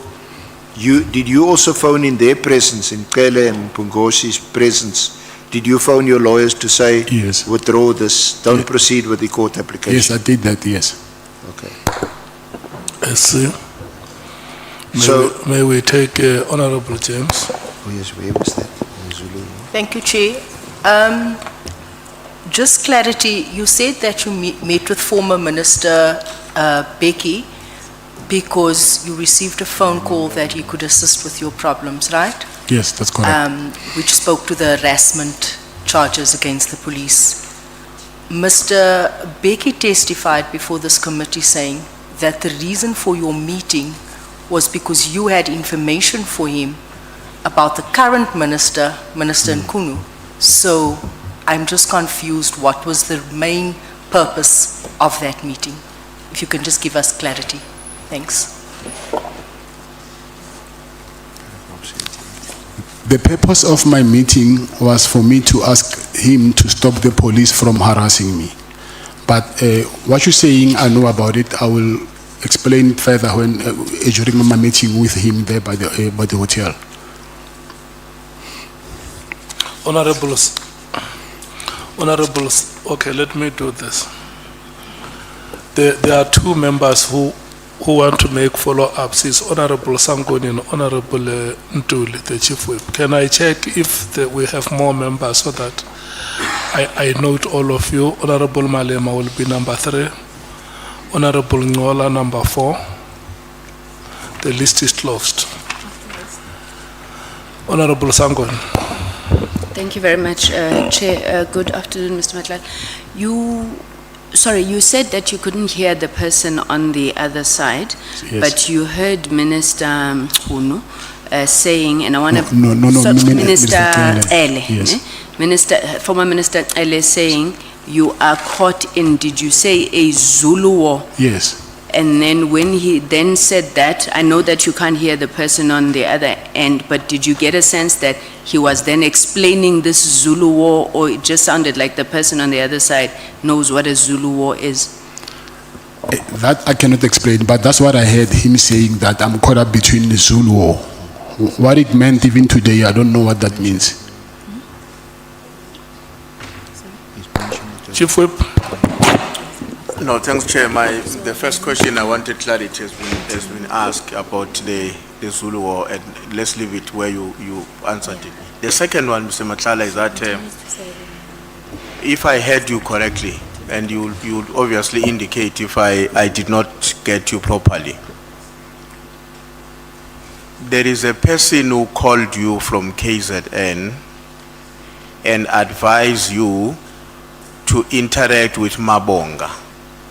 Or is it Mabonga who called you to prepare for a meeting with former Minister Cel? Yes, it's Mabonga who called me. Okay. No, thanks. Honorable Malim. Mr. Matlala, you said the people who rated you, amongst them was a person called Kumalo. And then you go to a meeting, you tell Kele your problems. Then Kele says, withdraw the case. You withdraw the case. On the phone, you call your lawyers, withdraw the case. Kele calls a person called Kumalo. He says, no, this guy is caught in a battle or a fight, a Zulu war. Yes, withdrawn a case, something to that extent. And then when he drops the call, he says to you, when you return to Pretoria, go and take your firearms. When you return to Pretoria, you get your firearms.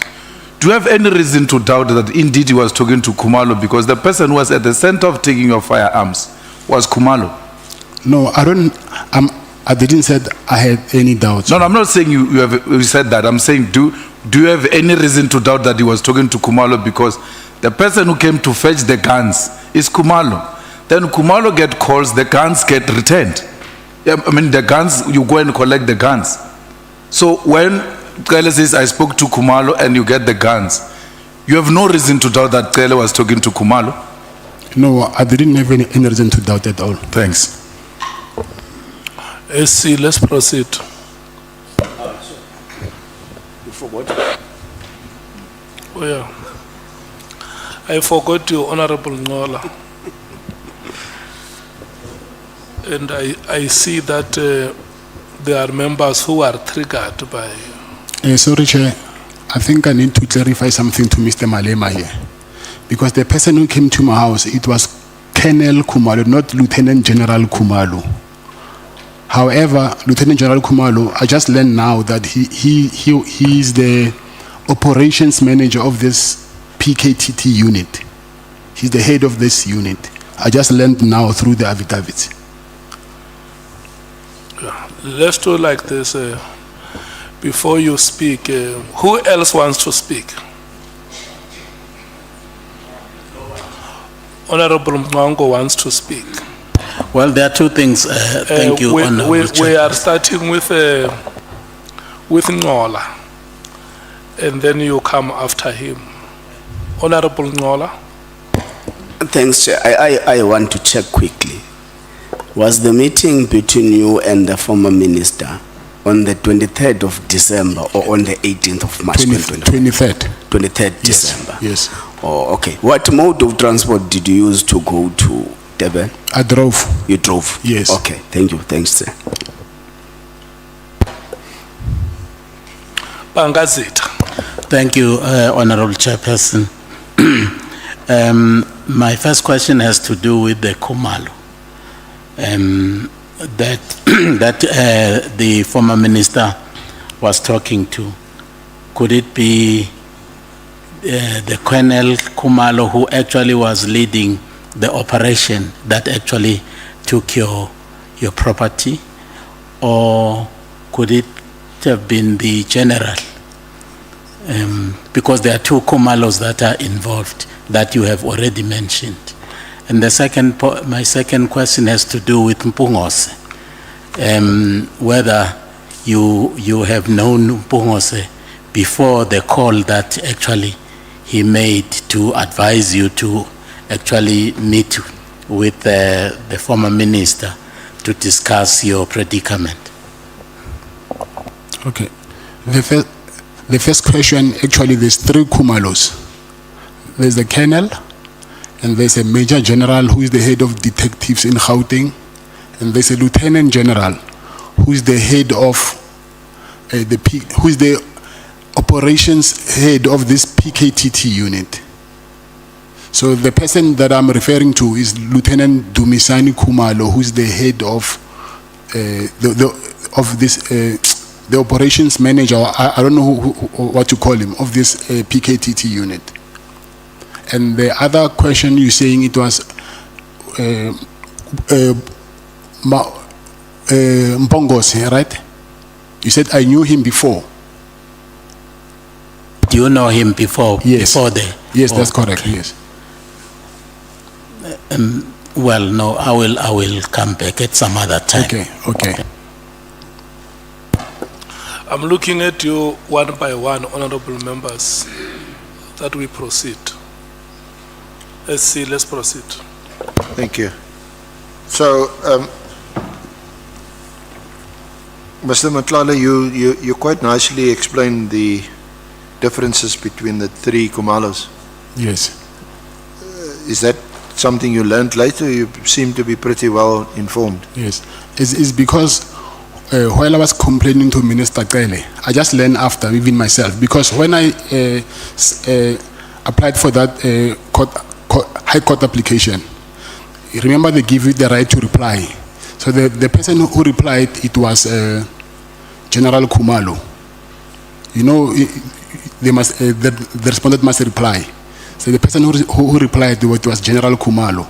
And while I was, but we'll get to that later, but when I was with Mr. Kele this year now, when he used to come visit me, to visit my penthouse here in Pretoria, he told me that I was under the impression that Lieutenant General Kumalo, Dumisani Kumalo, he was the one who replied to my High Court application. Then he explained to me that no, actually it is General Mbuso Kumalo, who is the head of detectives in Gauteng, because the unit that is operating here, I think it's a joint venture or something with the PKTT thing. So he explained that thing to me. Then that's when I understood that, okay, there's also Major General Kumalo, who is the head of detectives, and then Lieutenant General Kumalo, he was the overall head of this PKTT unit. So that thing, I also got it from Mr. Kele. Thank you. So it sounds to me the same sort of combination of PKTT and the Gauteng. I think they would be the elite sort of drug syndicate unit, and the other Kumalo, who also raided Molefe on the 6th of December. Were they the same police who raided you on the 6th of December? I will say the same unit. Same unit? Because I think that thing happened while I was raided, he was also raided. So it cannot be the same people. I don't know, maybe they came to me before and went to him after, I don't know that. But because I was never arrested that day. So maybe they came to me first and then they went to him after. I don't know that. Yeah, I don't. But what I know is they are dealing in political killings. Hence they call it the political killings tax team. So I thought that they were dealing with political killings. Okay. So it certainly then appeared to you that former Minister Kele was someone who could assist you and did assist you. He did assist me, Your yes. firearms were all returned. Yes. Assist you. He did assist me, Your yes. firearms were all returned. Yes.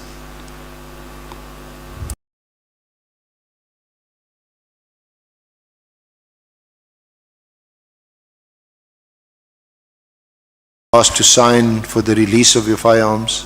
You mean registered when they booked them in? Yeah, in the police station.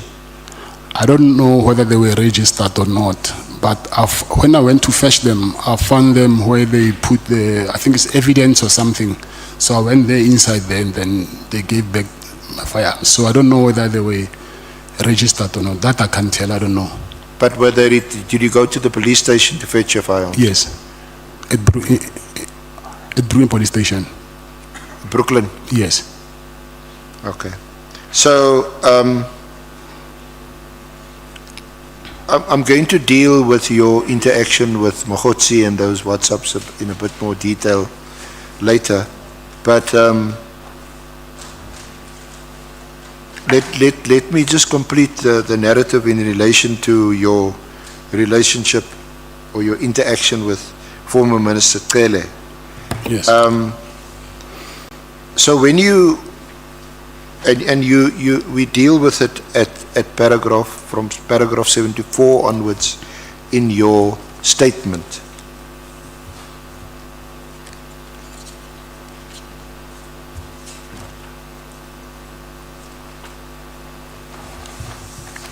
On page 18. You got it? Yes, sir. At the bottom? Yes. So you say that in your December meeting, that would have been on 23rd of December. You showed Minister Cele your phone, and you told him that this Brown Kgosi was busy asking you for money. And then you say you told Minister Cele that you were going to block Kgosi since Cele was able to assist you. But former Minister Cele then tells you not to block Kgosi because Kgosi will lead you to Minister Mkhunu. And his advice to you was that you must keep on entertaining Brown Kgosi. You confirm that? Yes, I confirm that. So just maybe elaborate and expand a bit on that statement. Yeah. For me to elaborate that, I think I need to go back to the second raid from my house. Yeah. Because when they came for the second, not the raid actually, when they came to arrest me for the spare key of my safe. So when they left, I actually called Brown, and then I told him that, listen, these people that are harassing me are here. And he said to me, you know what, I need to bring specialized investigators to come here and then see actually who are these people and then who are they, who did they report to. And then he said to me, but these people are not from Pretoria, so you need to, you'll see on the proof of purchase from my bank statements that I paid him. He said to me, you need to book them accommodation, so send me money so I can book for them accommodation. I said, but you said to me that you're working from the office of the minister, so why must I pay the police to do investigation? So I said to him, okay, can you arrange that I see the minister? Then I tell him that why must I pay for police investigation? And he said, no, the minister now is not available. Do you really need help or not? And then I actually gave him the money. I sent him that money. And then, but there were no people came to the house to do any investigation. And then, I think after 2 or 3 days, he said to me that is almost this January 8th thing that they celebrate every year, and then he needs help that I must. So just just before you go, how much money did you give him? And I don't remember, but like I'm saying, if you can check the name, I gave you, I think, the name of his business account that I paid to, and then it's in my bank statement. So at that time, I think it was 10 or 20,000, but I can't remember. I can't remember. Okay. So sorry, I interrupted you. Please. Yeah, and then yes, I was saying, when I met, can you go back to Beverly Hills so that you can follow up? Can I go back to my interaction with Minister Cele? Yeah. When I was with Minister Cele, I explained to him actually that this guy, he's saying he was, well, after he sorted out my problem, now we started talking, and he asked me, what did I do about this? And I told him about this Brown Kgosi situation. And then I even showed him the chats that he was sending me, and then also him requesting me to give him money and everything. But I said to him, it's okay, since you helped me, I'm going to block this guy. And then he said, no, actually, this guy might, because I think, he said to me, the problem that is there is that the Minister Mkhunu, he's got a problem with the police being still loyal to him. And then Minister Mkhudi wanted to remove General Kumalo, Dumisani Kumalo, as the head of intelligence and put his own people. So that's why they are fighting. So now, this guy, since he's saying that he's close to the minister, he works in his office, don't block him. I think through him, he will lead us to the minister, because he's saying that the minister gave him the directive to do the investigations and everything. He said, I must keep on entertaining him. So, and then I told him that, but listen, this guy, he's asking a lot of money now. He wants me to pay him for this January 8th thing, whatever. And he said to me, please just do it for us, but don't give him more than 200,000. And then if he asks more than that, then you can stop giving him money. But he said, I must continue, keep on entertaining him, tell him what he wants to hear. And he also told me that he will come, because this guy, Bongani, he was also present. So this guy Bongani was also present there. So Bongani told him that, oh, actually, Ndosi, this guy in Pretoria there, he's got a nice penthouse. Because you like to visit Pretoria a lot, when you're that side, he can offer you accommodation. And I said, it's fine, I don't have a problem. When you're at this side, I can offer you accommodation. And then... Sorry, Chair. Chair, the point on January 8th, don't give him more than 200,000. If he asks for more than 200,000, don't pay. Did you ever pay for that January 8th? Yes, I did. How much? I'll say between 150 and 200. I'm not quite sure about it. Did you pay the money to the account given by Mkhozi? Yes, there's also proof of payment for that. Okay. Mkhozi, is there anybody who wants to speak to this matter? Okay. Honorable Nomvalo, Honorable Skosana, Honorable Sangoni, Honorable Nwango. Yeah, so when you paid this 150,000, was it upon request from Mr. Brown Mkhozi? I mean, yeah. So he requested. Yes, but I didn't pay 150 once. It was accommodation, flights. So did he what he wanted the money for? Did he say that, can you give us this assistance for this activity? Yes, he said that. He said for January 8th? Yes. Did he mention who was also to benefit from that amount? Yes, he said the minister. So he was asking the money on behalf of the minister. That is how he requested for it. According to him, yes. According to him. Yes. Him and the minister, or the minister only? Say that again? Him and the minister, according to his request, was it for him and the minister or for the minister only? No, it was, from what I understand, the minister sent him to go and ask for donations there and there. Okay. And then I was one of them. Okay. And then he asked me that money so I can donate for them for this January 8th thing of theirs. So I don't know who was going to benefit there. So you just send the money, you don't know how it was spent and on what? You don't know. You just sent it.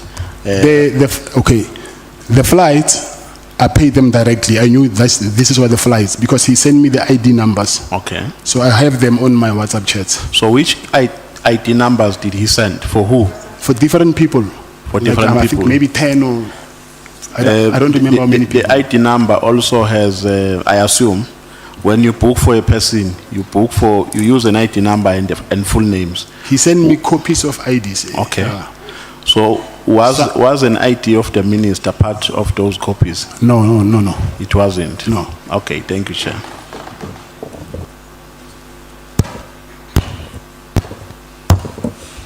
Chair, through you, Chair,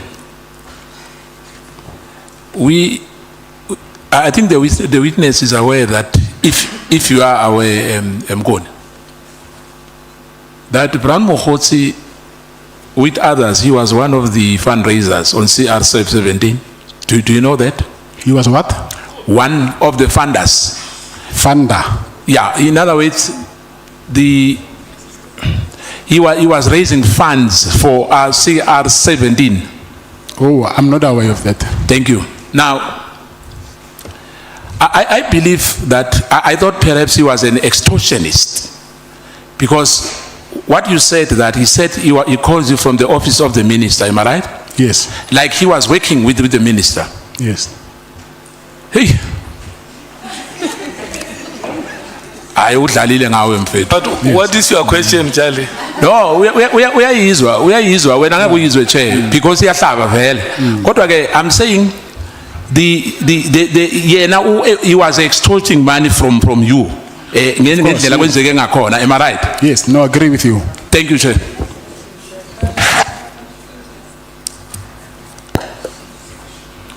Honorable Sangud. Thank you very much, Chair. Mr. Matlala, you said that former Minister Ele says that just keep this guy going, Yes. so that he can lead us to Yes. Minister Mkhunu. Yes. What did you understand by lead us to Minister Mkhunu? What was your sense that Minister Ele was asking you to do? It was not what I was thinking. It was what he told me actually, that he wanted. He said him and his team, meaning General Kumalo and his team, they wanted to arrest Minister Mkhunu. So they wanted to find something that they can use against him through me when I'm busy entertaining Mokgotsi, by even end up risking my money just to make him to be comfortable with me. Honorable Breitenbach. Mazel tov. Thank you. Mr. Matlala, what is January the 8th? I don't know. I know January the 8th is the celebration of the ANC. I think when they, but I have never been there before. I don't know what is happening there. But I know that they celebrate maybe their celebration for how many years the ANC has been in existence or something. And that's what your money was used for? Say that again? And that's what your money was used for? I don't know whether it was used for that or not, but that's what he said, that he wanted to use it for the January 8th thing. Thank you. Bangazit, I will come to you, Mkhalaka. Well, thank you. I just wanted to make sure that I understand. Because when the former minister was here before us, he said that the meeting was for the purpose, was actually initiated by you through Umpungos. Yes, I saw because you wanted Minister Cele to actually advise you what to do about what actually had happened. That's one. Two, whilst we were discussing that, there was an issue which you raised with Minister Cele, that you had been approached by a certain person whom I believe is Mokgotsi, who had asked you if you could actually fund the campaign of a particular leader of a particular party. Is that an accurate? I said that, you're saying I said so? Are you saying that I said that I must fund a particular? Was that actually said to you? Because that's what the Honorable Minister said to us. Okay. He said you told him that you had been approached by a certain person whom I believe is Mokgotsi, yes, to actually fund the campaign activities of a particular leader of a political party.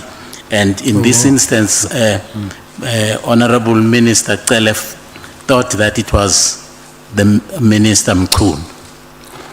Now, you say you actually made a donation, and some of the witnesses that had appeared before us had actually said that the donation was meant to finance the cost of Mr. Mkhunu's associates who actually were attending the January 8 statement in Cape Town.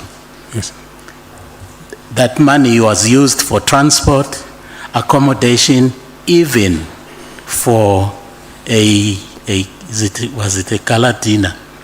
And apparently Kgosi did not pay for that, and General Sbiya ended up paying because he was present. Okay. First of all, it's good because we have the ID numbers of the people who went there, because they are in my phone. He sent me the list of the people who were supposed to go there, because I booked flights for them through my office. So those people, I think at later we can confirm whether they are Mr. Mkhunu's associates or not. That I don't know. I just booked flights. I did not know, is this person close to Mr. Mkhunu or not. And then anyway, Mr. Mokgotsi, he never said that the money is for funding the presidential campaign of Mr. Mkhunu. That's what Mr. Kele told me, that this one wants to be a president. He thinks he can be president of the country. And then because they assumed that Minister Mkhunu, but by then he was not even a minister. Because Mr. Kele asked me that, how did you get this contract? By then, it was him who was the minister, not Minister Mkhunu. And then he assumed that between him and General Sbiya, because of the saying, I'm close to Sbiya also, they might have participated for me to get this healthcare contract. So they assumed that the money from the healthcare contract was supposed to fund his presidential campaign. Oh, okay. Honorable Malim.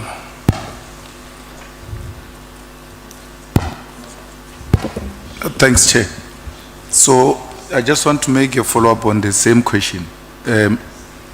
General Kele said you called him, you met him, told him Mokgotsi told you that Mkhunu wants to be a president, and therefore they need you to finance the campaign of Mkhunu. And they told you not to work with Kele and make sure you close Kele out and Zuma out. Don't tell them these issues. And from there, you need to keep on giving him information, because when we asked him, why do you keep Matlala close to you? He said, no, I kept him close because he was bringing information from Mkhunu to my side. So I can't let him go because he's giving me information. He said that under oath. And now you are saying he's the one who came with the information, the opposite of what he told us. So effectively, I'm asking you, Mr. Matlala, did former Minister Kele lie under oath about those issues in relation to your name? Yes, he lied under oath. Thank you. If he was asking, he was seeking information, why would he even ask me to ask my protectors to take him and his wife to a wedding somewhere in Lanseria? So that there was no way from me sending my protectors to drive him to a wedding. There was no way he will get information from those guys. He don't know them. If he wanted information, he was supposed to all the time make sure that I'm with him so that he can suck information from me. But it was for his own benefit. I even gave him even money. If you are here to suck information, that money, declare it somewhere that, okay, this guy gave me this money. And then, but since we know that for him, we want information, I had to ask money from him. I don't think he even declared that money. I gave him money twice. Yeah. How much did you give him, the first one and the second one? I gave him 300,000, and then on the second occasion, I gave him 200,000. Okay. Honorable members, no, I want us to do this. If you can lower your hand, Honorable Nombal, I recognize it. You can see that the witness has a lot of information that he wants to share with the committee. And I'm going to suggest that we take one item at a time. The witness has mentioned the meeting that happened with General Cele at Beverly Hills. The witness has mentioned the matter of Mr. Brown Mkhots, and the witness has also mentioned the statement that General Khumalo was about to be removed. Yes. And fourthly, the information about presidential ambitions. Fifthly, about payments that were made for bookings, including those ID copies. And now, lastly, that there is money which has been given, 300,000 rand and 200,000 rand. So these issues must not go away so that we do not scupper the work of the legal counsel. What he was saying before, he said, Matlala, we now want to move to Brown Mkhosi, but let me conclude your engagements with with General Cele. That's what you wanted to do. So we're going back to that point where you must conclude with a general, conclude the engagement with General Cele, and then we take these issues one, so that we don't confuse the witness, because if we ask him, every time you ask him a question, he responds and he gives more. So wabana khomo ai shishija wabana gore o tsara packet so wa bia you know jamasi. So let me take your hand, Honorable Nombal. Yeah, no, thanks, Chair. Okay, later. Honorable Nombal. Yeah, no, thanks, Chair. Ragama khomo ya Matlala. It's a follow-up, Chair, on the last response that the witness has given. I just wanted to check, how was this money given? Was it cash or it was transferred to the minister, to Minister Pegicele? It was cash. It was cash? Yes. Both of it was cash? Yes. Okay, thank you. Honorable Skosana. My follow-up question will be, if I heard you very well, you said that you send your bodyguard, there was a wedding somewhere else, you send your bodyguards, am I right? Yes. Yes. Yeah. Now, I know you haven't mentioned this, but was it the day when he slept at your penthouse? No. Or it was just on your normal conversation with him? Yeah, that day they fetched him in Senten Hotel. Thank you, Chair. Honorable Cameron. Thank you, Chair. Just a question for clarity. Was there anyone else present when you paid the money to Becky Cele? Okay, yeah. The first time it was when Bongani was present, but he's no longer alive. Yes, and the second one, I was with my protectors, but I don't know whether, because I wouldn't tell them what I'm doing. So I don't know whether they've realized when I went to the car and took out the bag and put it in his car. And then just one last one. Was there any other time that your protectors transported former Minister Cele and or his wife? Yes, they took him to a wedding in Maldas Drift, some place called Maldas Drift. Okay, thank you. Thanks, Chair. Okay. I want to note hence.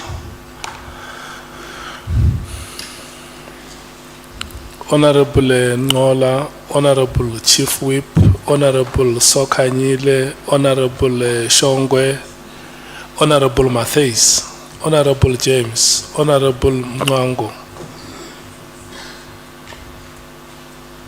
Thank you very much. Chair. No, Mina, I just want to know the delivery venues in both the installments. The first installment, the second installment. And did it happen at the Beaver Because it looks like it's one of the most important meetings you had. Was the delivery there? When was the other delivery and stuff? Just that from me, Chair. Thank you very much. Okay, the first payment was here in Pretoria in my at my penthouse, and the second payment was at Beverly Hills, but not on that day when I first met him. It was this year. I think I've met him a couple of times after the first meeting, so I don't remember. Maybe it was around March, but I'm not sure of the date.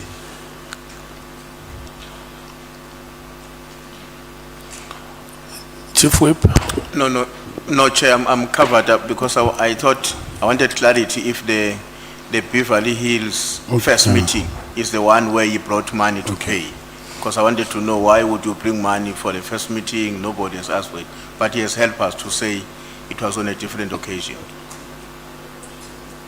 But maybe what was the money for on both occasions? Was it specified? Why is this money required? Okay, when he came here in Pretoria, then he called me. He got first to my apartment, and then I found him there. And when I got there, he said, "Okay, I'm here at your apartment, and last year, remember, I helped you, but even now, you're not doing anything for me to show your appreciation." And then that's when I made the first. I'm here at your apartment, and last year, remember, I helped you, but even now, you're not doing anything for me to show your appreciation. And then that's when I made the first. And then that's when I gave him the first 300,000. So even the second payment, it was because of the same reason. But when going on, I'll explain further because of actually there was more. But as I go with the SC, then I will explain further that he actually wanted more.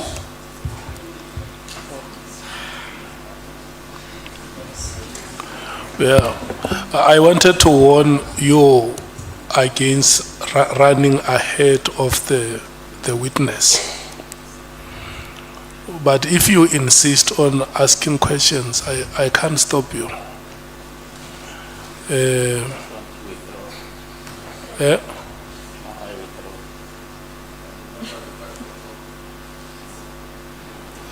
Honorable Sokanyile.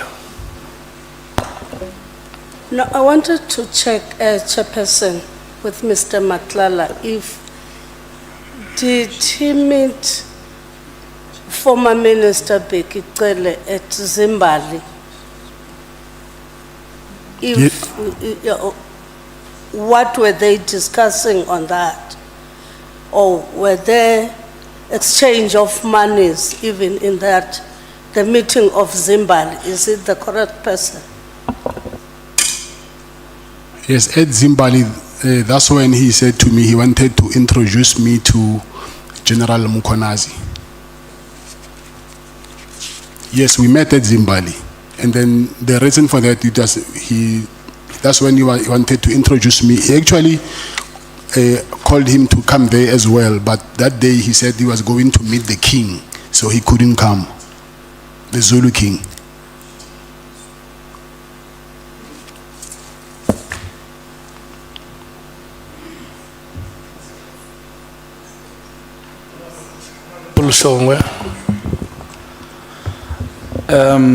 Babu Mkhotsi, you nami ngithi Mkhotsi nangu mama weDA yongifake kulento lo mama weDA yongifake Babu Matlala, I need to ask something la. Actually, there's something you said emuva when you said the reason you are here is because you were failed by either a state or somebody.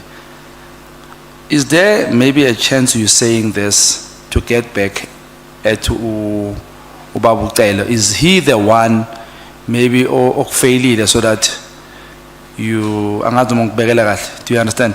No, I don't understand. Okay. When you say the reason you are here is because the state failed you or somebody failed you, do you mean you said something Ubaba Bucele asking for protection? Is he the one who failed you?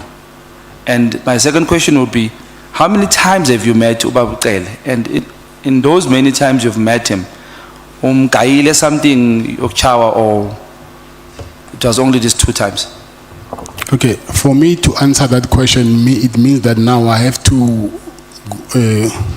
go further, and then, but we'll need to go back again because of I will leave other things behind. But let me just answer this for you. For me to say that he failed me, because the last time when I stopped calling his calls, taking his calls, I remember it was the day when there was a big soccer match between Sundown Pirates and Kaizer Chiefs in KZN. He called me, said I must come there. His wife and his car, he's got problems with his wife's car and his car, so he really needed money. And I drove to Durban. And when I got there to Durban, I just decided that this thing will never stop of this guy always asking me money. And then something said to me, hey, let me just stop taking these guys' calls. If you can check on that day, I received more than 20 missed calls from him. I just decided stop taking his calls. It was on Friday. And then the next week, Wednesday, that's when I got arrested. So, but I think you'll understand more when we go back again to what led me to that arrest. Okay, so you've met him more than 2 times, that's what you are saying? Yes. And all this time you've met him, bomb guy or something? No, I only gave him money twice. Twice? Yeah. Okay, no sharp. Yeah. Honorable Cameron. Thank you, Chair. Just in terms of when you gave the money to Becky Cele, in the same time period, were there any other senior officials or senior police members that you also gave money? No, it was only him. Only him. And then the last one, was there anything else that you covered for Becky Cele? Anything regarding travel or covered date for him? Any other gifts for the family? Anything else that you gave him apart from the money and the penthouse? No, I just gave him money. What I remember, but that never happened. I just saw on social media that it was actually his birthday. And then I wanted to buy him a suit, but I couldn't get it on time. So, but that thing, I never did. But it was only a suit that I was supposed to buy for him, but I didn't. But that was supposed to be a gift. He didn't ask for it. Thank you, Chair. Honorable James. Thank you, Chair. Mr. Matlala, please explain to us how these acquaintances that you've just met recently knew that you had all of this money. Knew that I had money? Yes. Who? Mr. Becky, Brown, because everyone seems to be getting money out of you. How did they know you have all this money? It's the contract. That was public knowledge. Oh, okay. Thank you.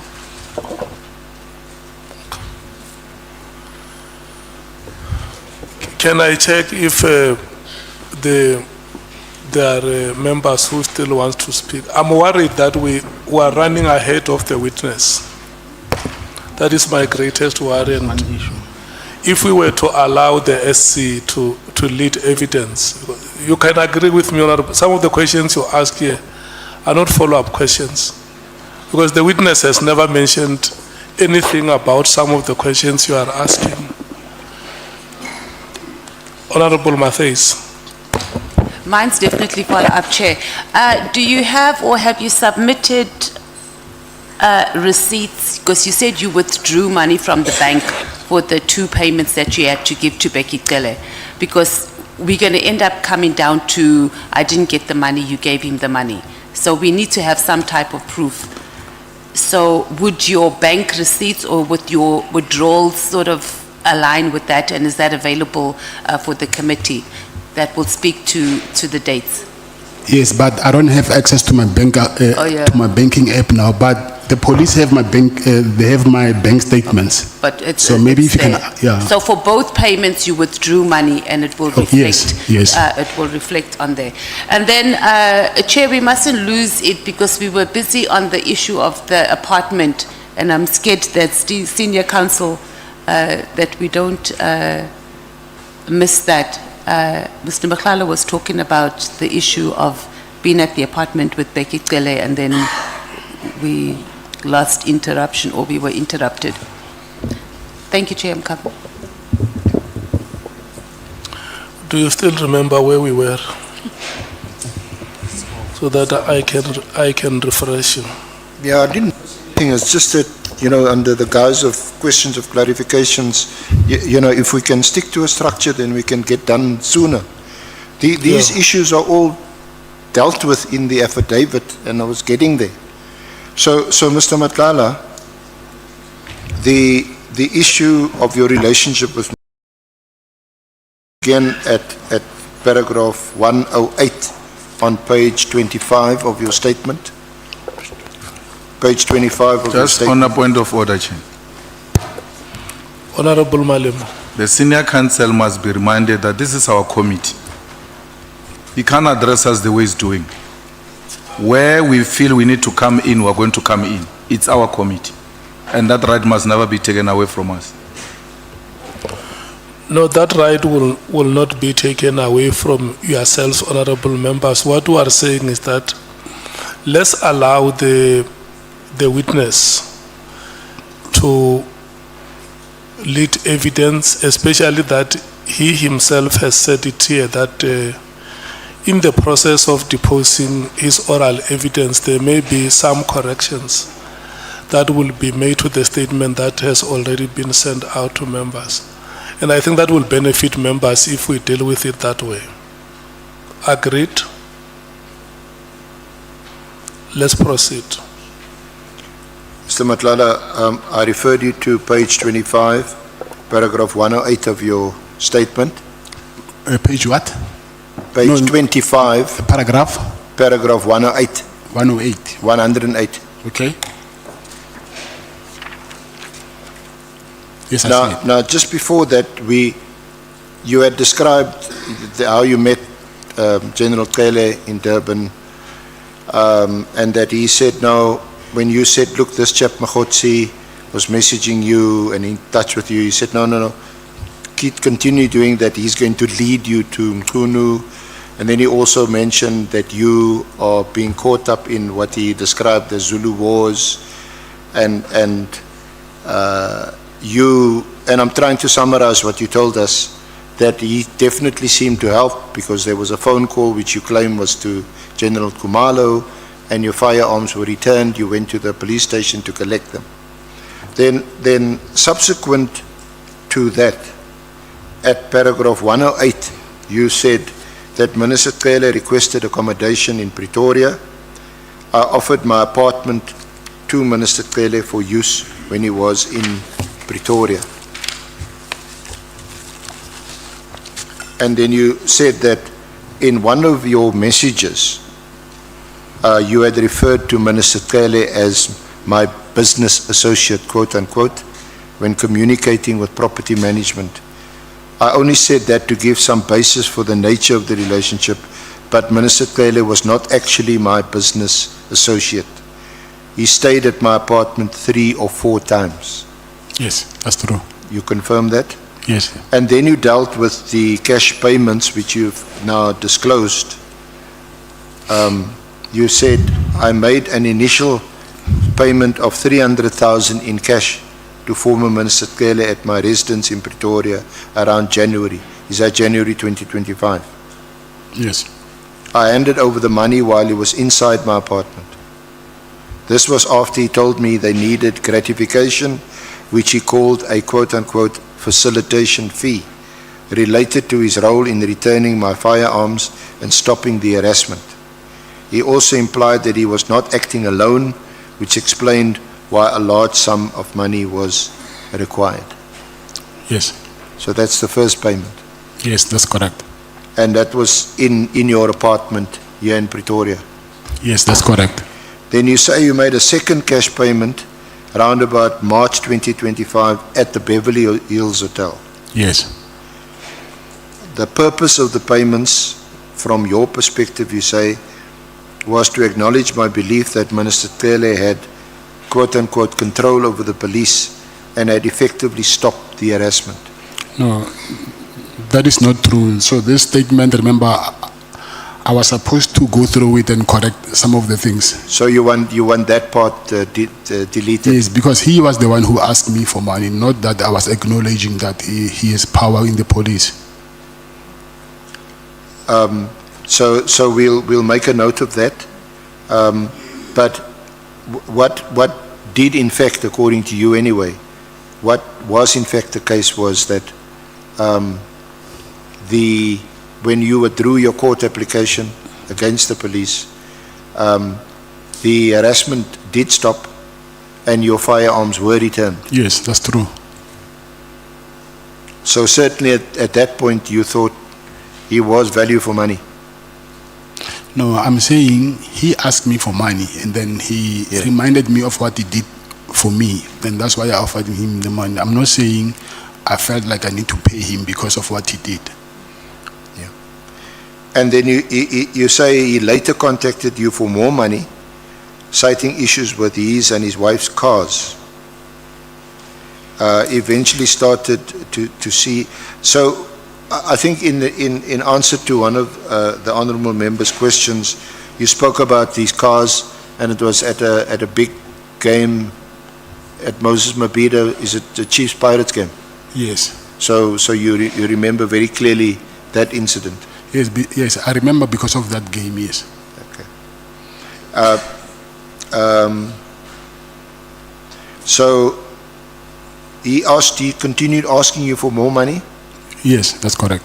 But then you started to see what you called demands as extortion, and he stopped making payments, and you stopped taking his calls from about 9 May 2025. Yes, that's correct. Is that right? And then shortly thereafter, you were arrested on the 14th of May 2025. Right? So do you seem to be saying, but you can say it in your own words, that there seemed to be a connection between you stopped making these payments and then your subsequent arrest shortly thereafterwards? I will say that was one of the reasons, but the other reason, as we go on, and then I will explain about it. Yes. Yeah. Okay. Now, if we could just round off on former Minister or Minister Mkhunu. You say at paragraph 114 on page 27 that you learned from Minister Cele that there was a big dispute between the two.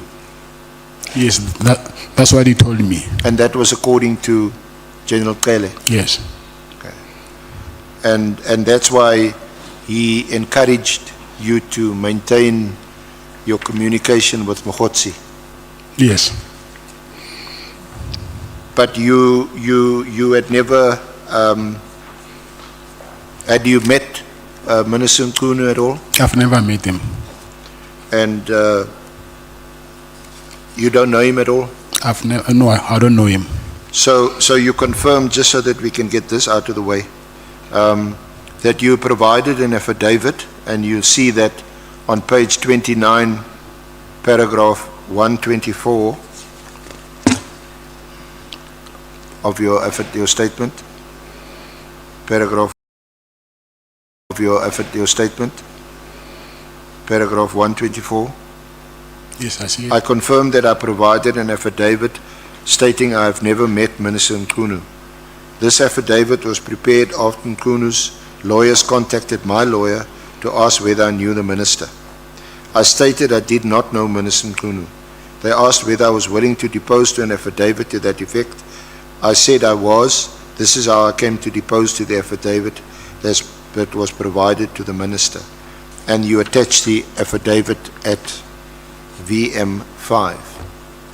Yes, and that appears to be the same affidavit that the minister had presented to this committee when he gave evidence. So you confirm that? Yes, I confirm that. Okay.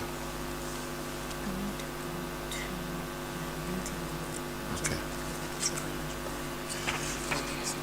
All right. So if I could just, so let me just summarize quickly. You had this big contract that you were awarded of 350 million. You started experiencing problems, and then there were these raids on your house and then on your office. And following these raids, you get 2 calls that take you down 2 different paths. The one is from a guy called Kgosi, and the other one is from a guy called Kgosi from KZN.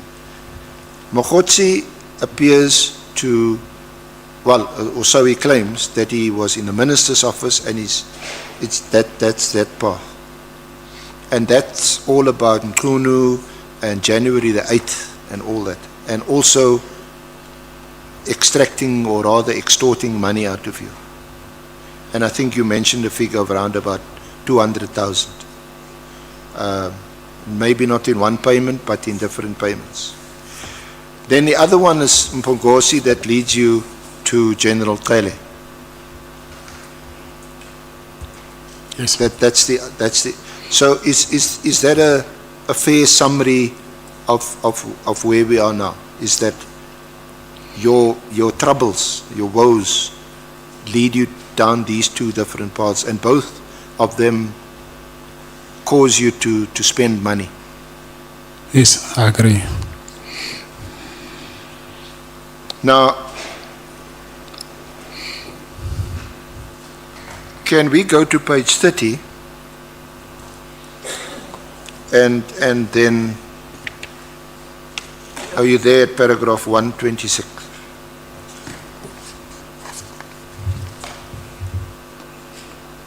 Paragraph?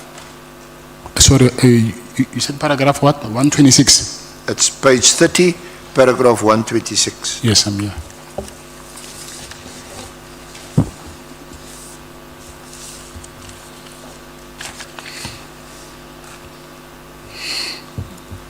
Now, that is where you record that you met Lieutenant General Nkwazi at the Pearls at Umhlanga on 15 April 2025. What's the Pearls? Is that an hotel or an apartment? The Pearls is an apartment building, yeah. Yeah. It's apartment. An apartment building. Yes. And you say that Minister Kele had arranged for you to meet him. Yes. And you say this was the result of my interaction with Minister Kele regarding issues with my SEPS contract. Yes. So this again takes us back to this contract issue. Yes. And you then say Minister Kele advised you that he knew Lieutenant, the spelling, is it Nkoa? Nkhua. Nkua, yes. Nkua, yes. Okay, excuse my pronunciation. And then you say, but the person who was very close to her was Lieutenant General Nkwazi. And then you say, before we proceeded to the meeting, I contacted General Sinona, who is the head of the Hawks at KZN, as you were not comfortable to meet General Nkwazi alone. Yes. So can you just elaborate on this, and did you meet, and what was the purpose of the meeting, and what happened at the meeting? Okay. I'll go back a little bit so that we can understand how did I get to end up meeting Mr. Nkwazi. When I was with Mr. Kele, and then because he kept on asking me for money, and then I told him that, listen, SAPS is not paying me in time, and then also I don't even get enough purchase orders, so I'm not making a lot of money, though the contract is there, but I'm not making that money that you guys assume that I'm making. And then I told him that the person who's in charge of this contract, I think I'll say the custodian of this contract, is Lieutenant General Nkua. And then he said, yes, I know about your problem, but I think the best person that you need to talk to is General Mkonazi, because he's more closer than General Nkua than I am. So that's when then he arranged that meeting. So when I met with General Mkonazi, he said to me, yes, I hear about your problem that you're having, so that that they don't give you guys enough work. They just send work in drips and drabs so that they don't breach their contract. But actually, if it was according to them, they wouldn't send any purchase orders at all. They just send small purchase orders so that they can just keep you entertained. So, but they're saying actually what they want to do is cancel this contract. So, and he said to me, they actually met. He said there was a police summit in somewhere in Emperor's Palace, and he's saying during that summit, after the summit, I think he said to me, General Nkua asked National Commissioner Fani Masemola that when are they actually cancelling my contract, and Fani Masemola said that. This is what I heard from General Mkonazi. Fani Masemola said that, listen, I spoke with the minister. Remember last year, December, he gave a directive that we must cancel this contract. But now I asked him that can I continue? And then it looks like he is breaking down now.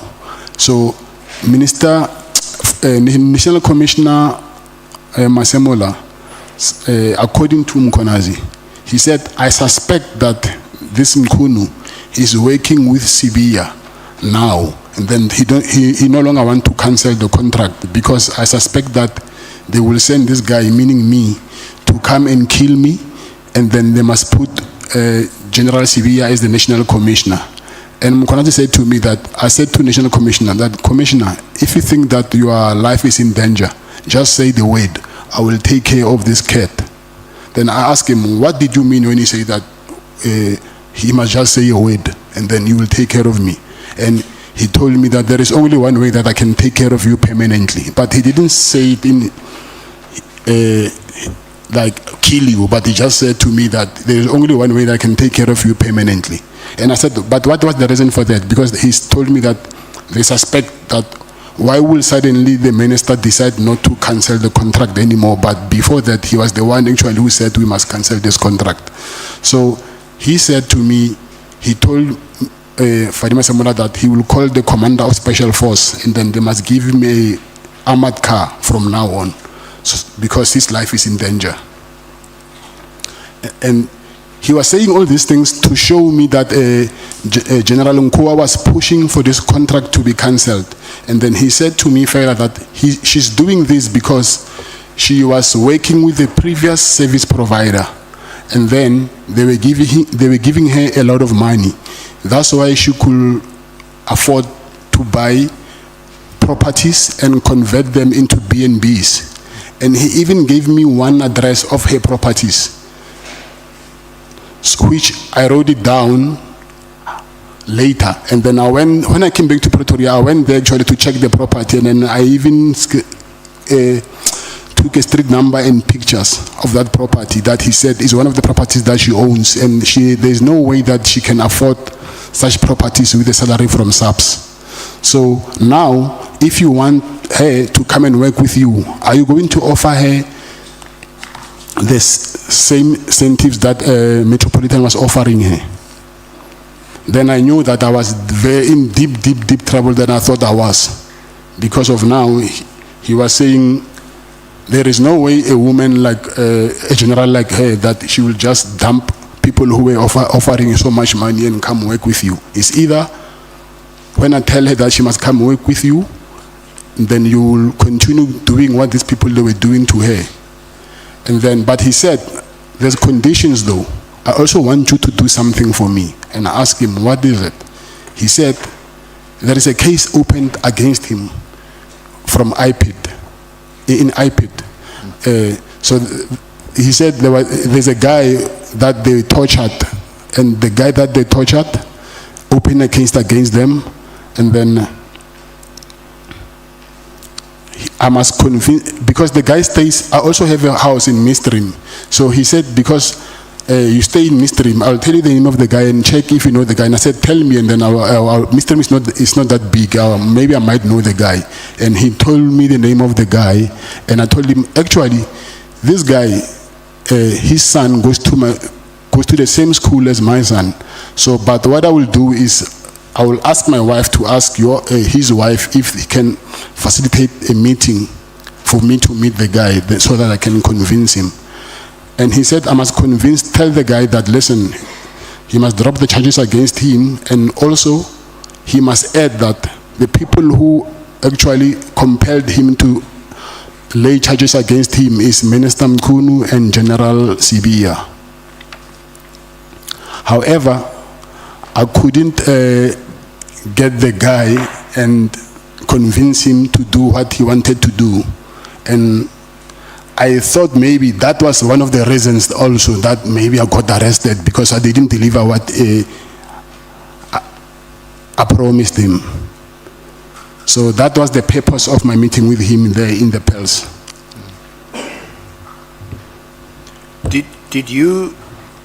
Are you sure that you didn't meet General Mkonazi because you, in exchange for assistance to get the purchase orders placed with you, pursuant to the contract, that you were prepared to offer him information on Sabia? I don't follow your question. I said, are you sure that the purpose of this meeting with General Mkonazi was not that he would have been prepared to speak to the head of HR to place orders on the contract which was then awarded to you? Hadn't been cancelled yet. But it would be in exchange for information about Sabia. So if I get this right, you're saying the purpose of my meeting was for me to give General Mkonazi information about Sabia? Yes, I'm asking you if that was not the purpose of the meeting. Then he's the one who arranged the meeting. Then how did he know that I want to give him information about Sabia? Because he's the one who arranged the meeting, not the other way around. So what are you saying, that did he request the meeting? No, I'm saying Begitgal arranged the meeting with him, and then he said it, and then he accepted, and then he said to me, he needs help about what I just told you, and then he mentioned obviously that he wants information about Sabia, but I told him that Sabia, I don't know him to that level that I can get next to him and get information. Not even Sabia only, even the minister. And then that's when he said, rather ask these people to, this person to withdraw the charges against me, and then tell him that he must say he was forced to open the charges against him because Minister Mkhunu and Sabia asked him to open charges against him. So even though it is the case that you discussed at that meeting with Mkonazi, you did discuss the contract, because he also then mentioned Kua and pointed out that she was also in the pocket of, I think you mentioned Metropolitan, and that she's got these properties, and obviously if you do a kind of a lifestyle audit check, then where does she get the money from? And but he didn't offer to help you. You say that he said she was the quote unquote stumbling block for your contract. So did that also in fact happen at the meeting? Yes. But you say that, and according to your statement, that the true reason was actually in relation to this chap, Nangi,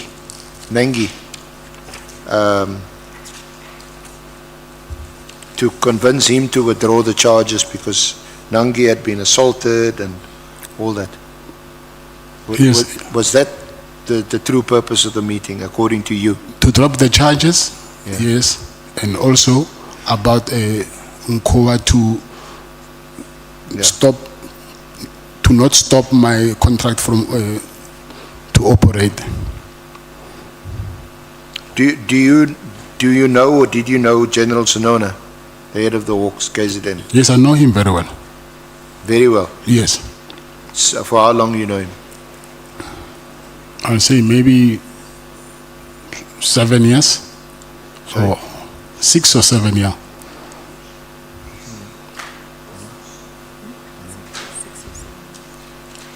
6 or 7 years. I'm not sure. Yeah, I'm taking a wild guess. And what, have you got some kind of a relationship that you know him for 6, 7 years? A relationship?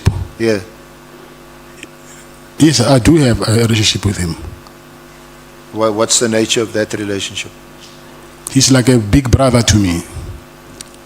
And he actually married his last wife now that he married. She's my cousin. No, not a cousin, but we share the same surname.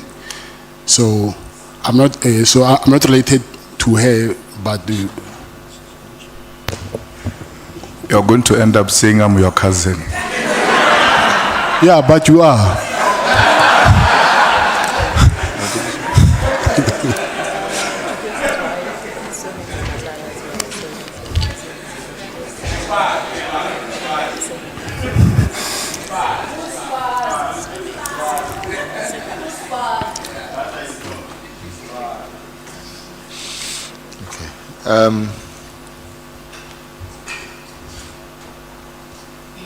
Would that have been the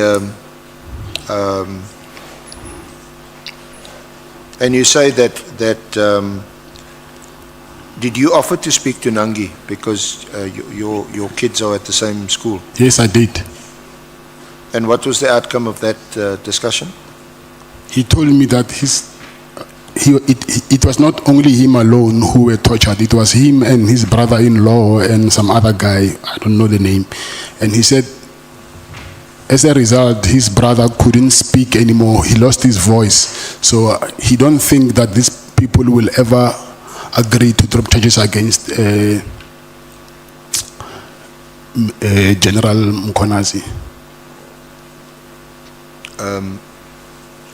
Yeah, you mentioned at paragraph 134, 133 on page 32, where you say, I met up with Mr. Nangi as instructed by Lieutenant General Mkhwanazi, and he tried to convince him, and you tried to convince him to withdraw the charges. Nangi advised that he was not alone in the matter, and that his brother-in-law can't even speak as a result of the torture. Yes, that's true. He advised that he was not willing to withdraw the matter, and I believe he has even sued Lieutenant General Mkhwanazi for 10 million rand. Yes, that's true. Is that just what you heard? You didn't see any papers, any summons? I checked after he said that it is. I think if you can check on Google also, you can see it. But I just saw it after when he told me. And then you say you did communicate Nangi's reluctance to Lieutenant General Mkhwanazi via General Sonona. Can you repeat that, please? You say in the draft statement, I communicated Nangi's reluctance to Lieutenant General Mkhwanazi via yes. General Sonona. Yes, yes. How did you do that? I called him. You called Sonona? Yes. To tell Mkhwanazi yes. that you've spoken to Nangi? Yes. And he's not prepared to withdraw? Yes. And again, as a result of that, you say you suspect that this was one of the reasons why you were later arrested and charged. Yes.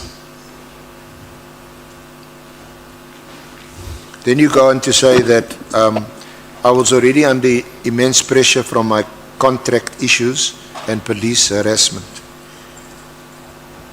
I did start giving Brown Kgosi money because Minister Cele advised me to keep on entertaining him. And this also added to my financial strain. However, you reached a point where you just decided, no, this thing will end anyway. I couldn't keep giving these people money.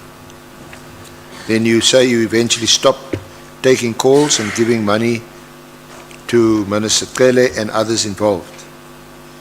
This decision came on a Friday. The very next week, on a Wednesday, you were arrested and charged with the attempted murder of your ex-girlfriend.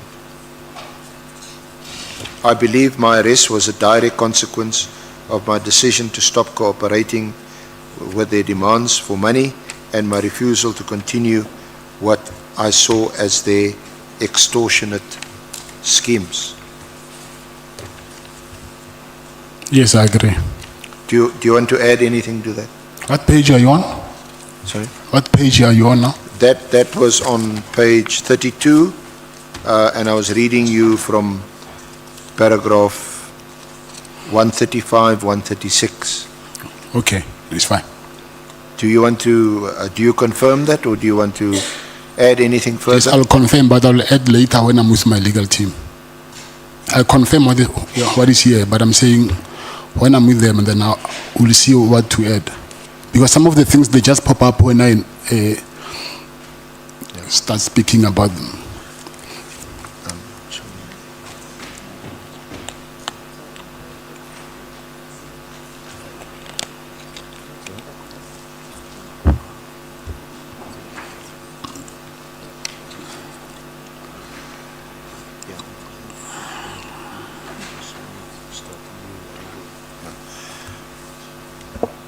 Honourable Chair, this would be, with your leave and the Honourable Committee's leave, a convenient point to adjourn before we pursue a new aspect, and we'll do our level best to take no more than 2 hours tomorrow morning to conclude.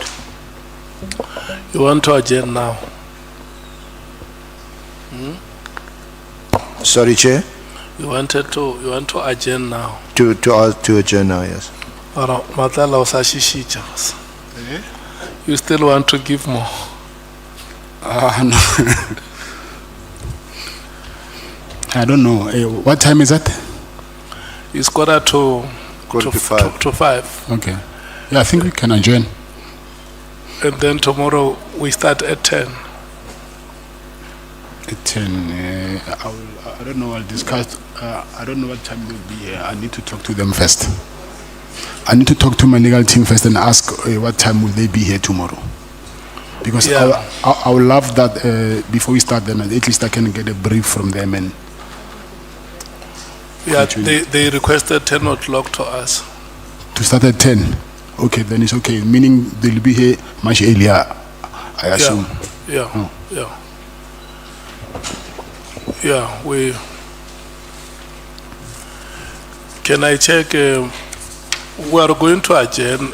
Are the members who may want to ask anything, but we must do all this before 5. Honorable Nomvalo and Honorable Skosana.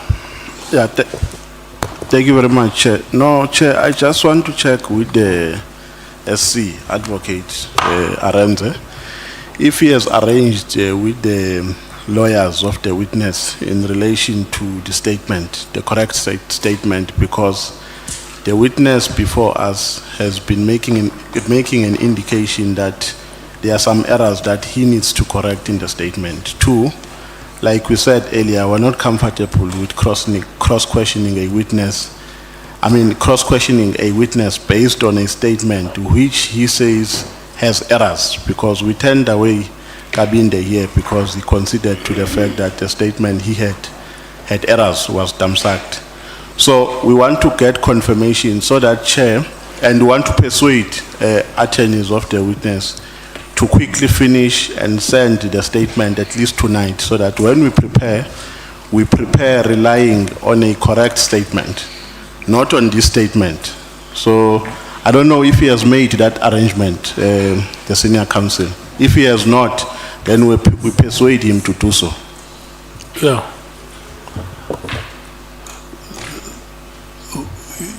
And I think it's the understanding of, it must also be the understanding of members that the draft statement that has been prepared, as we were going through it, the witness has confirmed most of the contents and where corrections have to be made were made. So now we are left with about less than 10 pages of the statement. So what you are suggesting, it should be easier for them to finish that part, because most part of the statement has been presented. Where the witness wanted to add more information, it was added. Where corrections have to be made, those corrections were made. And if there is any other thing that they additional, it can still be said tomorrow in the earlier part of the morning. Honorable Skosan. Thank you, Chair. I just wanted to, through you, Chair, to ask the witness as well, hence the issue that some of the things are being corrected. Are you comfortable, Mgoni, with the submission which your lawyers have drafted for you? Yes, I'm comfortable. So there's no ambiguity. I mean, No, they didn't draft this for me. Yes. Remember, I said we had a consultation with the evidence leaders and with them as well. So this is the draft that we had received from the evidence leaders, but I got it from my attorneys.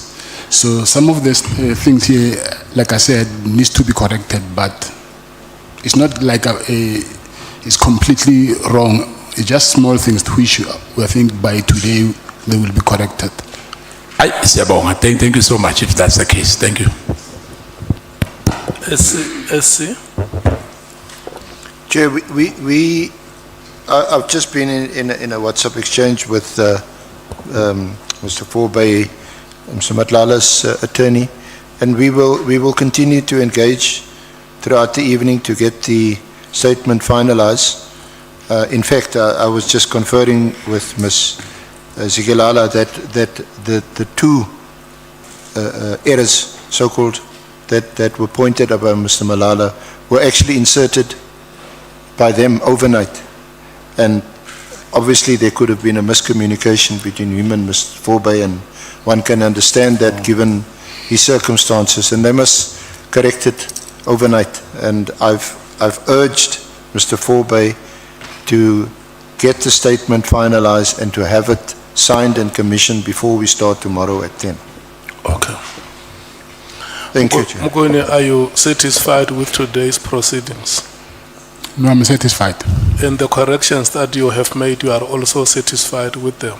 Yes, I'm satisfied. And you also understand that we give you an opportunity that tomorrow, if you may want to make further corrections, that is allowed. Okay, thank you. Okay. So that is it, honorable members. A larger part of the statement has been presented. Corrections have been made. The remaining part, the witness accepts that if there are corrections that will have to be made, they would be made. So you have the statement, honorable members.